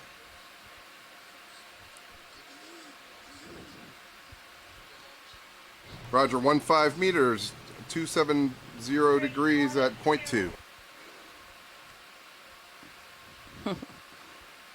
It's a pretty anemone. Mm-hmm. Okay, Paul, Quite I'm going to large. rotate the starboard to take a look at the tether real quick. Yep. You can go ahead and zoom in video. Is there a concern with the tether? Dive Soup just asked me to It's beautiful. take a look after that evolution.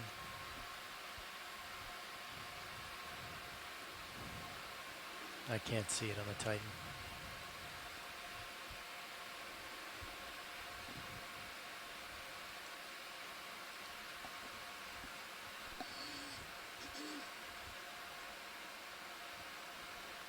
Okay, coming back to 270. Can we try with the extra lights on this one? Sure. Tether looks good. Okay, fog lights coming on.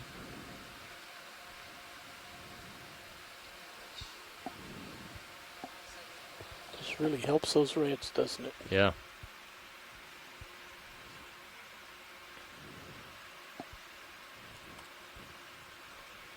Slight tilt up. Hold. Go ahead. Go ahead and zoom in when you're ready. Stand by.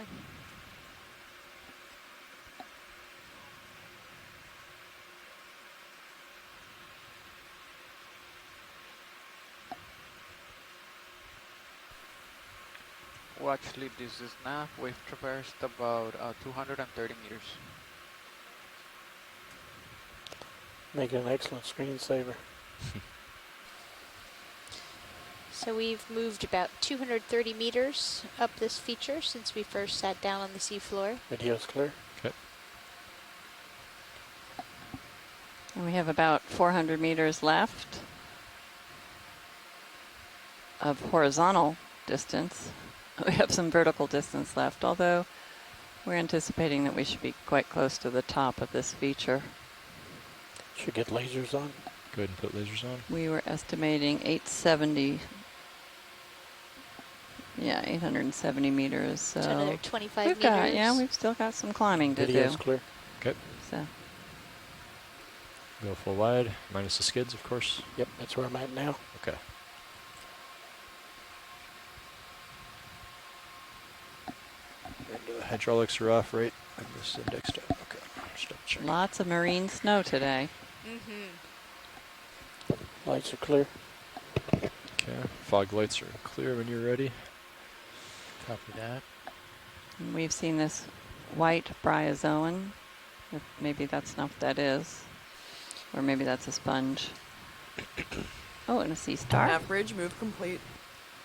A few more big Copy anemones. bridge, move complete. go ahead and do another 15. I think we're almost clear of this. Can we do a quick slope. zoom to the sea star? Sure.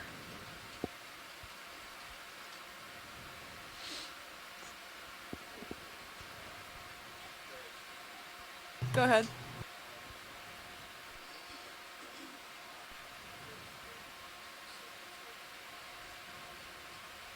Roger, range 15 meters, bearing 270, speed decimal 2.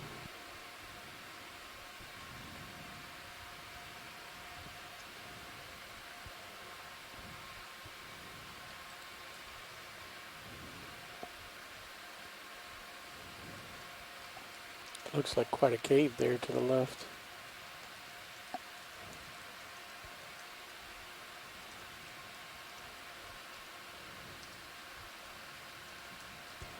Nav bridge, move initiated. Go ahead. Copy bridge, move initiated. Andy's going to try the fog lights here. Okay, coming on. So it's another of the goniasterids. We've seen several of these in our travels. Maybe not this species.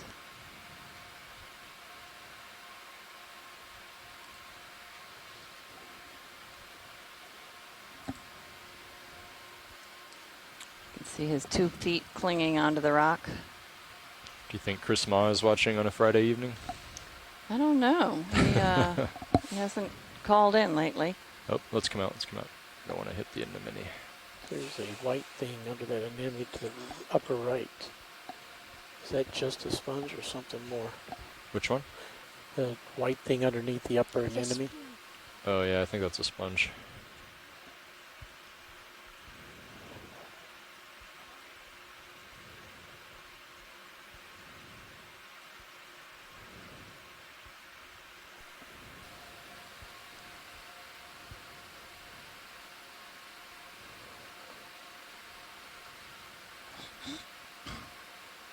Want to tilt up? See some of the hit the underlying layers of rock Off. with a lot of these rubble pieces that are probably breaking off of this slab. This layer seems to be made of that rock that we're seeing on top of the other rocks below. So it's breaking off. Hello, Chris Ma here. There he is. Hello, Chris. Hi, Chris. How are you? Hi. Good. I apologize for the mild disappointment, and I appreciate Dan Rogers for getting me on the ball there. So your goniasterid is one that is a classic Atlantic species, Peltaster placenta.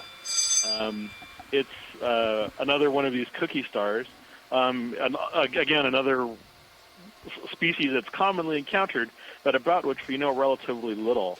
A lot of the species that are in the Atlantic are well represented in collections in museums, but we really haven't seen them feeding or doing anything with any abundance. And so we really don't know a lot about, even what they eat. So my guess would be that that's probably what's typical for a lot of goniasterids is that they're opportunistic, and they feed on things like epizoics and other sort of critters or biofilms on the surface of the rock. I think we're on the top. The one of this you got feature was roll, a so really I think I'll nice be able to one. put I mean, those swingers the back image up. was a really nice one, so Okay. I'm looking forward to pulling Bridge that off the move server complete. later. But Copy that's a bridge, species move also complete. that occurs widely in the Atlantic.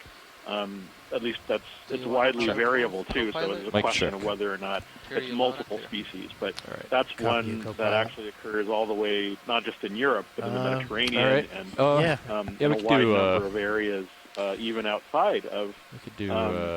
You're about I mean, 20 there is some meters question Yeah. over whether or not yeah, we can do 20 meters. Peltaster Copy. placenta actually gets into, say, the Indian and the Pacific. Okay, There we're are still other moving species it. in the genus, Copy and that, co-pilot. they're We're still moving at distinguished by 270 right relatively now. questionable The characters. last 7 moves. So a lot. last That's 5 the moves. trend you see in a Where- lot of where's these the next waypoint? Is it- goniasterids It's is that selected they're right now. quite So widely bearing, occurring. So 279 it's from series. there's a lot of Yeah, just interesting keep going with questions. 270 then. And of Copy. course, Go ahead, these are watch the Lee. most. This is the most diverse group of sea stars that we recognize today. So Oh, wow. And also and just a footnote. The sea star that you guys saw earlier Could you say that one more this morning, time, Ashley? I was still fighting my post-Japan jet lag. I believe was a Paraeniid, the same one that you saw the other day, in the genus I think it's in the genus Contraster. And So it's one of those things I've never been able to completely verify, mainly because I don't think we've had a chance to sample. But when we were sampling the North Atlantic, Okeanos did not sample samples. Oh, yeah, the rock, yeah. So we've never had a chance to actually pull one up and verify it. Okay, I've never been able so to sort of we can ground just truth bump it against the specimens we have in the that collection. one by the right skid. But it could be another species, it could be another genus, but it does match some of the things in our collection. Do you want to get mini? Historically, so I can just fly into haven't been it, able to. co-pilot. What do you think about that? Yeah, there's a wide disparity between the dried brown ones we have in the collection and the red ones you have on the video. Yeah, we get to see them in their beautiful state of happy, lively. Just to put it mildly. So, but that's the second sea star I guess you've seen today, and I am watching. I just it looks like that one's loose. Actually, right by the right skid. And I think I was pointed in the other direction, and Dan mentioned my name, and I heard it, and I turned around and immediately called in. Wide right now. Remiss. So thank you. Sure. Thanks for joining us, Chris. We just like hearing your voice, Chris. Thanks. Oh, there's Dan. That's always a pleasure to hear everyone on the bridge. I think I've been hearing Roland and Emily today, so always a pleasure to hear everyone. Move on then. Especially the people that I haven't sort of picked up on yet. So, but I'll call in again if the starfish. I think we're rears pretty much flat now. Well, they don't have a head, so whatever. I'll talk to you later. Reels its arms. Thanks very much, Chris. Arms, terminal tube feet. Okay. Thanks a lot. Bye. Yep.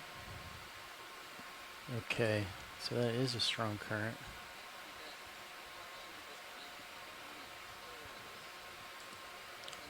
All right, Rowan, your swing arm lights are back on. Okay, why don't we then experiment turning off the mains and just use the swing arms, see if it gets the main light out of the reflecting of the camera. Okay.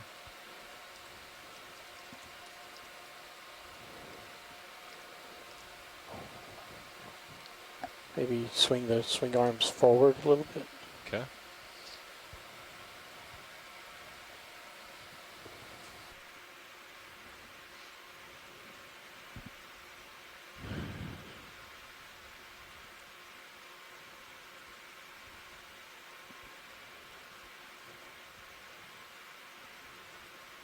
We still moving, Nav?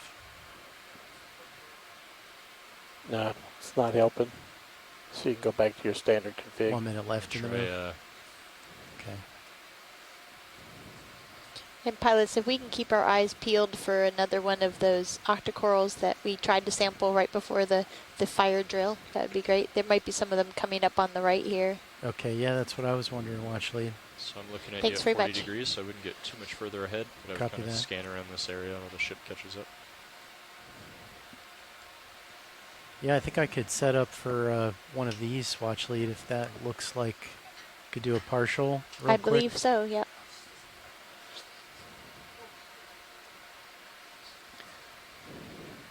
Looks good to me. Does that look right to you, Scott, for a representative of...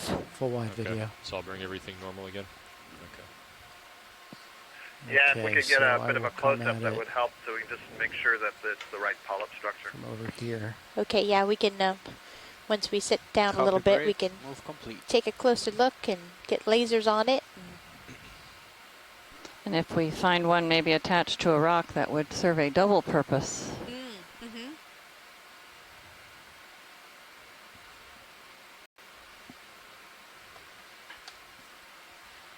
I do mean like that one to the bottom right. We might have passed over one too.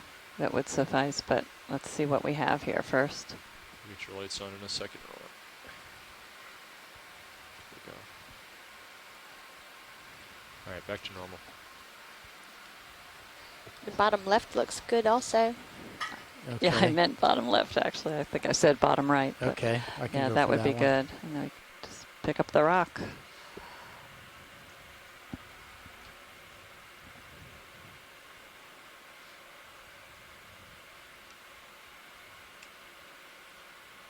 Okay, just a reminder, pilot, port inner is the only one that's full right now.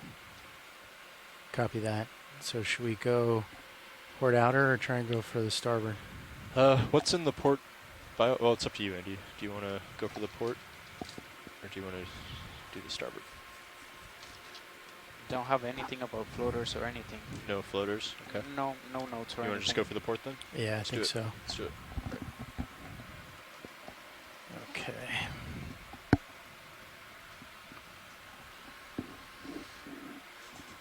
All right.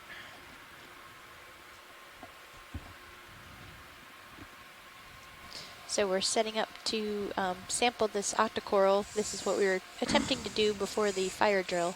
And we are hoping that this rock, the sample that's right in the lasers right now, we're hoping that the rock is loose, and then we can just take the rock as well as the sample and get a geology and biology pair.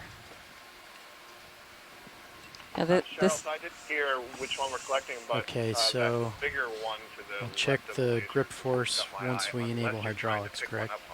Yeah. Yeah, we're actually trying to pick one up on a rock. Okay, hydraulics coming on. Okay, that's great. Thanks.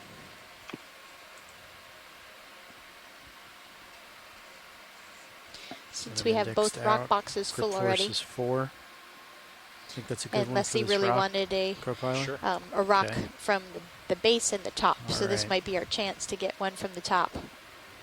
Did we want to get a close And also, up this to is a before very we different rock from what we've seen. Sure. We'll take a closer look at it here. It's almost nodule-like. Get a bonus an enemy. So co-pilot, I was thinking about coming in kind of a little bit low, come underneath it, grab it like that, and then swing around and put it into the box.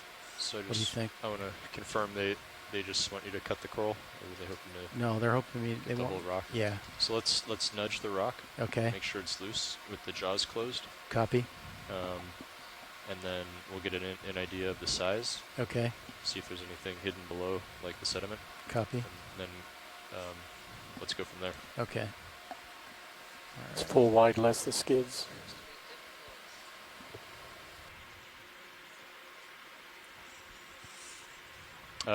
I got to keep it so you can see the arm for now. I'll tilt down when he's down lower. And you can see all of his joints.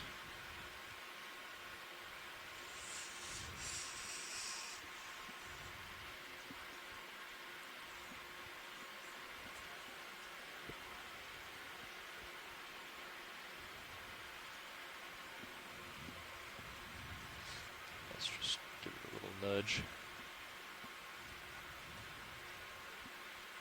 Yeah, it looks like it's loose. And it's just that size. Yeah, looks reasonable. So, why don't you go ahead and index out for a second. Okay, index out. So I think you're basically just picking up the rock and the coral. Yep.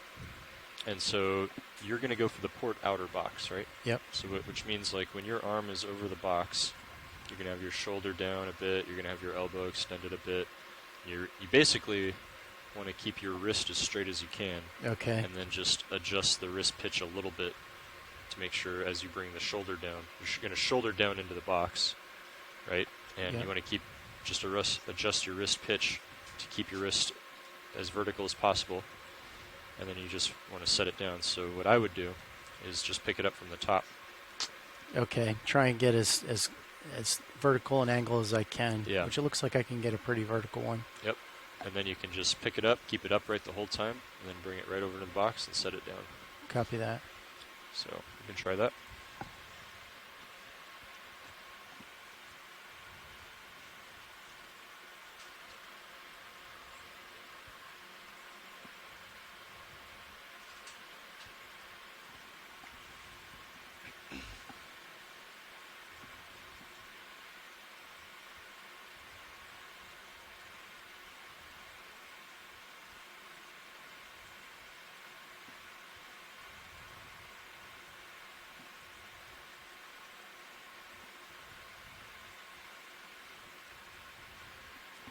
follow you over. Okay.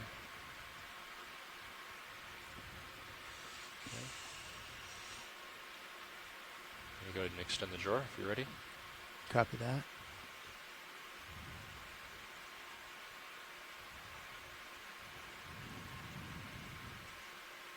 It's a full extension.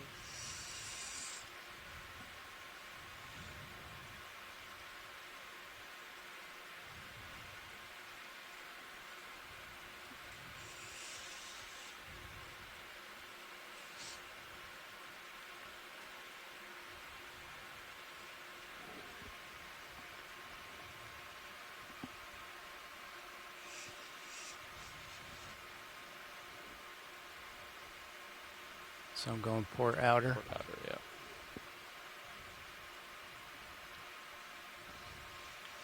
So index out for a second. Okay, indexing out. You see in the minute cam how your wrist pitch is kind of angled forward? Yep. So just, or I guess, yeah, angle it to the left a bit and straighten it out. Copy. There you go. Nice. Oh, bring it over, shoulder to the left a bit. Okay.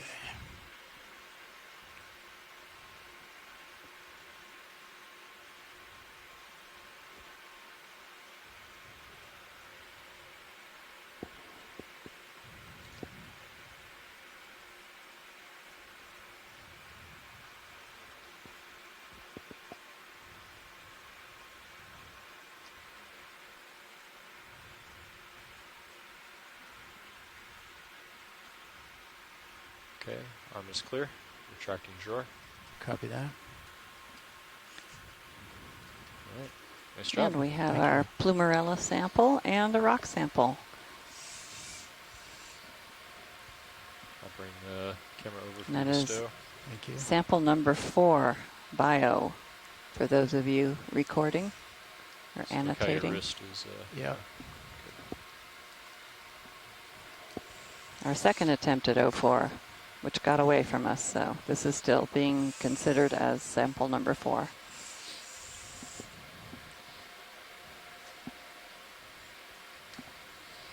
So these rocks you're seeing are certainly influenced by precipitation of mineral matter on some pre-existing rock or pebble or even a shell. If they are true nodules, then that'd be pretty interesting to find here. Right, but once you on the turn off Charleston Bump, it's west gonna of this area, go limp Sag anyway. we Yeah, so find the most important thing manganese is to get the shoulder phosphorite pitch rocks, and which are shoulder pitch so all the way up hard and when they shoulder are inward forming to get it inside pavements. the vehicle. They're so hard Okay. that even Once you kill coring hydraulics, the devices rest of can't it get will, through them. straighten So they're out. extremely Okay, I resistant to think I'm on erosion. both of those. The fact that these are Okay, all securing broken up into hydraulics. smaller pieces Nice. makes me Hydraulics think secure. that they are not that, but it certainly looks as though chemical precipitation from the seawater has occurred here, making these rocks very black. Straighten out HD2. So when we bring it up to the lab, we'll Thank you. see how rock-like it is. If it pings with a hammer, it's probably some sort of full-blown precipitate, Okay. other than, excuse me, right. as opposed to So being we'll sediment that just has a coating of this gonna material. Start coming up here. And it does look Co-pilot, different from you're looking down the at me rocks at we've 80, seen that so I have should this push crust out a on bit. them.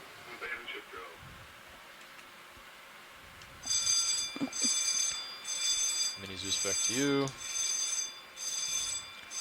Ship is stopped and all settled out, so Copy that. you can move at your own pace, and we'll put another ship move in when you're ready. This is abandoned ship drill, abandoned ship drill. All hands stand by the abandoned ship. Report to your abandoned ship station with PSD emergencies and assigned equipment. All hands report to your abandoned ship station.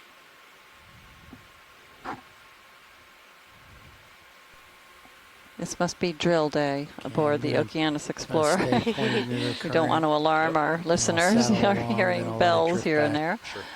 And we actually did have a little Tilting up to worry 70 earlier. We degrees. Copy misunderstood, but it was a drill.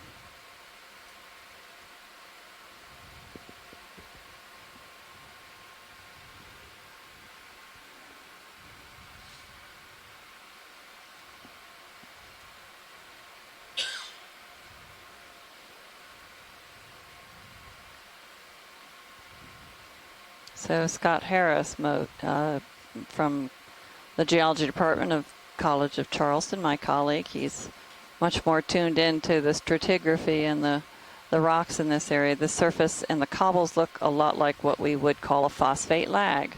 These types of lag deposits are common at the base of the neogene deposits in the low country inshore. And the low country is where we're from. And the neogene is a time period. So that's that's interesting. They are cobbles. Certainly that's a size category that we use. And the phosphate, where we live in Charleston, there is a formation called the Ashley Phosphate. And offshore is the Charleston Bump, which has phosphate-rich pavements and nodules. And phosphate is an indicator of high productivity. It's one of the nutrients in the water column. And so when you see deposits of this on the sea floor in any form, it's an indicator that there has been a lot of productivity and that the ion of phosphate, the phosphate ion, has precipitated out of solution and formed molecule by molecule on some surface. And Charleston Bump, it formed on the sediment pavement and formed a very, very erosion resistant layer that still exists at the surface. It has enough current there to keep it swept clean, and we did several submersible dives in that area. Here instead it's formed these cobbles pretty far out into that corner, which are scattered across the area towards Sirius and then float backward relative to D2. Copy. Tilting up, I'm at 40 degrees. Okay, you're gonna have to punch it so you're still drifting that way. You have to fight against the current a bit. So I'm kind of, to me it feels like I'm coming back into the center of the frame. Do you mean drifting to D2 starboard? Towards Sirius, so come to port, D2 port, and that'll bring you closer to Sirius. Because right now you're far ahead of Sirius. And Chuck Messing notes that the Miami Terrace limestone is covered with phosphoritic crust, and asks if anyone knows how far north or east this kind of deposit extends. And Chuck, I was hoping to find something. I had asked Jason Chater earlier, just back and forth text, if he expected to see any more of the phosphorites out here as pavement. That's what I'm particularly interested in finding. So I can't answer that other than we're seeing these cobbles here.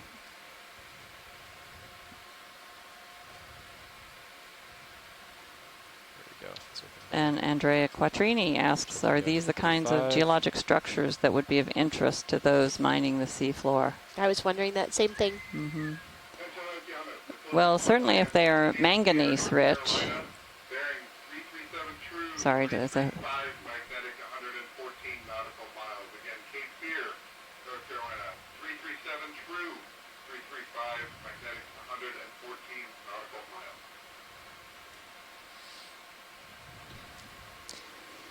So we're 114 nautical miles off of Cape Fear, North Carolina right now. Okay.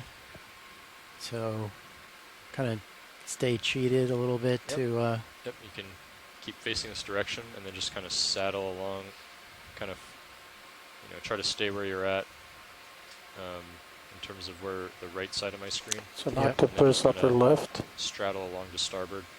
And then if you see something up ahead, you have the tether to... Octopus straight above lasers. Straight above lasers. Oh, okay, I see it. I'm going for it.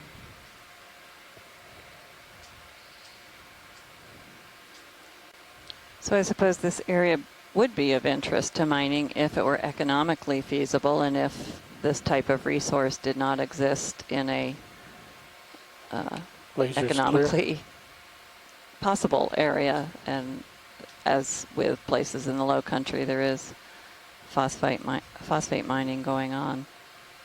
So that's just more affordable because it's easier to get to, right? Well, I would assume that. I'm hoping that, again, Scott Harris will give us some input. He's more familiar. It does look like an octopus. So while we're looking at the octopus, maybe Jason Chater or Scott Harris can chime in to the chat room or even talk to us. And that was Roland Barrett who saw that octopus. Okay, come on in video. He's trying to hide.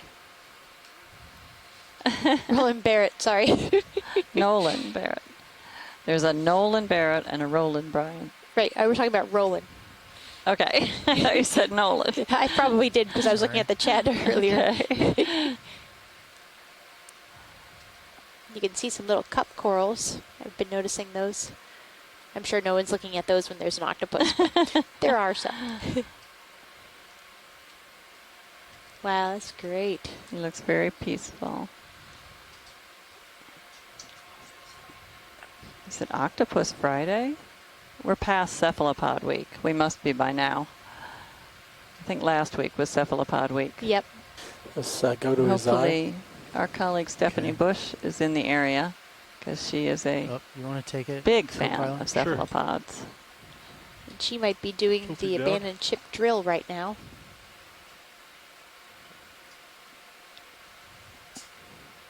Okay, I'm going to center.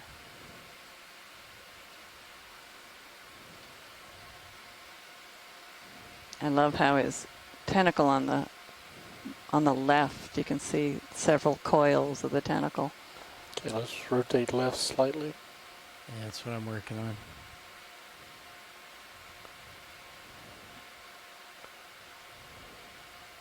So Jason Chater does think that these are manganese nodules. So yes, if those are, they would be of great interest to mining. That was the left side. Yep, the left coil.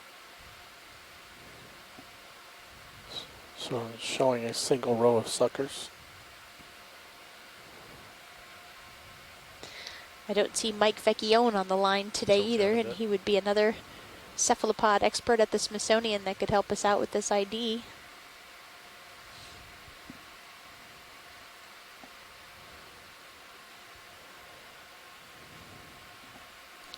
The one thing I've learned from our cephalopod experts is they're interested in knowing how many rows of suckers it helps to determine a portion of the species. Okay, so it looks like Video's we have clear. one row of suckers on full wide? No, it isn't. the arms. That might help somebody identify this eventually. Go ahead, looks like we got a little time, but video's clear. Copy. I think science is clear as well. Stand by. Thank you, though. And Jason Chater of the USGS says that these manganese nodules are well known for this portion of the Blake Plateau. Okay. Bridge, we're ready. It's our first encounter with them, so they are not as they're not found in all the environments. That's for certain. It's also our first encounter with Lophelia there, I think. Just to the right you want to of. take a quick zoom, or? Yeah, if we. Well, maybe we're going by too fast.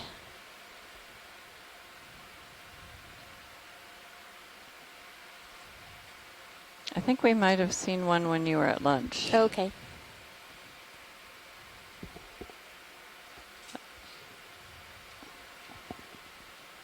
Oh, sorry, I was rotating you there, co-pilot.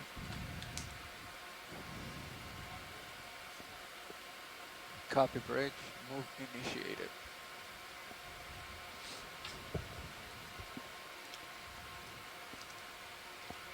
Okay, looks like so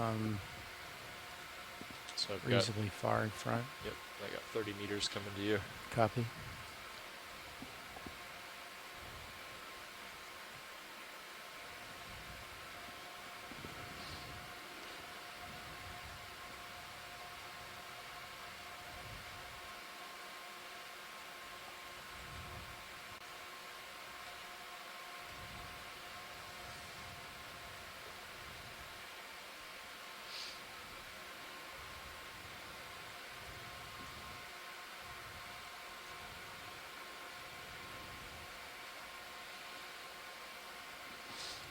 Big Eo coming at you upper left. Yeah, what is it? There's an interesting organism.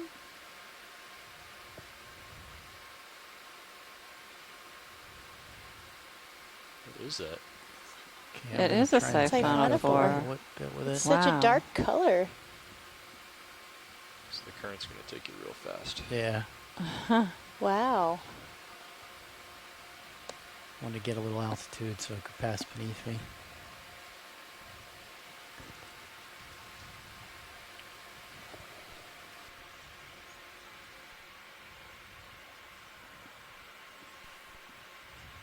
Yep, so go hard to port. Hard to port. As the current's pushing you off my screen. Okay.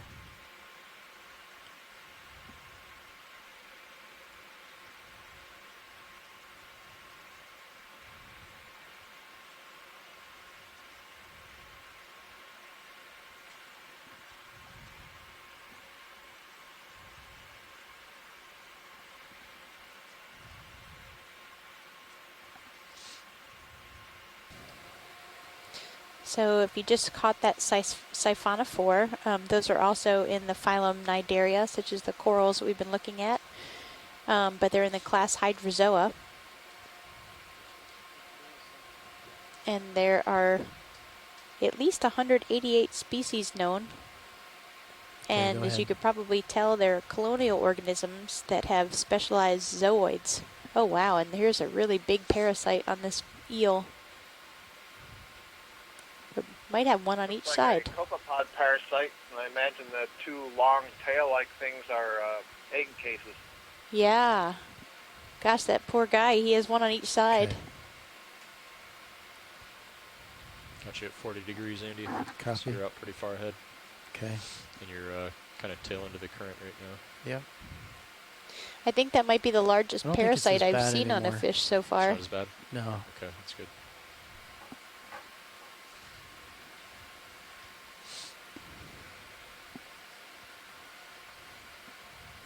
So why don't you come hard to port? Yep. Get closer to Sirius.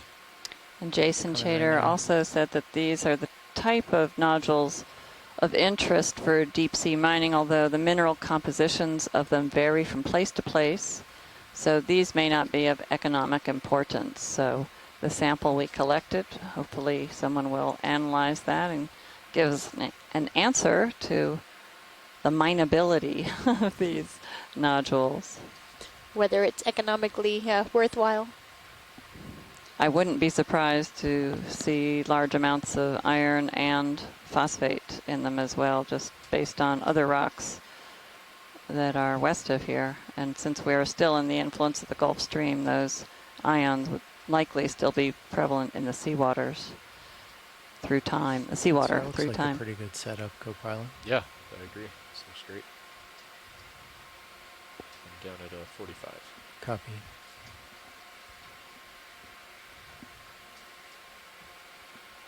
Are the under vehicle lights on right now? Yes. Wow. Yes, they are. It's so thick. It's very foggy. Yeah. Okay, about 5 meters left on that move. Copy. Copy. We'll just go ahead and prep another one. Keep us There's moving. some growth under that rock Copy to that. the left. Another 30 meters. Rock to the left. Copy. Yep. They just snap it to show it to science.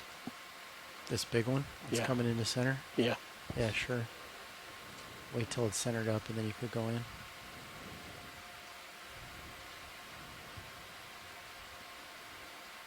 Okay, go for it, video. I guess those growth were squat lobsters. Lots of squat lobsters on this rock. Copy, bridge. After this one, can you repeat the same Video's move? clear.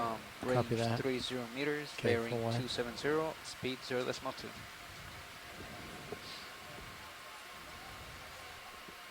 Good, copy. I bet we'd see a lot of serpulid worms that live underneath these rocks. It's a nice solid substrate, and they tend to rest on the surface and make great habitat for other organisms that like to hide beneath.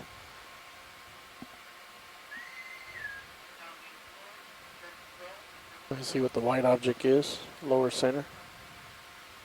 Copy. Here we got time. I think I'll just sit down and we could do a quick. Okay. And Andrea Quattrini and Amanda Demopoulos wrote a paper about ectoparasite observations on fishes in the northeast U.S. canyons area, so up north of where we are, probably mid-Atlantic in New England. And they found that copepods were frequently seen on Synaphobranchidioles. Oh. There we So go. I think I got closer that look at now. a cup coral.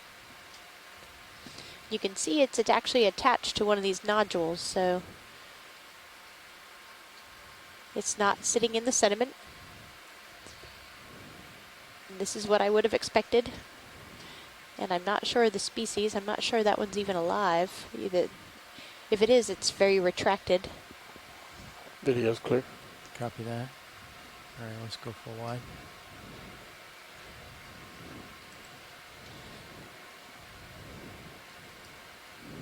This location is in an area where the Gulf Stream switches its course on a daily or certainly weekly basis, so I wonder if that's what's allowing these sediments to remain at all in place here.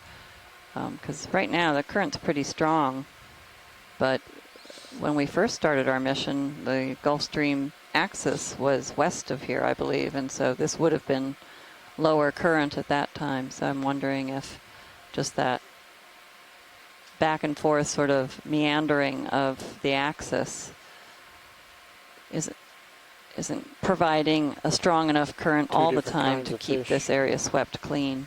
But there's enough current to keep some organisms You can go partial happy. if you can.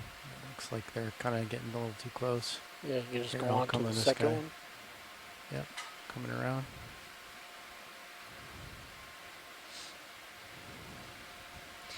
So that cutthroat eel appears to be free of parasites, at least any parasites that are as large as those copepods that we just saw. Okay, full wide.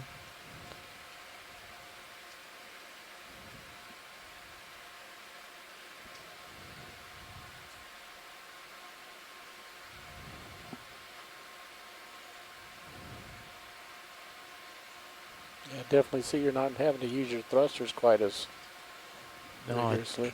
I think it's a lot lighter.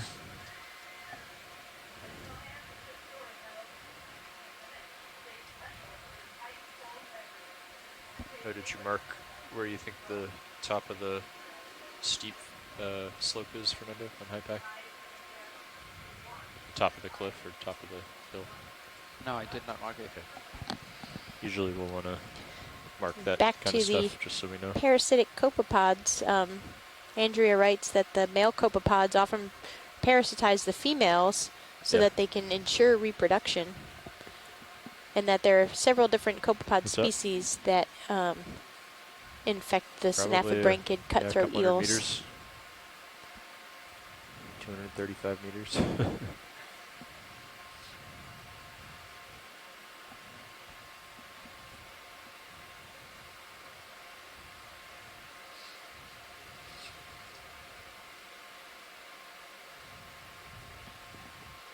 That is actually some serious layback. Are we moving right now, Nav? We are. Okay. We've got more octocorals ahead. So these are much larger rocks than we've been seeing. Yeah, we have about 9 meters left on that one. Copy.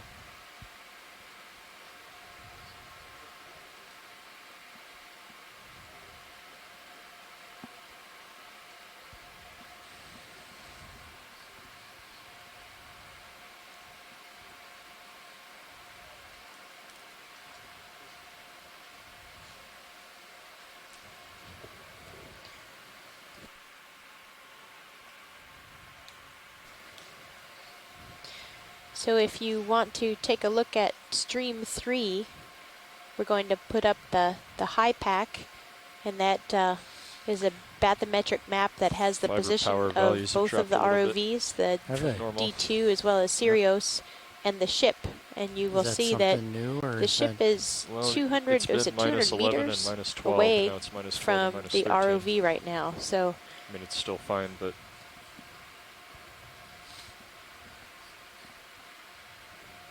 and you can see on that screen how close the contours are. So if you've ever done your topographic mapping, the same I just noticed it just holds true for bathymetric mapping, that the closer the contours, the steeper the slope.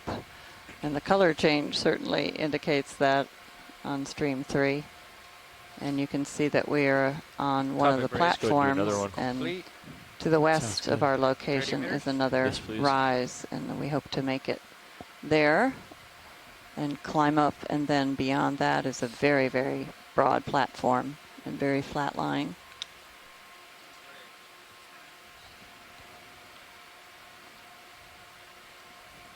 It's picking up again a little bit, I think.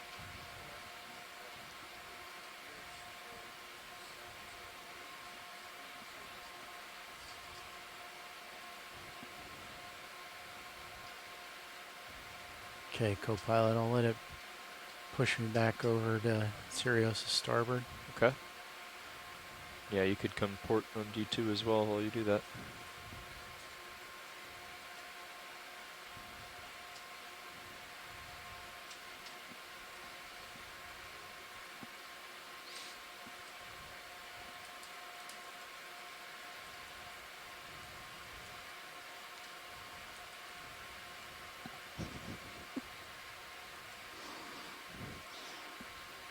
We have several of our geologists discussing on the chat room about manganese nodule stories and how they learned of them. I won't read them all, but actually. Oh, did we? Scott Harris learned about them long ago from what turned out to be an expedition that was a cover-up expedition, so it actually wasn't true. Some of you old-timers like myself may have known of that. The Glomar Explorer was supposedly sampling manganese nodules in the Pacific, but it was just a cover-up to, while that same ship searched for a Soviet sub that had sunk. It's a great disappointment to the geologists who were hoping to find more about manganese nodules.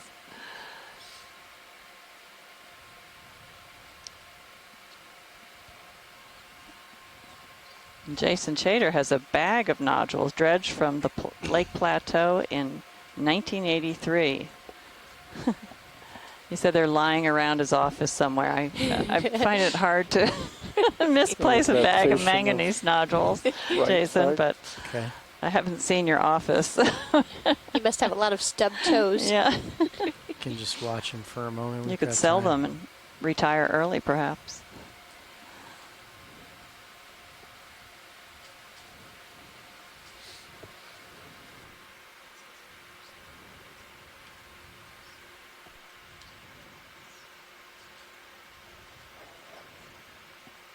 Okay, you can go in video.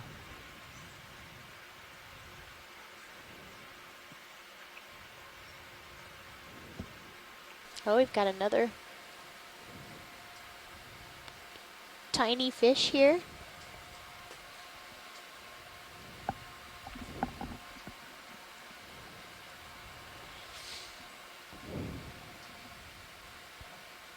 Tilting down, 55 degrees. Copy.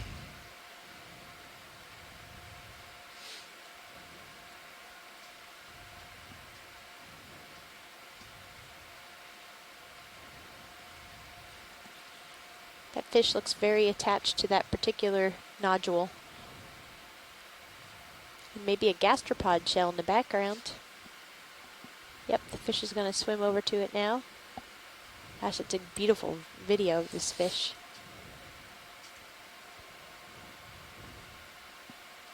Pulling out wide. Okay, full wide. Nice job, pilot. Thank you.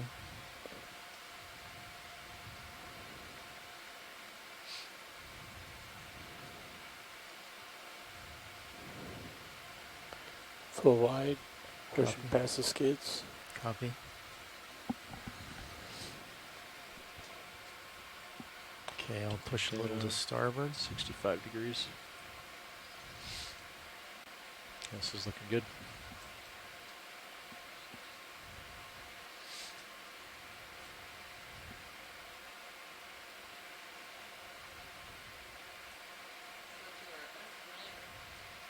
If you're unfamiliar with manganese nodules, they're really interesting because they precipitate out of seawater molecule by molecule, and they typically start to grow on some pre-existing shell, rock, whatever exists in the area, and form very, very thin layers that if you were to cut one of these, right down the middle, you would see concentric rings, very similar to a tree growth, but these are grown in molecular layers instead of one per year. It's hard to age date them, but certainly they take a very long time to grow.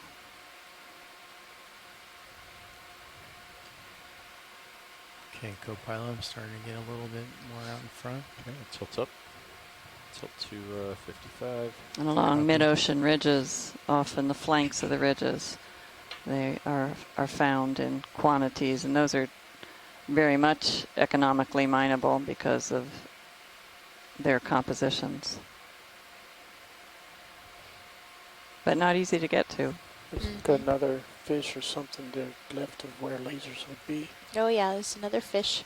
And the one we were just looking at might be a juvenile Limonema. Down. That's Actually, I'm not sure what Andrew that is. Quattrini was estimating.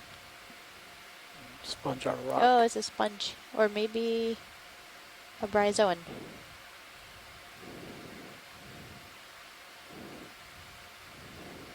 Oops, sorry. Looks like more of those colonial tunicates that we collected earlier in the expedition. And that's the whitish organism with white spots below the purple sponge. Okay. Okay, let's just keep it moving. You could do, you want to just do 40 meters, Andy? Sure. Got a good pace going right now. Video's clear. Okay. Full wide then video. He's kind of bumping around a little bit there. Another one of the Plumarella type octocorals, the big white one, upper right.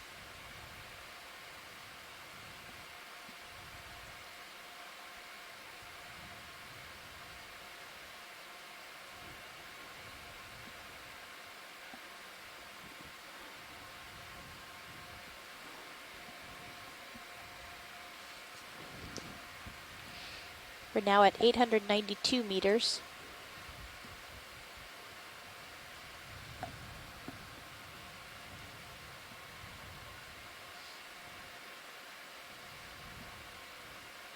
Another nice octocoral or So two. fatter fish on the sediment forward. Forward of the Underneath lasers? Underneath that top eel. Top eel just passed across it.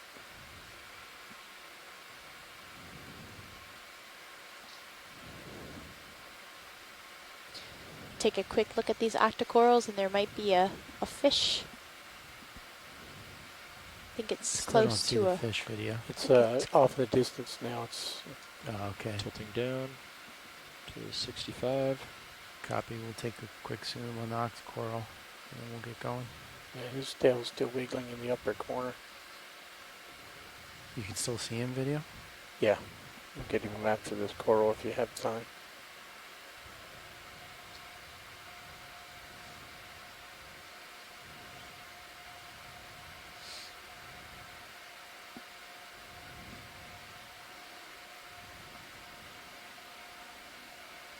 Okay. Sediment's kicked up again. Tilting down. Looking at you 80 degrees. Okay. All right, watch lead. Let's Is that a let this sit for a bridge? bit. You're not in a rush, Andy. Okay. That's a very nice view. Thank you. Yep. Video's clear. All right. Full wide then video. And I'll pick up and start moving to starboard. No rush. Have a lot of eels patrolling this area.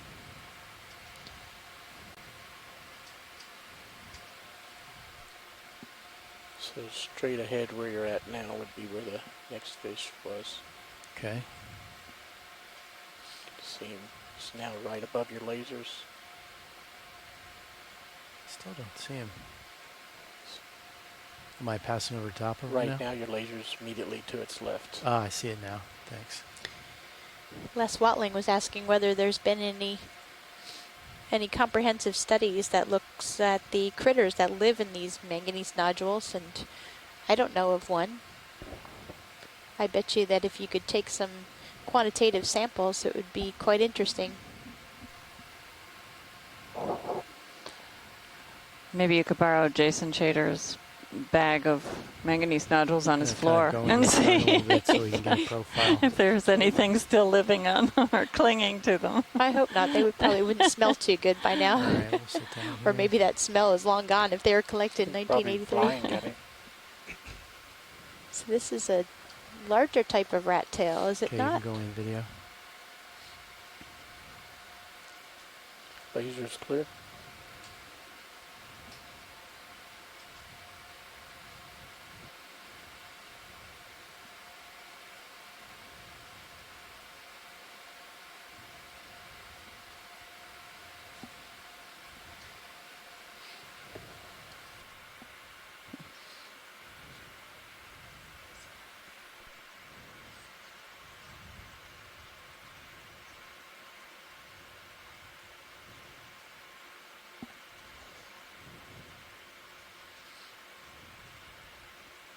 Okay, video's clear. Okay, full wide.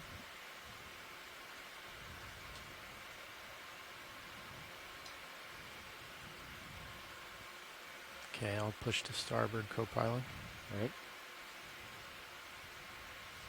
Go ahead, watch one.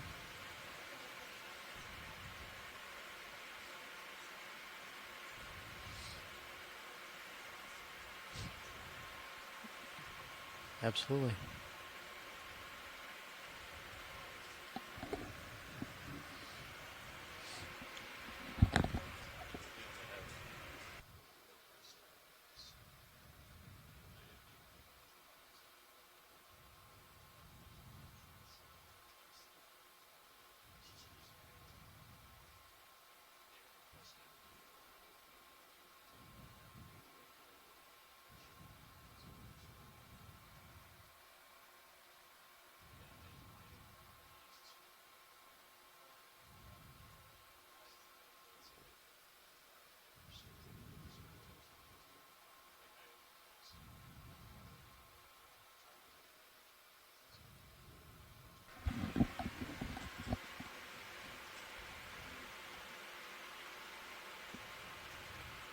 Something off to your right.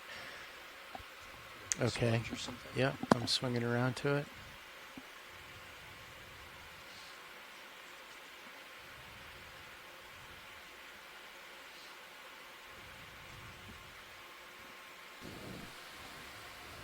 Looks like another glass sponge on this larger rock.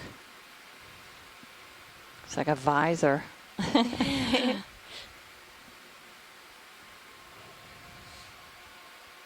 Several of those shrimp. Several shrimp in front of it.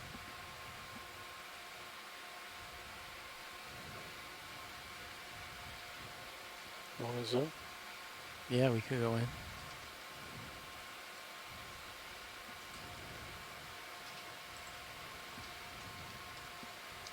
We have time, right, Nash? Yes, we're not moving. We haven't moved in about 10 minutes. No, I mean time to... Oh, yeah. Okay, full wide video.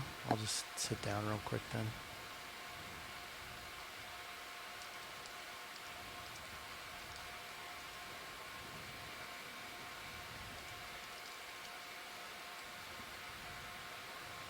Okay, come on in video. Oh, we got some shrimp.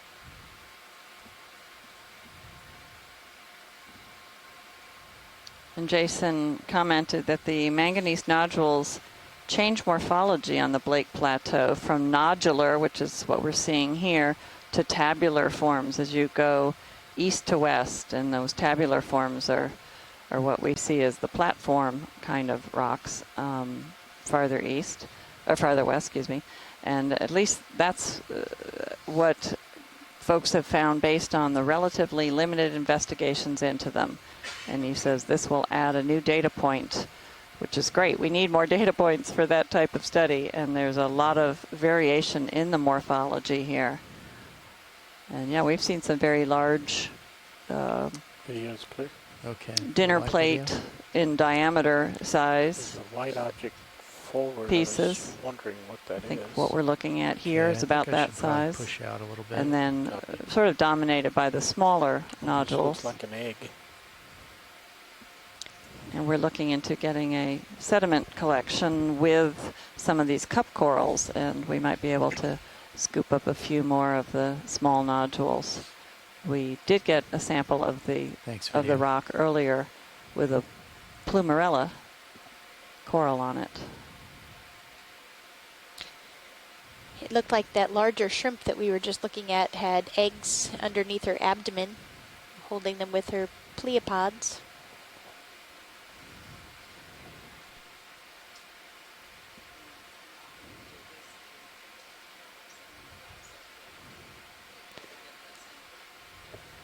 Interesting boundary here. Yeah.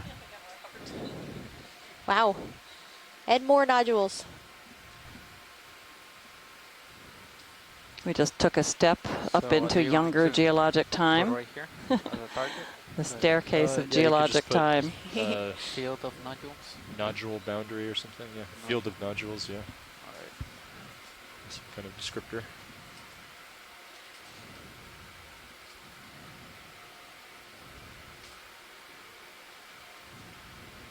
There's a few more cup corals, and should we maybe sit down here? There are a couple right in the front with a... Yeah, Pilot, just coming into the center of the bottom of the screen. Might be a good scoop sample. We could get the sediment, the cup corals, and a nodule. Copy that watch lead. And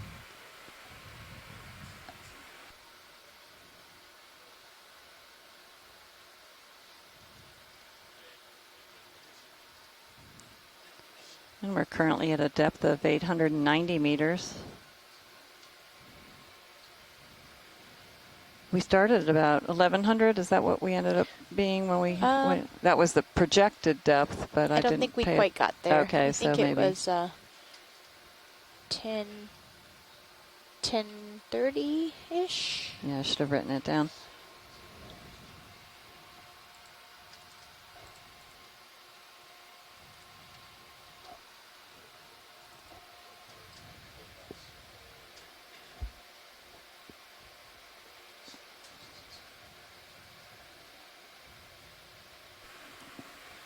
Watch lead, both of our port bio boxes are full, and using the scoop to go into the starboard box is not something that we want to attempt right now. Okay, roger that. Thank you.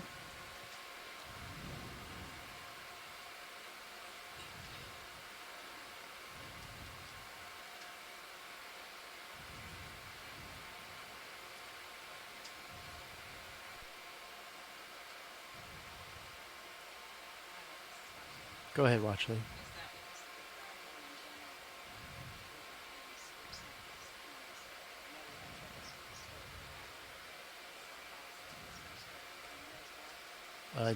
Yeah, getting the scoop into the starboard boxes is kind of a contortion act with the arm.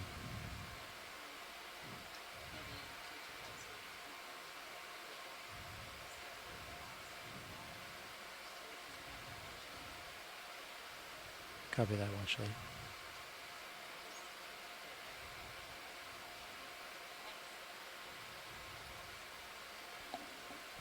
Tilting up. Oh, here's our first Bathy Pathies that we've seen in a while.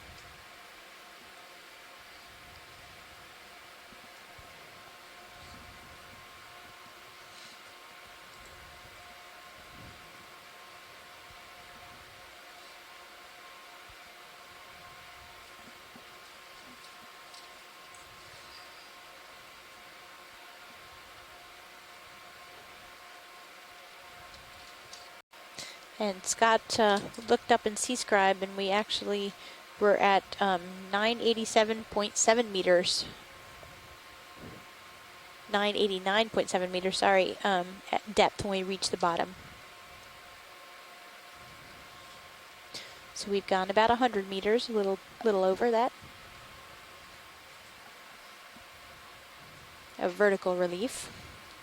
It looks like we have more to climb if we finish out this dive. That's more than even what we projected looking at the multi-beam. Right.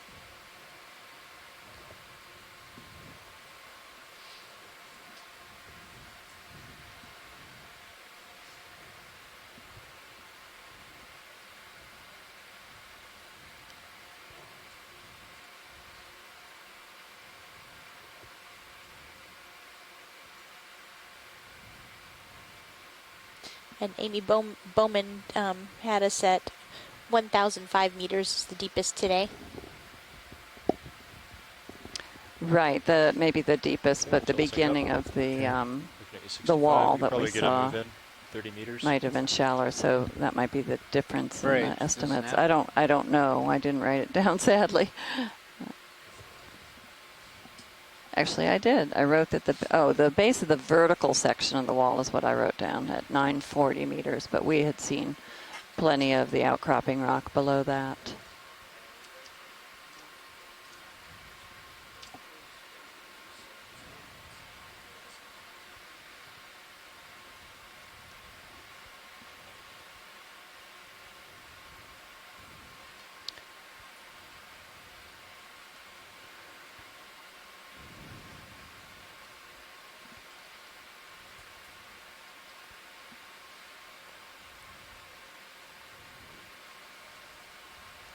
We're still hoping to find an area that is rich with the stony corals, either Lophelia or Madrepora. Mm-hmm.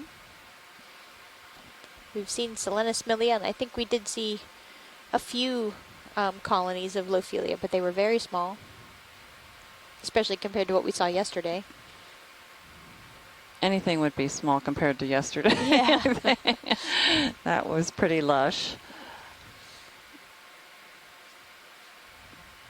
But with all of the past 3 dives, the greatest densities of these Lophelia stony corals was found at the tops of the features, highest up into the Gulf Stream. So as we rise up to the top of this steep scarp that we are calling the Richardson Scarp, we're hoping to find some of those communities of organisms at the top.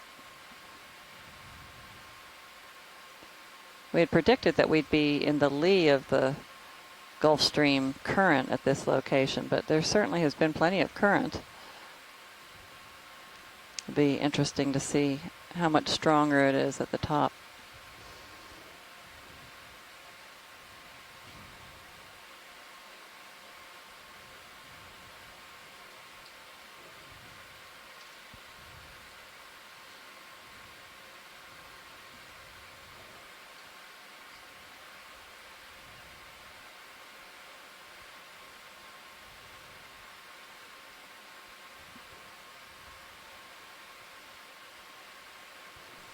I'm going to sit close and take a nice look at that coral upper right. Upper right? Yeah, sure. We haven't seen one for a while. We're going to stop and take a closer look at this coral. Looks like one of the Bathypathy type corals from here.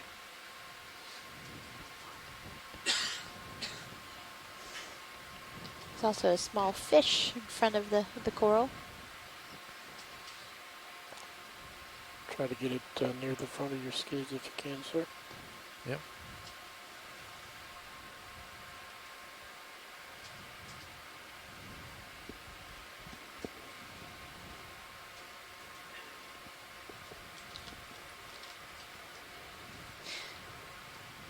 So I guess there must be either a larger nodule or something underneath that coral that it's growing Must be, on. yes.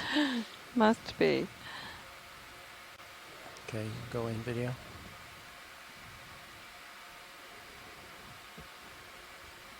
And a crinoid at the end of one of the branches of the coral. It almost looks like the base is right there and it's on a nodule and maybe something has grown around the nodule. Scott, did you say something? I couldn't hear. Yeah, sorry, Leslie, I was saying this looks like a pretty characteristic member of the genus Bathypathy. Great.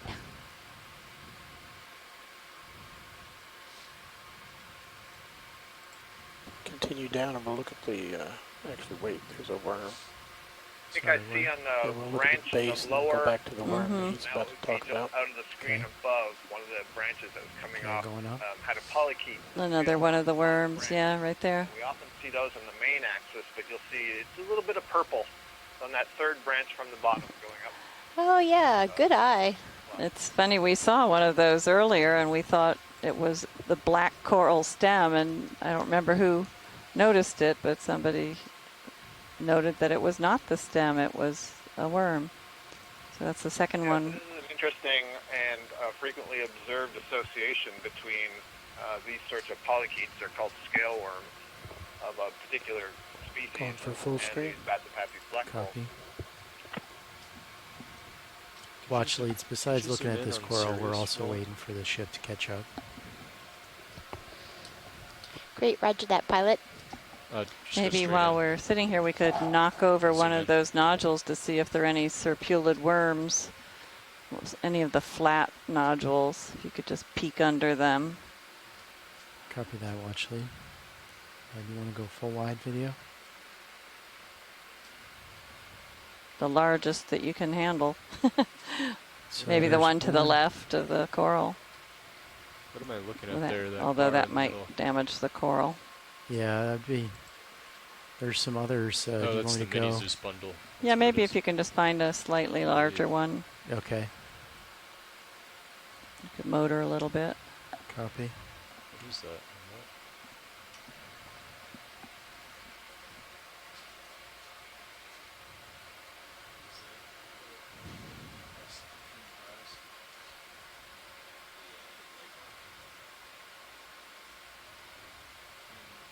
Unless we can move forward, I was just pausing since you were mentioning the position. If we can move forward, let's keep doing that. Yeah, we're still waiting. Okay. D2 is pretty far in front. Okay. You can zoom out, Roland. Thanks.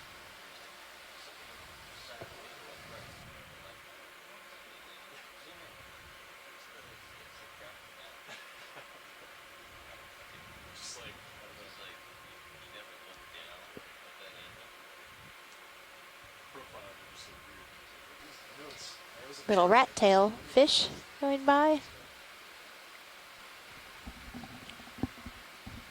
Another move after this one, co-pilot? Yeah, maybe after the shift change. We'll just keep it here for now. Copy. Copy, bridge. Move complete. Okay. Alright, we're going to do a pilot change real quick, watch lead.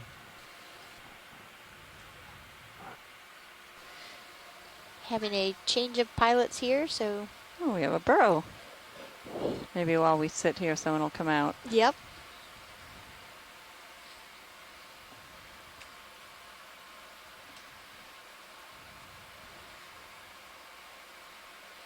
Looks like it was recently dug, too. Definitely. Dan, can you kick on the fog lights? Maybe we'll see into the burrow. Absolutely. See the difference in color of the sediments that are underneath. They haven't been coated with a little light iron staining from the water. You're right. So that brown coloration at the surface you see. Dan, do you want to wait until we are out of here or until? Iron oxides let's just in wait the seawater. for the other guys to get in. All right. I think video's clear. Looks like a snow globe.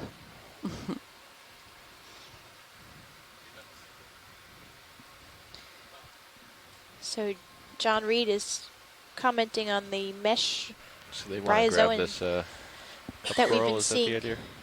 No, we're just hanging out. Andy just sat down to transition.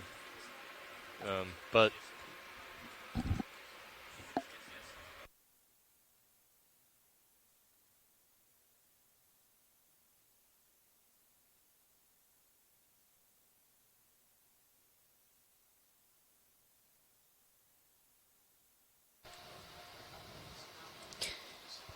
Okay, so John Reed sent a picture of that to Judy Winston at the Smithsonian, who's a bryologist special, and she said it was retiporid, but she couldn't tell the species without actually looking at the sample. So the sample will be going her way to the Smithsonian.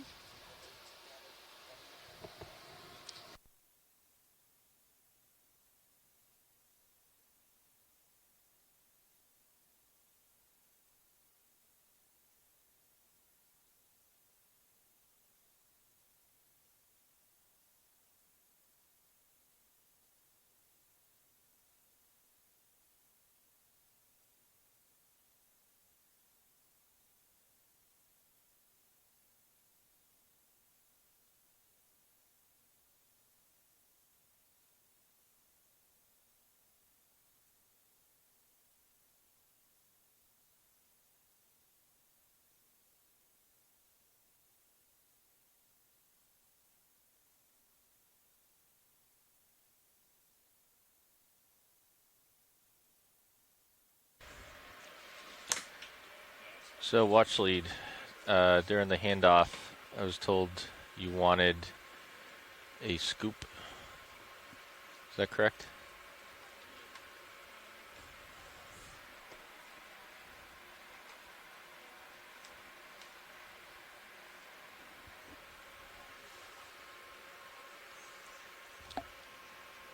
Okay. Yeah, it's up to you on whether you want to take the time to do that. It just will probably take longer than it would if I was on the port side, if I had a port box open. But it's something we can attempt if you want to use the time to do that.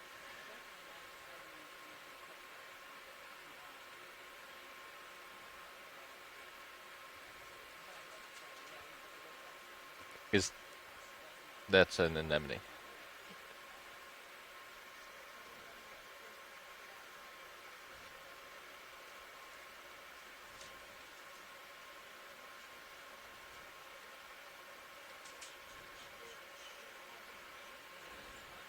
Okay. Alright. No problem. Come wide, video. Can you turn off my fog lights? Fog lights off. Yeah. The fog lights on the ROV act just like your car's fog lights. It's great. Reminds me of driving home in the middle of the night in upstate New York during a snowstorm. Saw sediment in the water? Yeah, it's really Sure bad. is. You can see it in Sirius view. Right Oh, now it's wow. actually pretty light comparatively, My goodness. except for what's just puffed in your area. Wow. Oh, I think that's an increase in the water current there. That's crazy. Like a little pulse. Gust. Wow. Sandstorm. It's gonna pull above this. Deep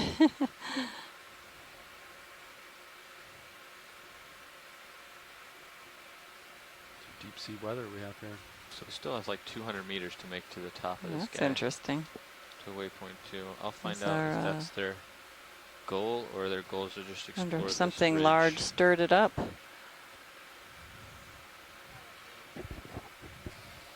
Our goal is not necessarily to make it to that, but to do more exploration as we go. So I think we're making some pretty good progress. Okay, copy that. Crab. The crab on the right. That's a lot of... Yeah. So I'm just gonna keep my head into the current here, Levi. And your fog lights are off right now? Oh yeah. Oh. Yeah, look at See Sirius. rock on your right corner. That's your starboard side. Yeah. Got sonar returns over there. Sandstorm. I was going to say, this is what we call sediment transport. We're seeing it happen. Looks like a little Ophelia just off the screen down the bottom. We have about an hour and 20 minutes or so on the bottom as of right now. Copy that. Our moves have been towards the 270 direction, it looks like.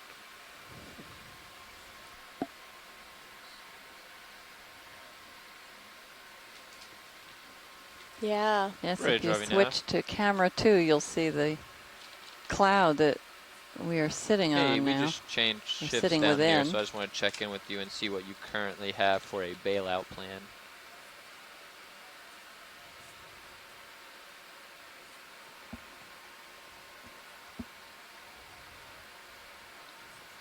I wonder if this is just because we're nearing the top of the ridge, and this is just the Gulf Stream's effect of whisking currents across that Great. very Yeah, flat we'll just keep the same surface at the top. And it's cascading over the Would you edges. agree that it's around 2.1 knots, or do you think it's a little bit higher based on the readings up there? Copy. You want me to keep the skids in this angle or push past it here? I would keep them for right now. I'm using them to sort of... Let's do a quick zoom here, see if we can see anything. We collected one of those. Yeah. Alright, come on out. See if we can get a little bit above this. Keep moving up slope.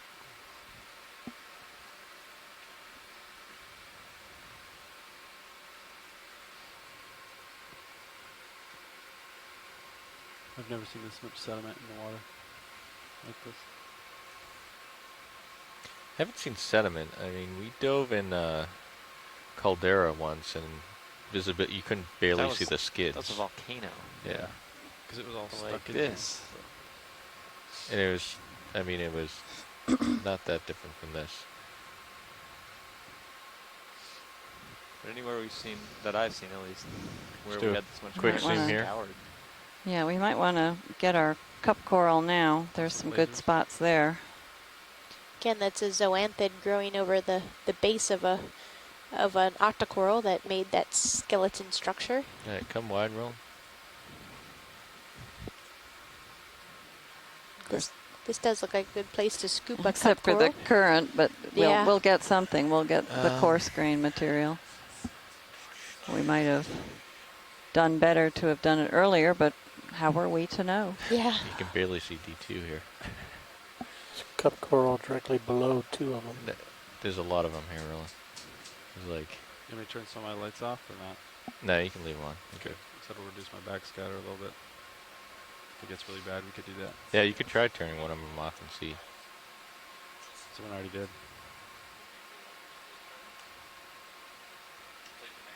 Yeah, that's a pretty strong current coming at us. All right, let's fire up hydraulics here. Hydraulics are up.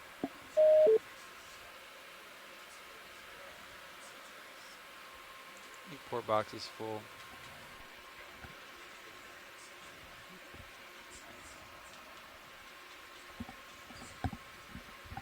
So we gotta go. You bring the starboard wing in a little bit.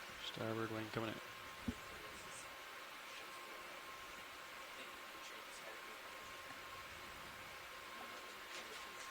That's good.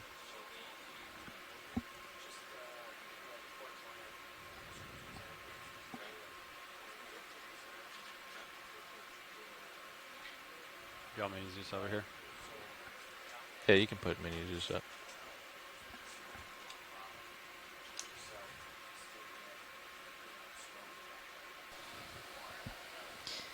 So we're setting up to take a sediment scoop, cup coral, and maybe nodule collection, trying to get a whole bunch of things at once, try to maximize our space that we have to collect samples. But as we're doing this, Mike Vecchione from the Smithsonian, who's our octopod specialist, cephalopod, he was able to look at that video that we saw of the octopus just a little while ago, and he said it's Grenelodon varicosa. And he said that that's actually, we've seen a lot of them on the Okeanos in the past when we've been on this east coast.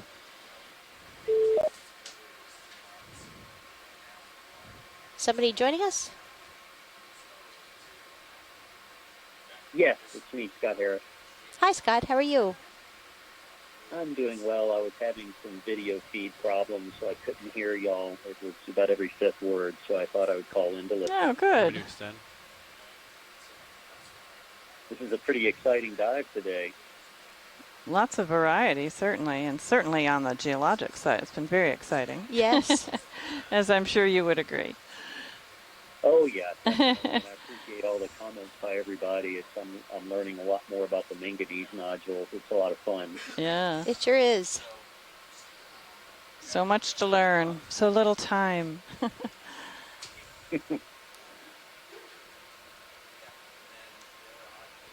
right, bring it out. Standing drawer.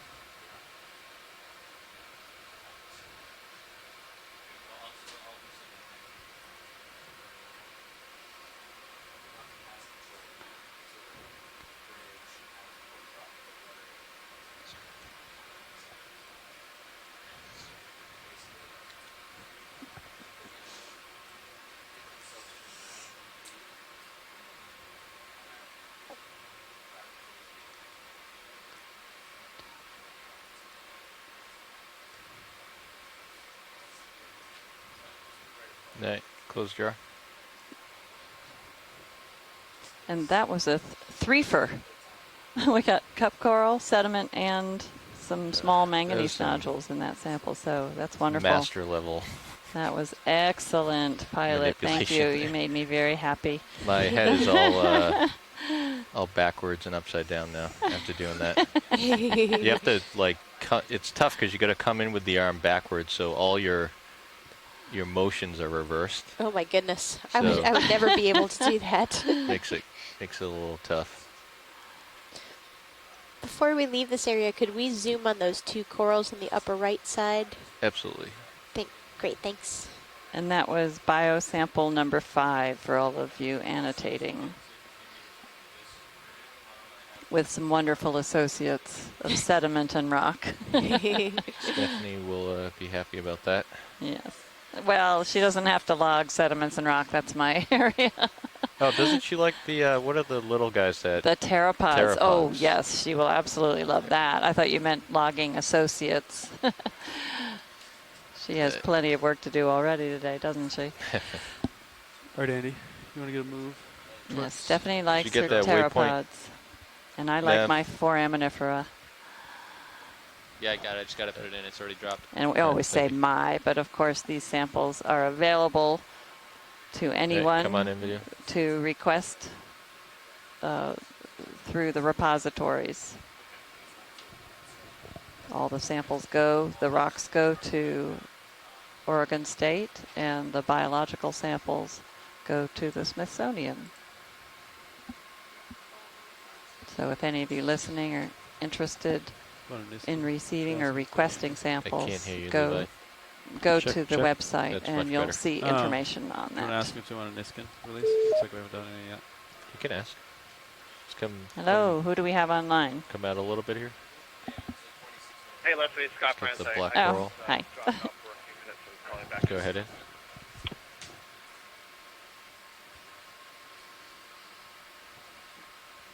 Got hermit crabs on the... Looks like part of that is live octocoral, and then the bigger yellow polyps are actually zoanthids. Then we have an amphipod on the octocoral, and then a hermit crab on the right. Hermit crab's holding on for dear life. Yeah, those hermit crabs really get into some crazy Kopal, you said you wanted to predicaments. move? Yeah, must be worth it. Yeah. Okay, we've been moving about 270. You still like that? Oh yeah, there's just a little 30 meters. 20. little snail, 20? gastropod above Okay. on the opposite side. Wow, good eye. That's the tiny. stalk. We have any, hydroids on the left. Water samples yet. We're ready to drive you now. Hey, we're ready to get a ship move in there. 20 Hop on meters the at front canvas 270 for that coral. degrees, 0.2 knots. Good copy. I didn't copy you, Roland. You want to turn on the front lights for the red coral? You're gonna get a lot of backscatter, but you can go ahead and try it. It'll light this up nicely, though.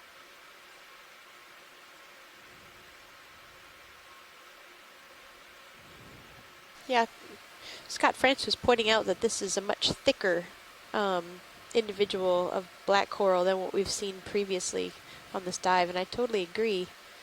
It almost looks like some of them aren't planar either, some of the branches. I try the still camera, Josh. Sure. It's probably overfed in this current, so it just has to keep growing. That's pretty good. Copy, thank you. Let's come on out, Roland. And Les Watling is commenting that the coral behind it, the original coral that grew there, was Acanthogorgia, and that all of the yellow guys are zoanthids. Okay, video's clear. Pilot, I think we need to make some headway up this next slope that is in front of us, I believe, or should be. Turn those lights off. Good copy. So we just put a ship move in. Okay. So we can keep the ship moving. Okay. And then we'll be able to cover quite a bit of ground that way. Yeah, and You guys want me to add to the end of that move? we have about an hour and 20 in. 15 minutes Sure. left. Well, as we get to the end, you can tack on some more. Okay. I'm not sure what the terrain has been like around here, but I think it was like a 50-meter cliff just when I was here, and then it probably leveled off.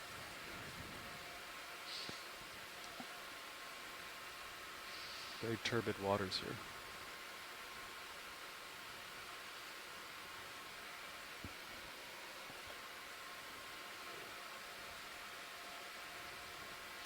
We're now at 883 meters.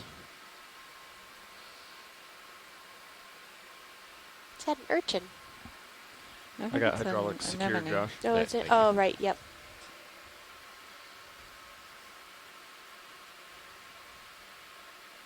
Just gonna take a look with my sonar here. Copy.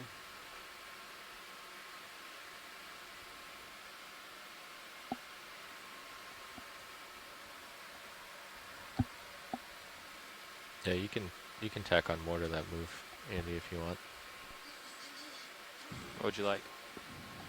Whatever you feel comfortable with. Okay. Another 20 maybe? I don't know. Yeah, 20 is fine. An additional 20. Yeah.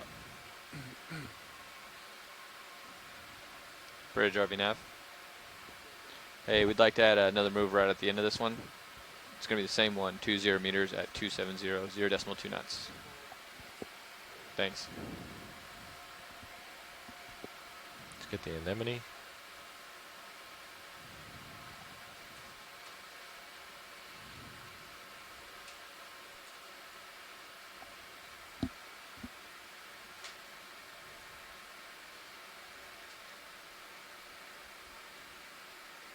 It's a nice look at that thick slab of manganese, or what we are thinking is manganese. I bet you most people were looking at the anemone, but... No. Can't imagine that. It's a beautiful contrast. Yep. The black and the orange. And a couple of squat lobsters, one on each rock, I see.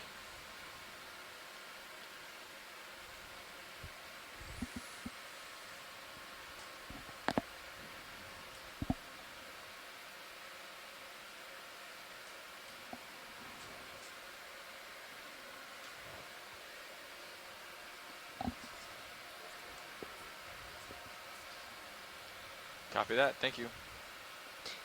We have just about an hour left on the seafloor.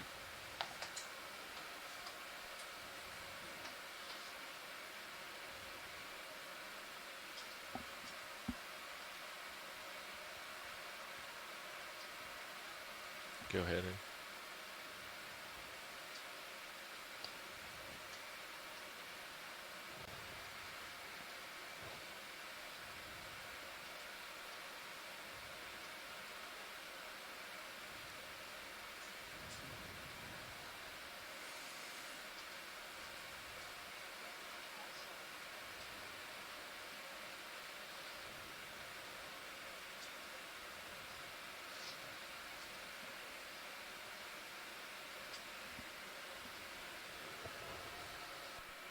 get this smaller fish here.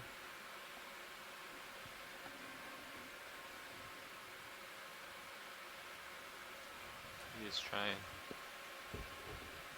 He's caught in a couple eddies.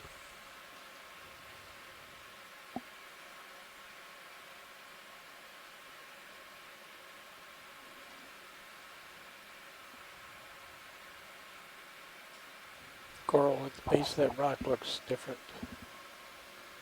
The dead one? Yeah. You can go in. Unless it's a sponge.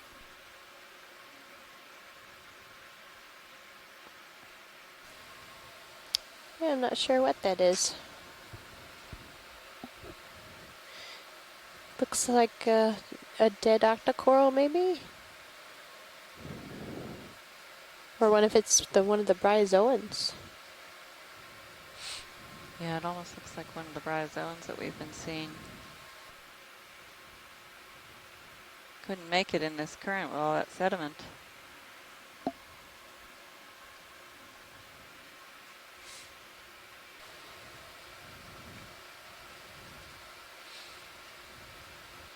Looks like we have a bigger octocoral coming up in the distance. And another crab on the left, maybe a lithodid crab. We've had requests for very good crab videos from the editing team. Okay. It might be tough in this. If we could just have the sandstorm agree with us here. Yeah, go ahead, Roland.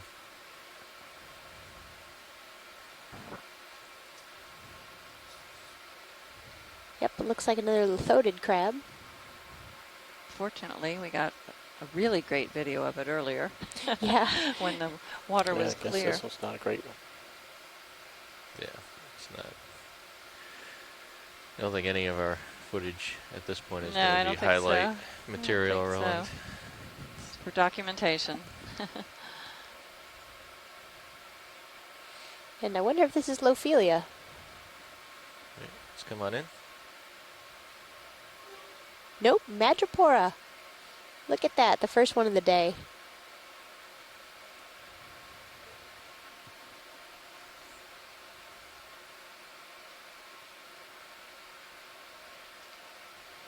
I think we might have seen that with the Lophelia, the one while you were at lunch. Thank you. Oh, okay. There was just one little patch of them, but that seems so long ago now. Yeah. we traveled far. Oh, there's a squat lobster in there. Lots of barnacles. Looks like maybe a Europtychus if it's blending in well with that color of the orange Madrepora. Gooseneck barnacles and a hermit crab or two. You see a nice gastropod Looks like shell. it was cleared for a second. And the hermit crab, of course, most here. of the shells they use are Okay. gastropods, but that particular one looks different from some of the ones we've seen. The Venus flytrap anemone. And then a regular anemone, unless maybe, is that a Venus flytrap or is that just one that's folded over in the current? It looks like a Venus on the left, On but the left. not on the right. Right. Yeah. I mean, correct. Correct. Yeah. Left, right.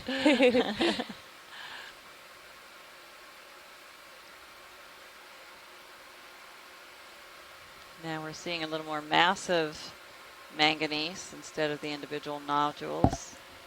We saw this a little bit when we first started seeing them at the top of the scarp, or a little rise in this whole larger scarp face.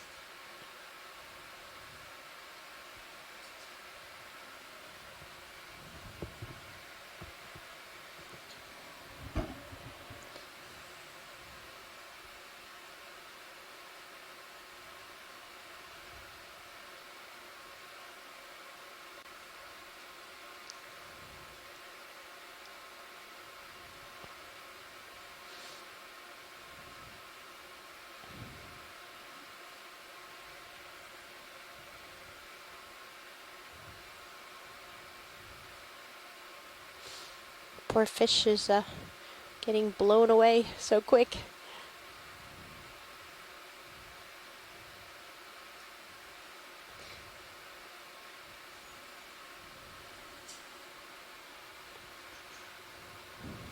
Could I call another 30 meters, Andy?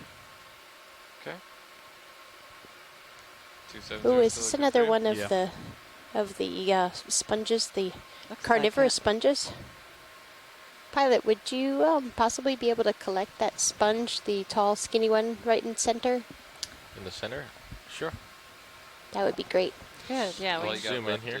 talked about it and then we didn't see any more. We haven't seen any in a while, but we saw a lot of these at the beginning of the dive, probably until about at least the halfway mark. So I think this would be a good representative of the site and one that we haven't collected so far this expedition.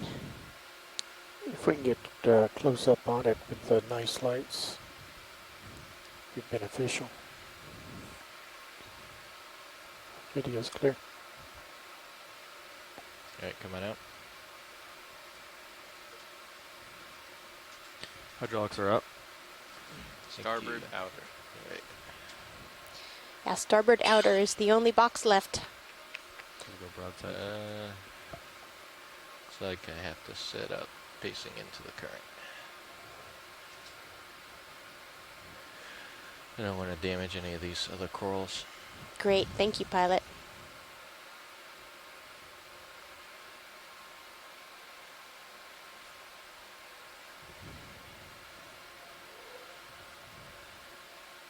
we can kill lasers.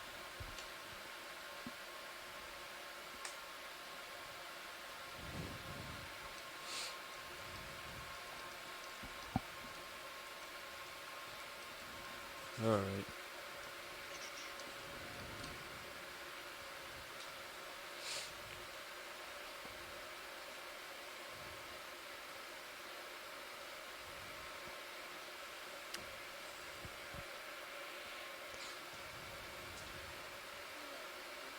That's not gonna hold. Were you trying auto XY? No, I was trying auto heading, but at the back of the vehicle was touching before the front, so it was just spinning me around. Let's see if this will work.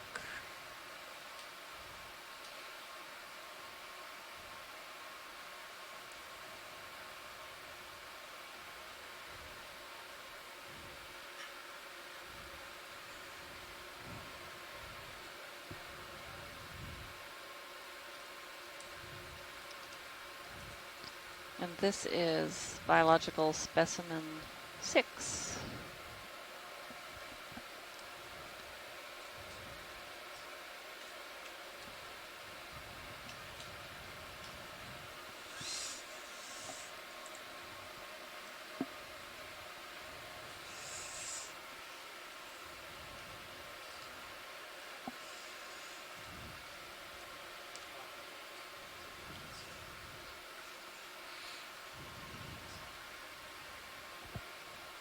Again, it's smaller than once you get the manipulator in there, you realize it's a little bit smaller than I was thinking.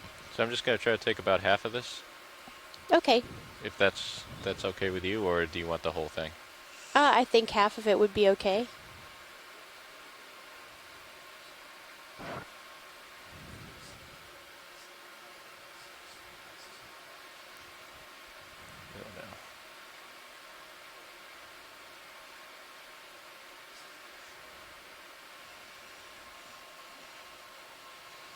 Great.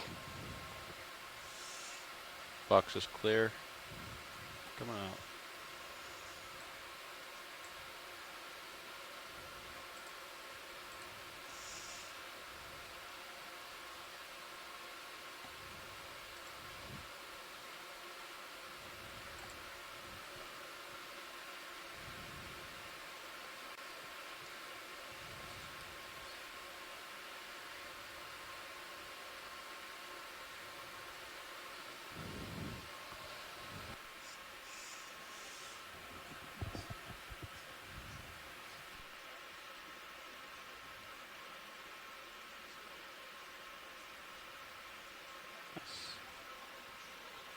Stand by. Alright, all clear.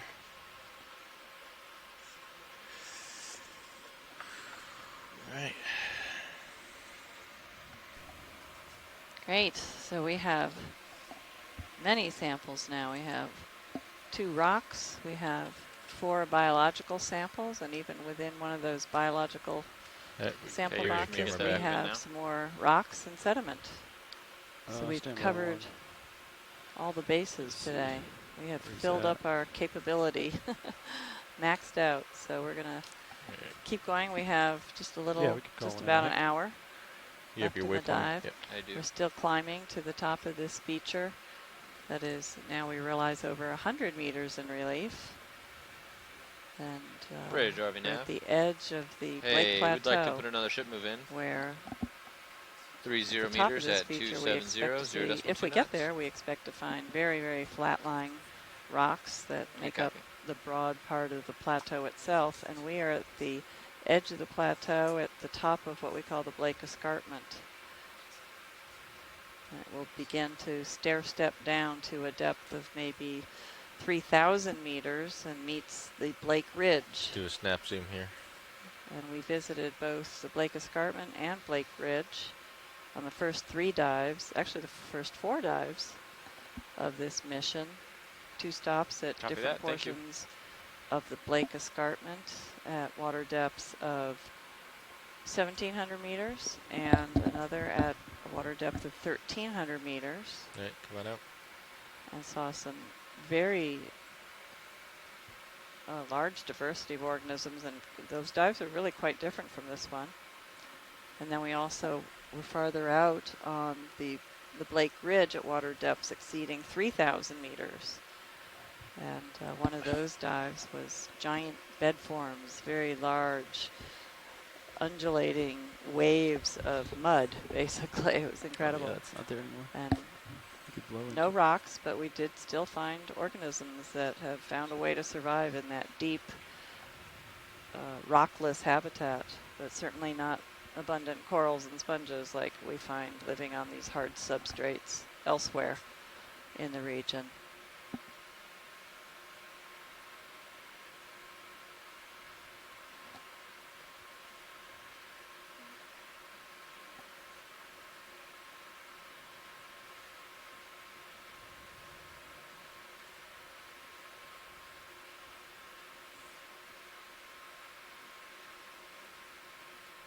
A little more sediment cover here.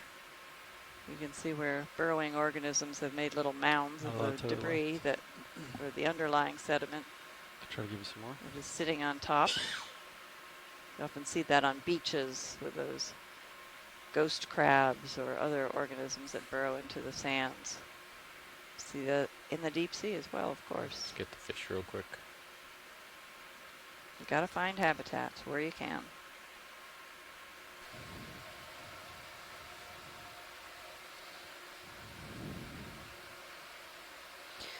Scott France was pointing out that they collected one of those carnivorous sponges in the Gulf of Mexico on the Okeanos EX1811 cruise, and it was Chondrocladia. He thought that it might have had zoanthids on it, but then looked back and it did not have zoanthids, but had 2 polynoid polychaete associates and an ophiuroid brittle star. And that was from 734 meters, so we are almost 100 meters deeper. We're 877 meters right now.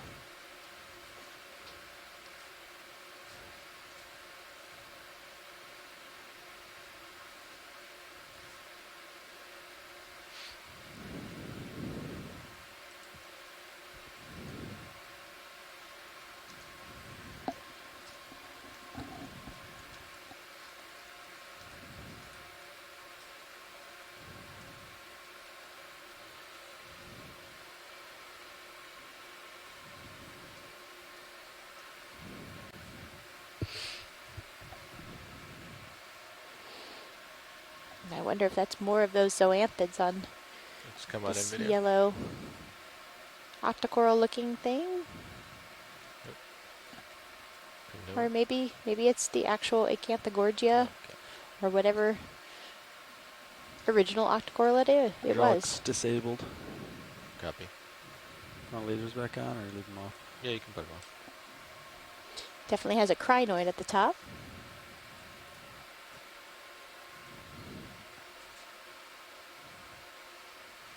Getting a little closer for you, Roland. It looks like another blade of seagrass on the rock to the right, and then behind it also. We've seen a few of those. Yep. Not stable enough. Ooh, that's a pretty view. Am I tugging you? Maybe. What was that, Roland? I said it wasn't stable enough. Yeah, you can come in now.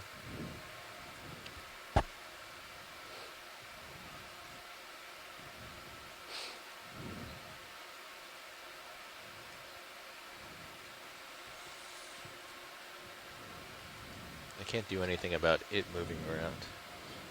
So this might be Paramaricia, not Acanthogorgia.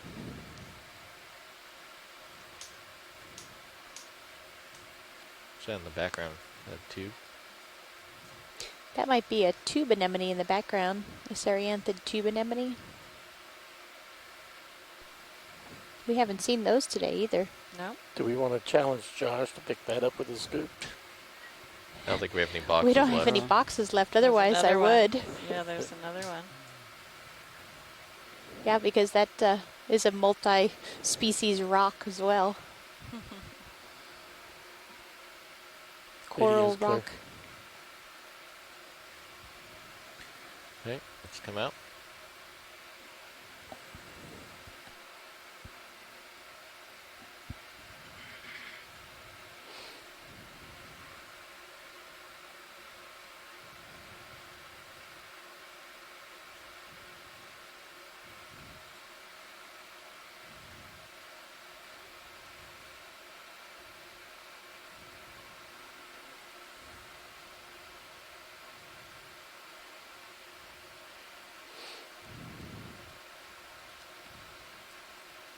Another cutthroat eel.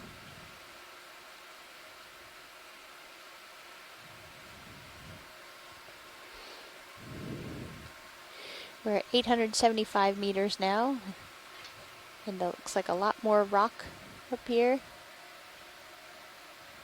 We should be nearing the top of our feature here.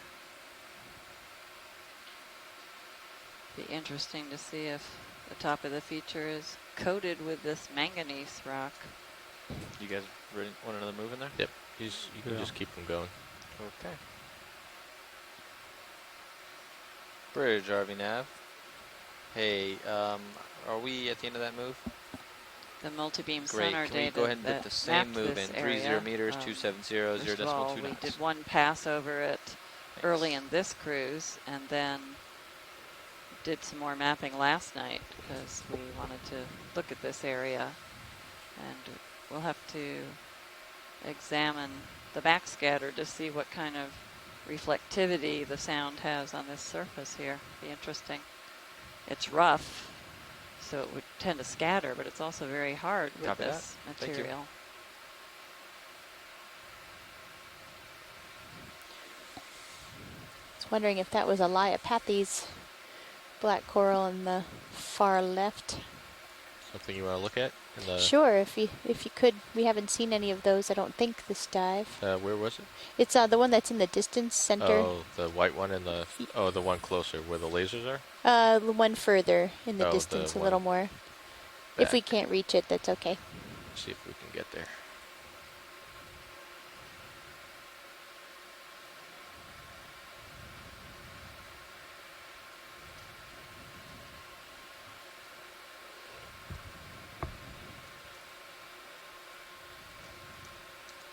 Yeah, go ahead in. This one?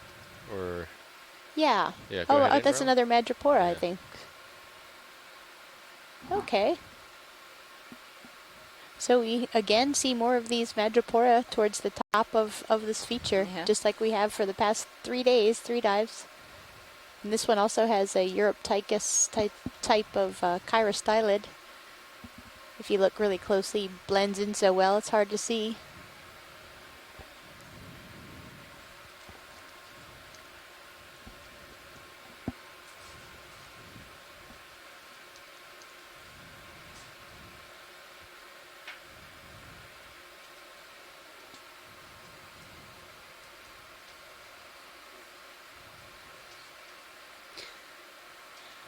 Yeah, it does look like there's something else on the kind of center backside, some other and purple polyps.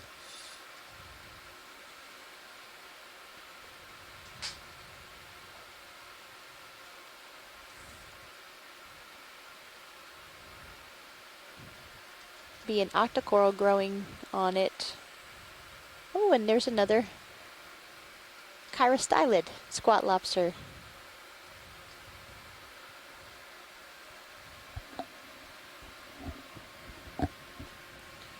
Okay, let's come out.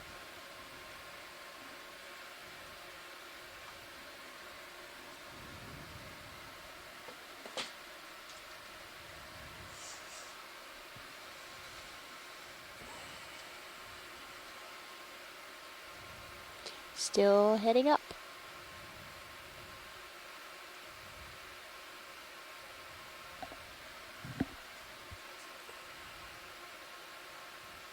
Maybe another Madrepora.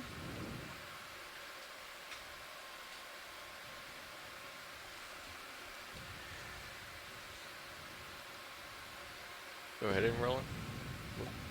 Kula mana mana. That's a great Good job.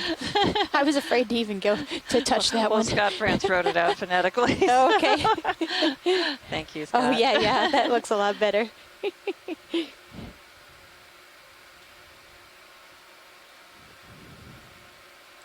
like a Hawaiian name.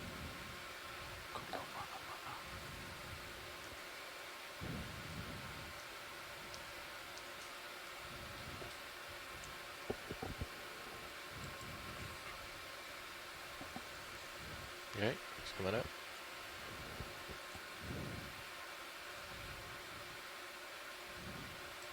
Let's get the fish real quick. Oop. Nope. Not cooperating. We've seen very few of the urchins too, like Yeah. we saw under the Gulf Stream, the pancake urchins and other, and even pencil urchins we haven't seen. I don't know if we've seen any today. Well, if we're talking about things we haven't seen, it's pretty rare to have a dive where we don't see bamboo corals. We've Yeah. seen so many of those over the last several Interesting, times. yeah. Bridge RV-NAF. I don't believe there's been a single one today. Yeah, I don't remember I think seeing you're one coming either. to an end of that move, correct? We're sorry, Scott. Okay, let's go ahead and add another 30 meters. I'm sniffling here in my office. I know. Well, I was kind of pouting when we hadn't seen a rock in a while, so. But at least I always see sediment, so I'm happy. Another glass sponge. We actually just passed over, it was lower right, we don't have to go back, but a pinkish coral that may have been something different.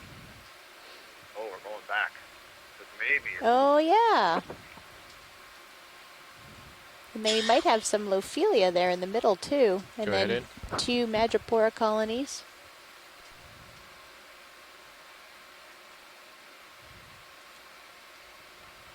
Is that a Bathypathes is laying down?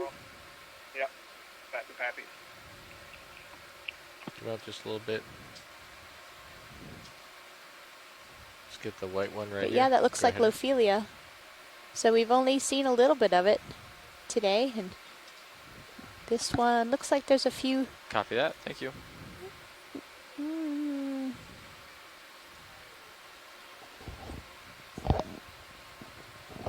How's that? Is that any better? Okay. All right, it's coming out. It's a cool shot of all the lights on D2. Yeah. You see the light pool from each one, each bank. Yeah.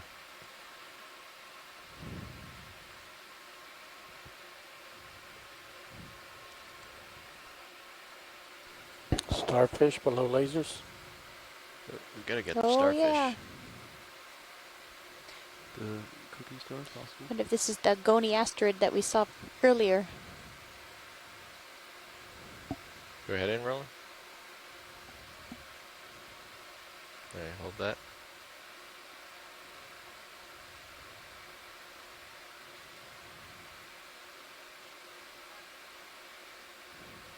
All right. I just tallied that we've had 35 visitors contributing to our chat room today. And we want to thank you all for joining in and giving us lots Right, of go ahead and take. information, sharing your knowledge, giving us your ideas.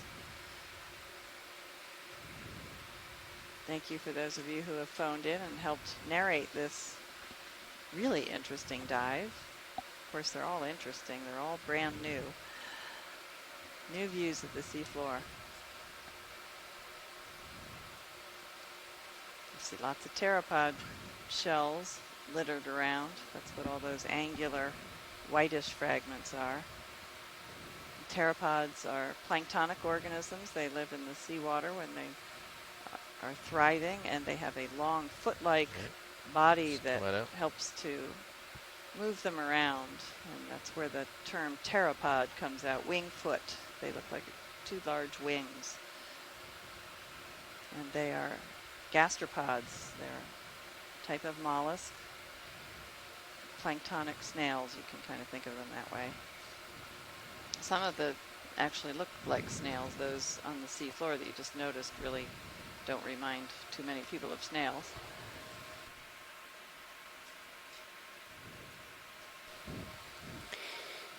and the scientists in the chat room have been talking about the zoanthid species that we might be seeing on the skeletons of former octocorals, and there's a consensus that we really need to collect them in order to be able to tell the species, that it would be just about impossible to do from video. But there are some zoanthids that might be specific for living on certain species. And then Andrew Quattrini, oh boy, this is a fun name, Buligomi zoanthus Emily, might be the zoanthid that lives on Paragorgia, the bubblegum coral, like we saw before. That's a mouthful. I think the chat room just challenges us more and more as the day goes on. Just making up words to see how we pronounce them. Or how you, I don't even try, so.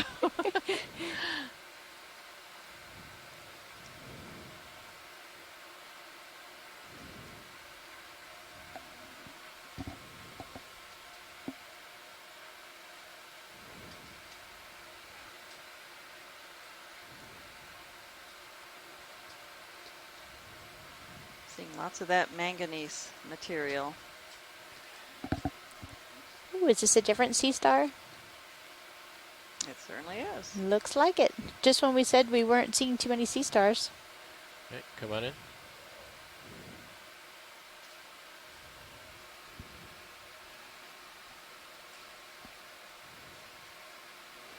This one's hanging out on one of the manganese rocks.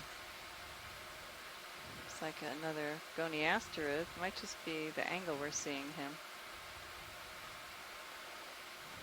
Wonder if that's the orange one that Chris Ma was more interested in yesterday.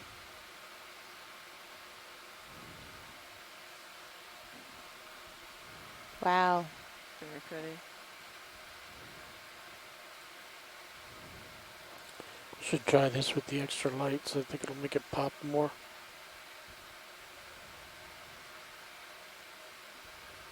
It's like Come about back in tight. 10 centimeters across, maybe? Can we turn on the extra lights? Sure, go ahead, co-pilot. Lasers are clear.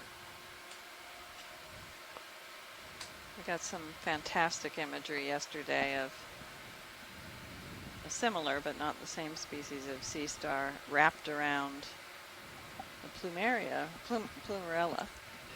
Is that what it was eating? Is that what we decided? Yeah. A plumerella. There's one species that was always on plumerella. Yeah, we saw it in 3 different settings, feeding on the plumerella. And we got some really great footage. I think one of the still shots or the frame grabs from that video will be posted on the web shortly, if not the today. dark I orange don't know how thing long at the it bottom? takes to get from the ship to the website.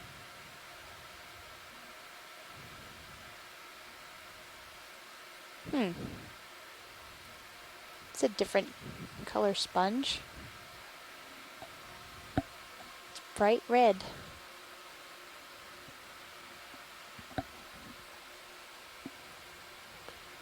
Okay, video's clear. That's a new sponge for the day. Yeah. I don't think I've ever seen a sponge that color in the deep either. Pumpkin colored. Come on up. Hey, this is Chris Ma. Hey Chris, how are you? Good. And we're still I at see the that you're sea having star. a nice run of cookie stars today. Yeah, so is this that one that we saw yesterday that you were more interested in? Oh, I think this is a larger variant of the one that you've been seeing all day. Oh, okay. Yeah, actually, the close-up helped a lot, and I'm really appreciative of that because the detail from the video was exceptional. So thanks, Roland. But yeah, this is another kind of large cookie star called Peltaster placenta, and without getting too much into the minutia, one of the ways I can tell that is because of the presence of different types of plates on the surface and the fact that they're covered by granules.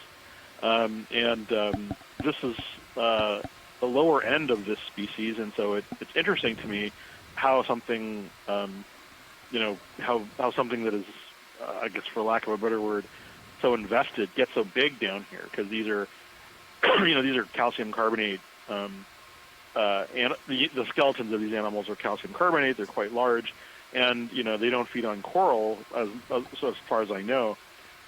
Maybe they're feeding on something else, but that's a pretty big animal, and some of the ones that we've seen in the collections get quite large as well. And this is nearly 1,000 meters, so it's an interesting animal, and like I said, it occurs widely.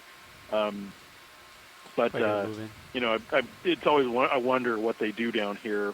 Whether or not they're just some kind of You're ready for another one? Your swing's not out yet. just sort of a random predator, or feeding on some of or they're scavengers or something else. So it's one of those mysterious things that we know they're there, but we'd like to know more what they're doing. What they're doing, yeah. Yeah, precisely. So anyway, excellent video as always. Yep, that sounds great. I'm grateful for stopping, and and hopefully more will turn up in the remaining part of the dive. I realize you want to flash that's them, Andy? narrowing. So yeah, we only have about a half hour left, but hopefully we'll see some more sea stars, and we'll be able to talk to you again, Chris. Let's get this guy Thank floating. you. Thank you. Swimming by. Is there off bottom time? Oh, that's ink. Was that a squid somewhere then? Yeah. We need to start setting up. If I could count the number of times I've been fooled by squid ink. Copy that. Squid ink. So we have finally reached the top of this ridge, it looks like, from our high pack, and sort of verified by very flat here. I don't see anything on the horizon in our sonar. At 872 meters. Yeah. So we were hoping to see some That is going to be the highest point all populations around. of corals. Mm-hmm. This is a little different. 10 more meters. Let's do a snap here.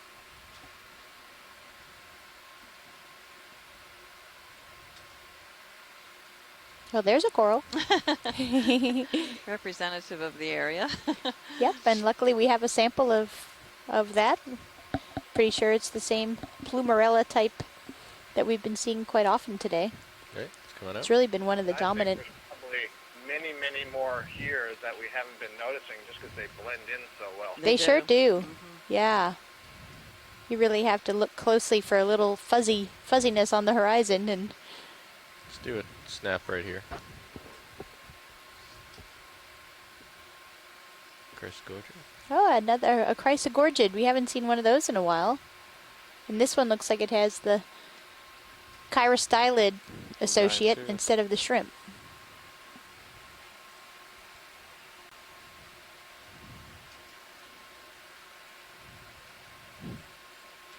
Right, it's coming out.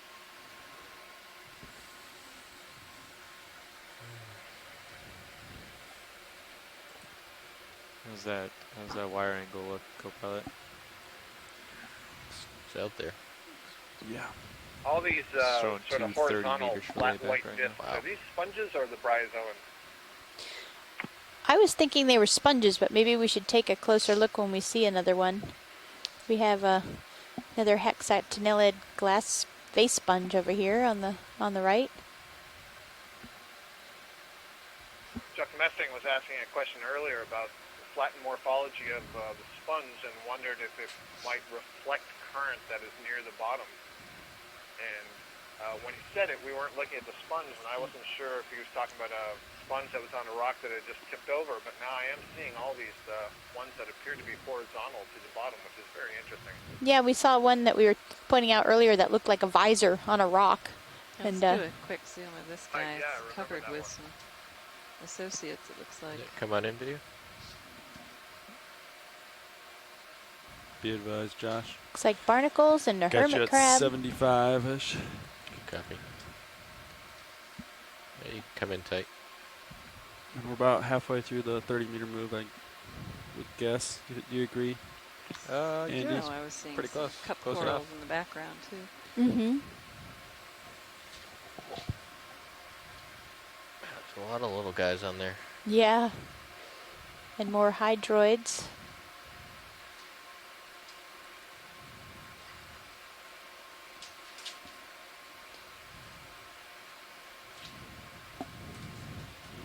Whenever there's something left behind sticking up in the water column, organisms will use it. Okay. If you're happy, we can move on. Watchley. Good. Looks great. Thanks. It looks like another one of the carnivorous sponges in the background there.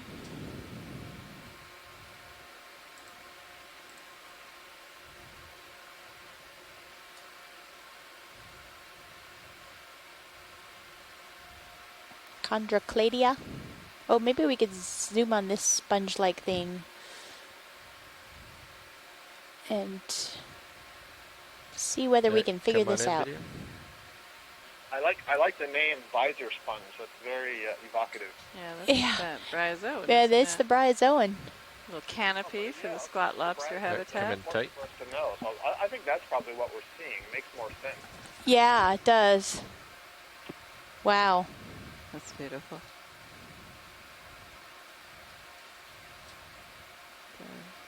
Scale worm on it.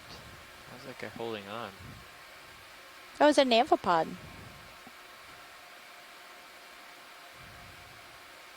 Or an isopod. Maybe an isopod. Isopod.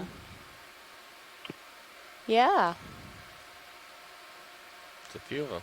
We're still hoping to see that giant isopod. That right. Roams the area. This would have been a good area for him. Yeah, definitely. Looks like another isopod on the lower left, and then, of course, the squat lobster underneath, and pteropod shell on the seafloor, lower left. Yep. Okay, let's come on out. Get quick lasers.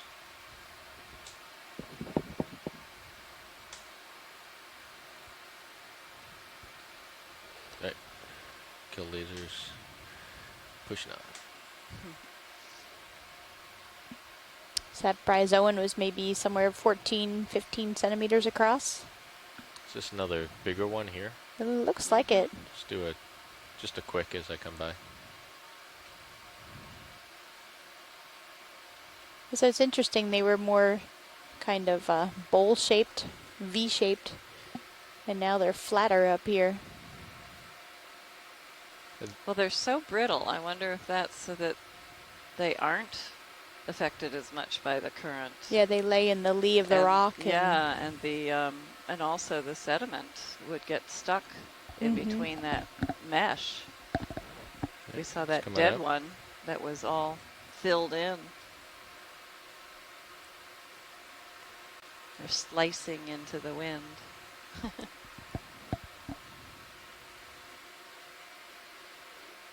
Or in this case, current. Yeah.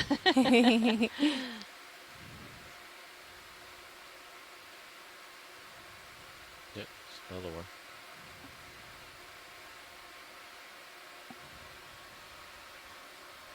one. What is that white? Looks like one that had deposits sitting on top of it. Okay, it looks pretty large. It is large. Yeah, come in partial. Maybe it's something different. Nope, it's the same thing. And it definitely got buried with sediment. In the middle anyway. Yeah, it looks almost like new growth. It's more transparent. See how it's thicker where the sediment is? Maybe that's new growth.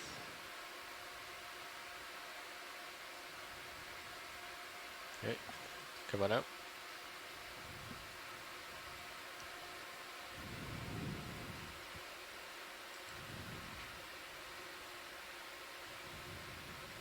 Reteperid bryozoans. Yeah. I think that was Julie Winston. Is that her name? John Reed had contacted somebody. Yeah, I don't recall who it was.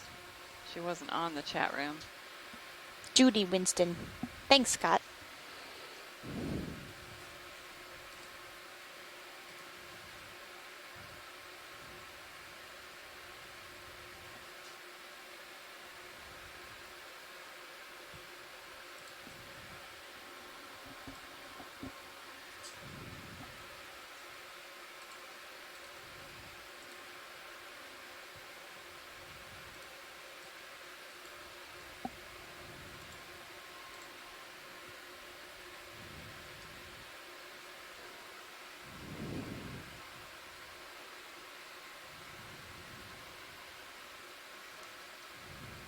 All right. Ready for another ship move? Yeah, I think so.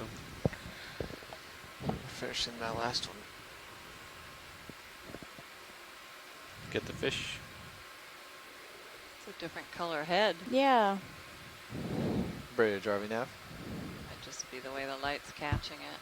He's gone. Coming wide. Hey, are you coming to the end of this ship move?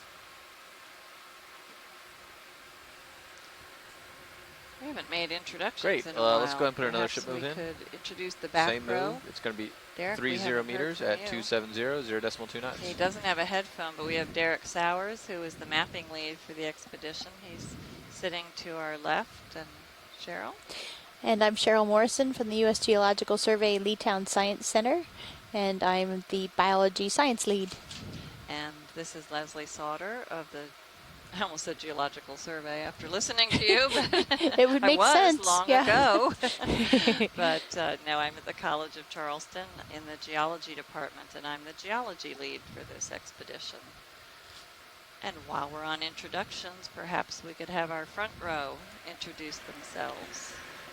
Hello, this is Josh Carlson in the pilot seat piloting the ROV D2.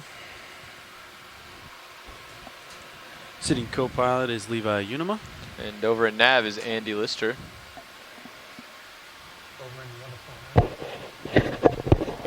Sorry about that. It works better with the microphone. Over in the other corner, Bob, not on video.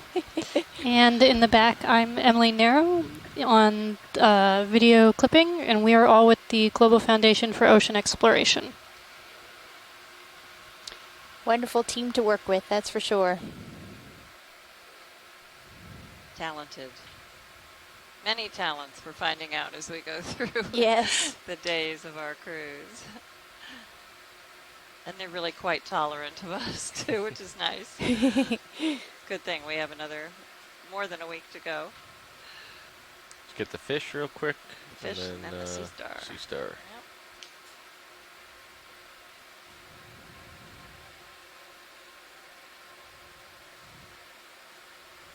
Good.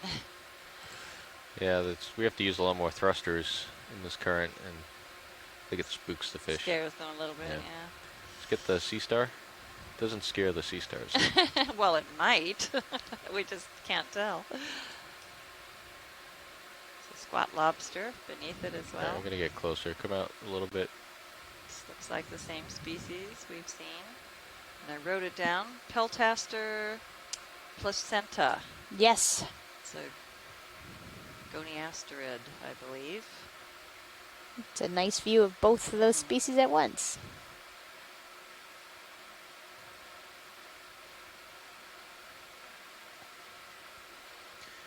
All right, come on in tight on the sea star.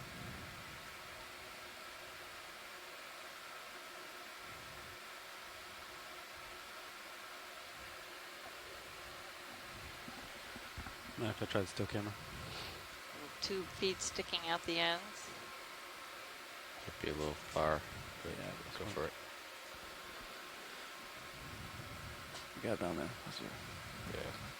I'm sure Chris Ma will be looking at all the different substrates that we've seen these on now. I think this is our fourth one today, and I think a few of them have been on rocks. He was saying that they might eat the organisms that are living on the rocks. Get lasers.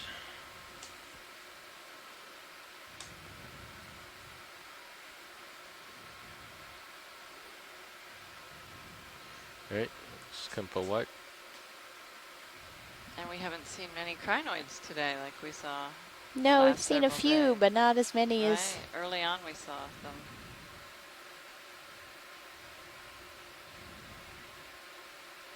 Crinoids and urchins are definitely more sparsely snap the fish populating this area. And Andrew Cotrini said that was a cusk eel we were looking at, this guy here. This is, oh really? Manometopus. Good. Okay, coming out. Manometopus. Make that into a song.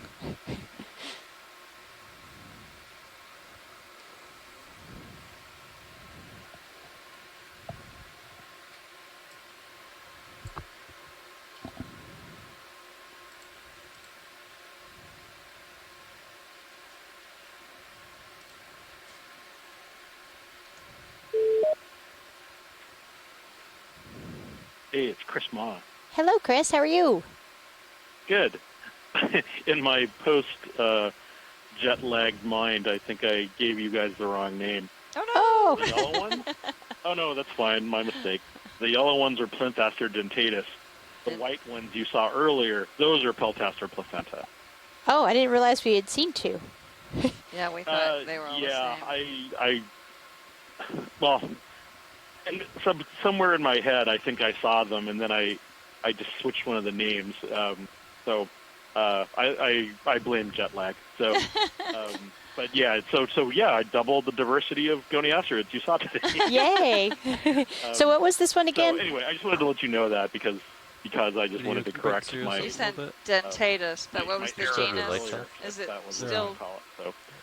But yeah, two goniasterid species. Can you give us that the new name again? Sure. So I just got my rotator the new up at one, the 17, yellow so one, is you're pretty far out. called Plinthaster. So It's out of my light pool. Yeah, I'll add another 30 at the end of this. And then dentatus, like teeth. We're still moving. Whereas the other one is the white one was Peltaster. Bridge, driving half. They're very similar. We add in another appearance. 30 meters on at the end of this move. And even though I can tell them apart pretty easily, sometimes I switch them up in my head. So. Well, I didn't even know they were different, so that's They're great way ahead of us. information. Well, you guys are doing great, and look forward to seeing everything that I think you guys have more this weekend. So I'm looking forward to all of that. Yep, tomorrow we actually have an How are you archaeology today, dive, co-pilot? so Pretty light. it will be a little bit different. Your Hughes. But I hope pretty you'll light. tune anyway Yeah, and pretty low. Only got tune in, 7 and we'll have a lot more coming up next week.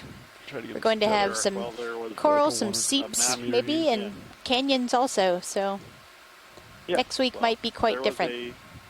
Yes, well, there was a shipwreck back in the Pacific that was covered with persingate. So I look forward to all of these things. Uh-huh. Who knows what we'll see. This is Anyway, true. I'll let you guys go. I know you're wrapping it Canyon's up. gonna be fun for have you a good guys. one. Thanks, you too, Chris. Happy Friday. Bye-bye. We Sheer heard it's cliffs. Friday, although we don't really We've done that. know out here. It doesn't matter. Yeah, seamounts. I don't think there's Oh, a happy hour at the yeah. end of our day. But they just for the whole dive. But on Sunday we have the ice cream social. Those are great, and if you're lucky, you'll at some point during the cruise they'll get to have you guys test flares. Was what we did when we were out there. Oh wow, that sounds like fun. Yes, I'm not sure if there were any left after we were done with them. You had a little too much fun with them. Yes, well, there was. It took me a little going, but that was one of the more memorable moments of the cruise. Was having the first flare I've ever launched off of the deck of the ship. So. Oh, that sounds like fun. Well, the ice cream was fun too. So. Yes, definitely. My best to everyone. I think that was Josh at the wheel. So. Yep. Hello, everyone, and I'll catch you guys later. Great. Hey, Chris. Thanks, Chris. Thanks, Chris. See ya. Bye. Let's do a quick snap here. I think it's the same thing we've been looking at.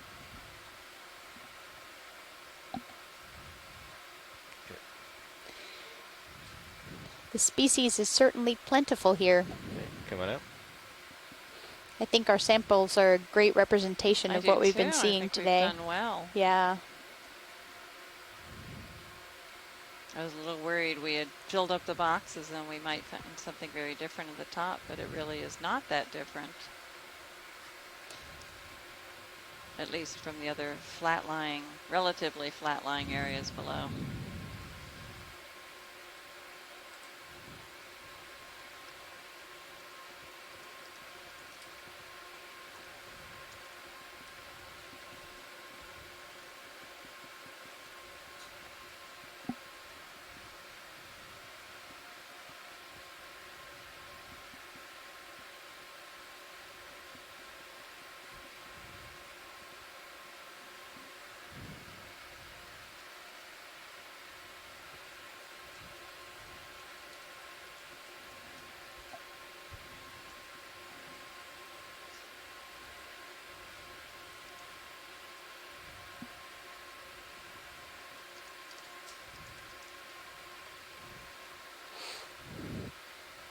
Yeah, so Scott France and Chuck Messing were just talking about seeing some similar bryozoans on the Miami Terrace, but much smaller. And Scott France said that he hasn't ever seen bryozoans at the abundance that we've been seeing them today, and I would totally agree with that. They certainly do seem to love it here. Oh, but Scott is, he's probably very sad the bryozoans are replacing the bamboo corals here. But we've made Megan McCullough happy. Right. Might be the end of your tether. Yeah, I'm out at the end. Ooh, that's Get a the fish real quick. tiny eel. And fast. And fast. Disappearing up into the black.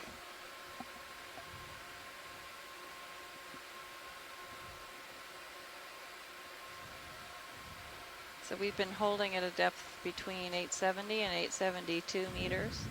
So we are indeed on the very flat surface of the edge of the Blake Plateau. Bridge, RV nav. If you weren't Are able we to approaching join the end of us that move earlier, right now? we began Great. our Can we dive go ahead at and a throw on depth another of 30 meters? 1,005 meters. Thank you. And began a climb up a steep slope that at times, well, there was a huge section that was vertical with several different types of organisms clinging to the rock surface. And then we had areas that Just were do a snap here. like stair steps. We were hoping they were stairway to Great, thank you. heaven and corals. Coral heaven. Coral heaven, Yeah. but we haven't seen that. Know what that is? Oh, one of the It's partially buried. Right, it's coming up. bryozoans. Go Another for the sea sea star. Wonder if that's Plinthaster dentatus. Looks like he might be eating. All bulged out in the middle. Or he's draped over a manganese nodule. Yeah, that could be. I don't think he's eating. It's hard to say. Yep, we'd have to flip him over. Yeah, what is he eating? He might just be eating whatever's on the nodule, of course. Yeah, that's what we were hypothesizing earlier. How much time we got left on bottom? Yeah. I was just about to make the 10-minute call out, but it's about 11 minutes right now. Oh, okay.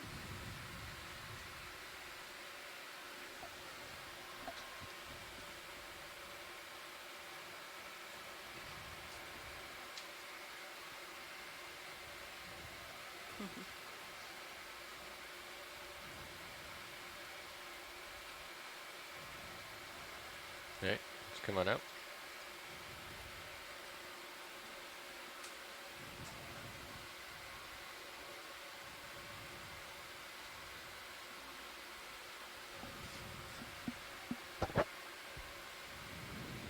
I was expecting the current to be stronger up here. It's not too Watch bad. leads, this is Nav.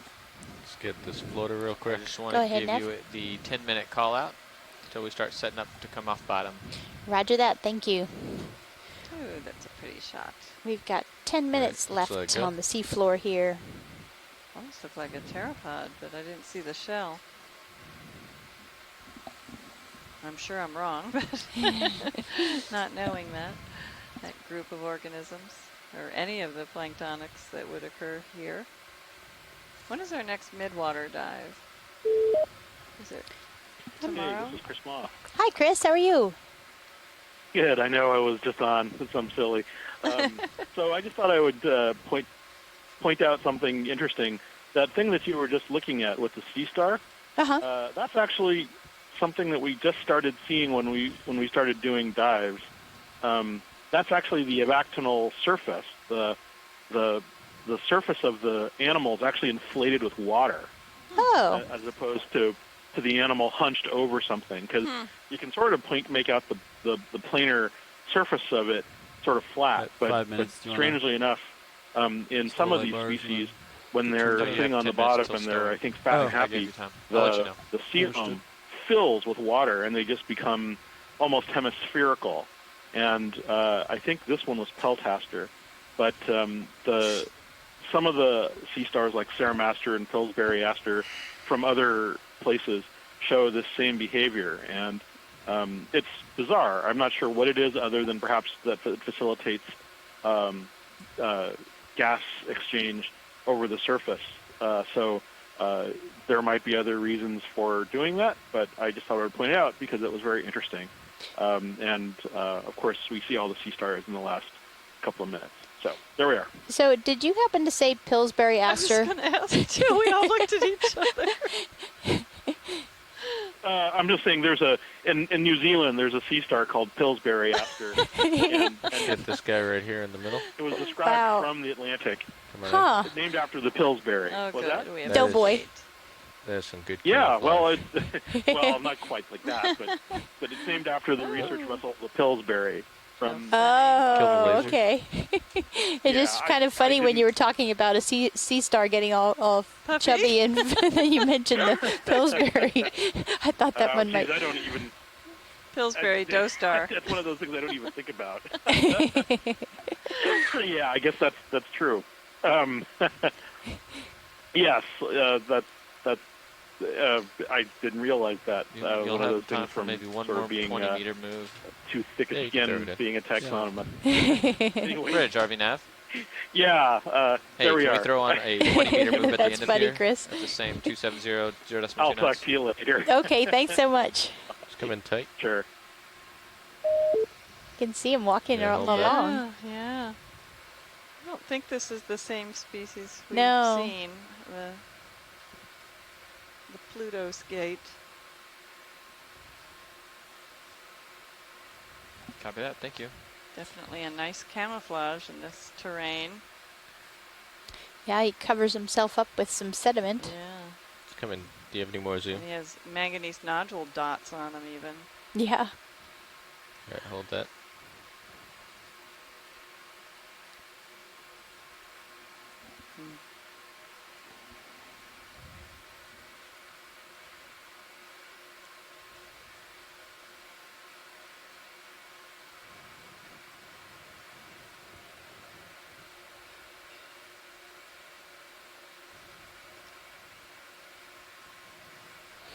Andrea Quattrini is looking up the name of this one.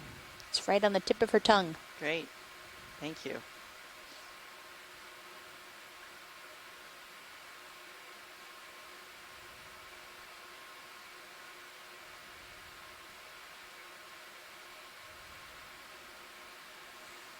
Almost looks like echinoderm skin.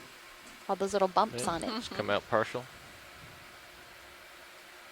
Dactylobatus armatus is what Andrea has come up with for the name of this. Andrea, does it have a common name or is it uncommon so it doesn't have a common name? The Skittle Skate. Oh, that's awesome. Skittle Skate. Pillsbury Dough Stars. Must be the end of the dive. We're getting punchy.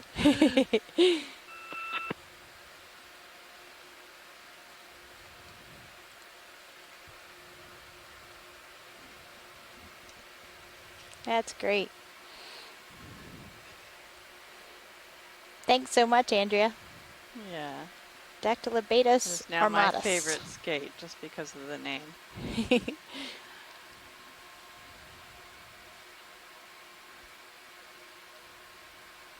We might have to have some Skittles tonight while we look through the pictures in honor of the skate. That's right.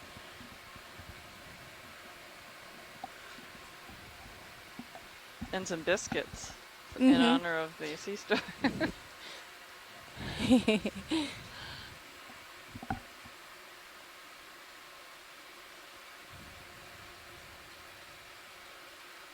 Or cookies. We should just have cookies. It's a cookie cutter. Cookie cutter, isn't it? yep. Yeah. They make some pretty awesome cookies on this ship. Ooh, and here's another one. And a coral with the ophiuroid, it looks like. With the plumarella. Plumarella. Plumarella, excuse me.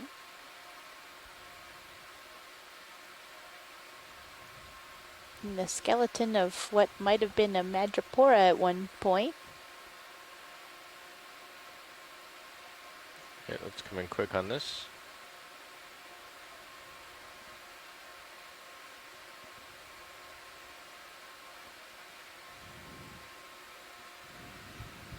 Awesome.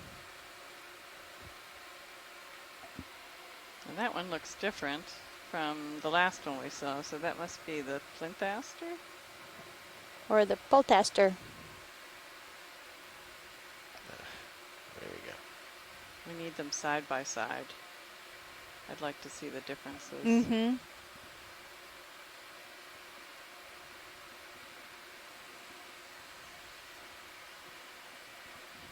All right, let's come out.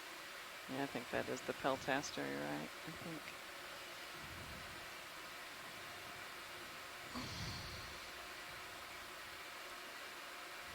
Can we get a look at the yellow coral if we still have time? Yeah, could we get one look at that? And then we're probably getting close to coming off the bottom. Hey, come on in. I'm asking because I don't know that we've seen any of these paramurtia-like corals with an astroschema on it today, and that's actually quite common. You still have about 2 minutes left before you need to set up. Marker of what species we're looking at. Oh, okay. Copy that now.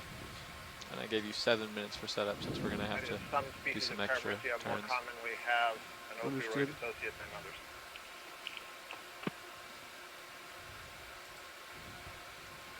Yeah, you can turn on my fog lights here. Come on. Yeah. No. Tossed around. And Scott was referring to the brittle star, if you don't understand Latin.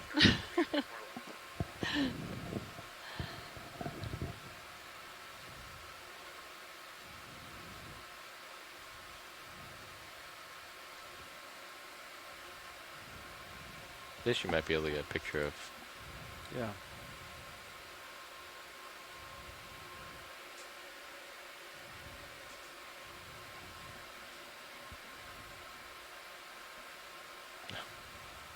Nope. Oops. Yeah, let's come on out. Let's kill the fog lights, please.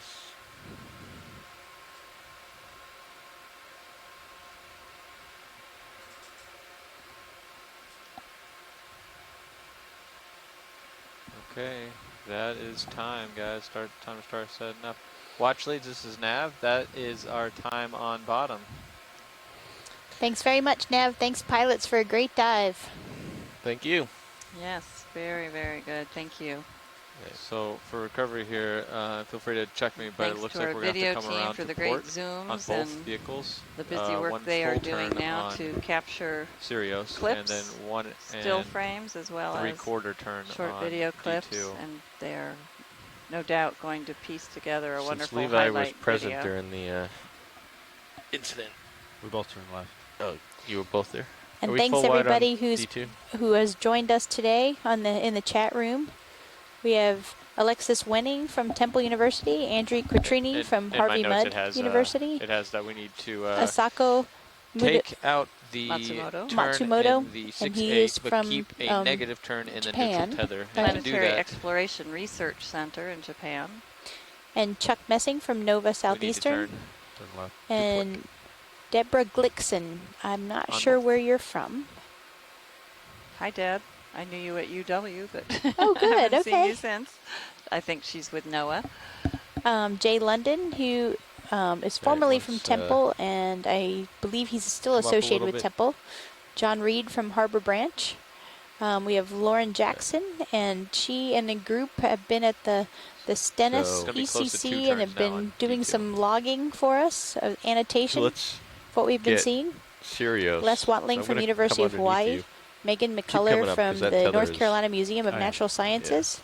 Bob Carney All right, from that's Louisiana good. State All right, University. so- Scott France from And Louisiana you're State looking University straight at down, so why Lafayette. don't you take your turns And Scott out? Harris from College of Charleston. Coming to port. And I'm sure that there have been other people who have come and gone during the day. Thank you, everybody, for helping us out. And Yes, we had over 36 attendees in the chat room today. Not bad for a Friday. right. And if you're in Charleston tomorrow, the South Carolina Aquarium that? will be hosting a Let live us know. interaction from 10 to 2. All right, so I'll you line might up be with the able to ship. get a glimpse and maybe even about- communicate with us. So 180 to go. And we are going to be having the dive planning call for tomorrow's archaeology dive in a few minutes. So stick around for another 5 minutes or so, or call back in. And we enjoyed today. Hope you did as much. Harvey Neff. And if you missed the dive, it will be shown I just again want to notify this you that we are evening coming off on bottom. I camera will call you back number 3, shortly. I I am going after from we underneath get all set up here. So you can see the dive in its entirety with the audio. Try to. And that goes for every day, every dive that we have. Is that better?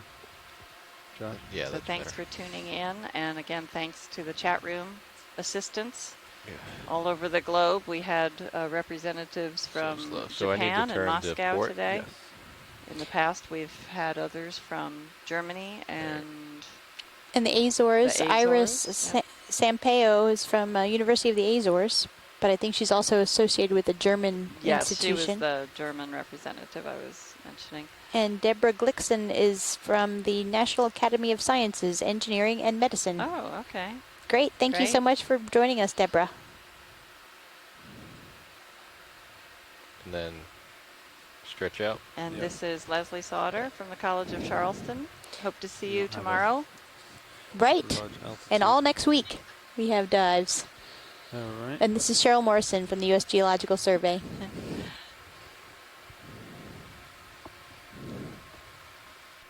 Right, so I'm going to stretch out now, pushing forward. You could Is this into the current? Did the current switch up at the top there? No, No, we should be okay. should be okay. If I can turn my lights on, we can see what's happening. Yeah. You want me to take my auto head out and you want to swing with the current? Yeah, just take your auto head out. All right. Come All on right, up. I'm swung out. I'm going to come up to your depth. Just let the current do its thing for now. Okay, I'm off stick. I think I see your light pool. Yeah, Hi. I'm coming up. There you are. Tether lock looks good. And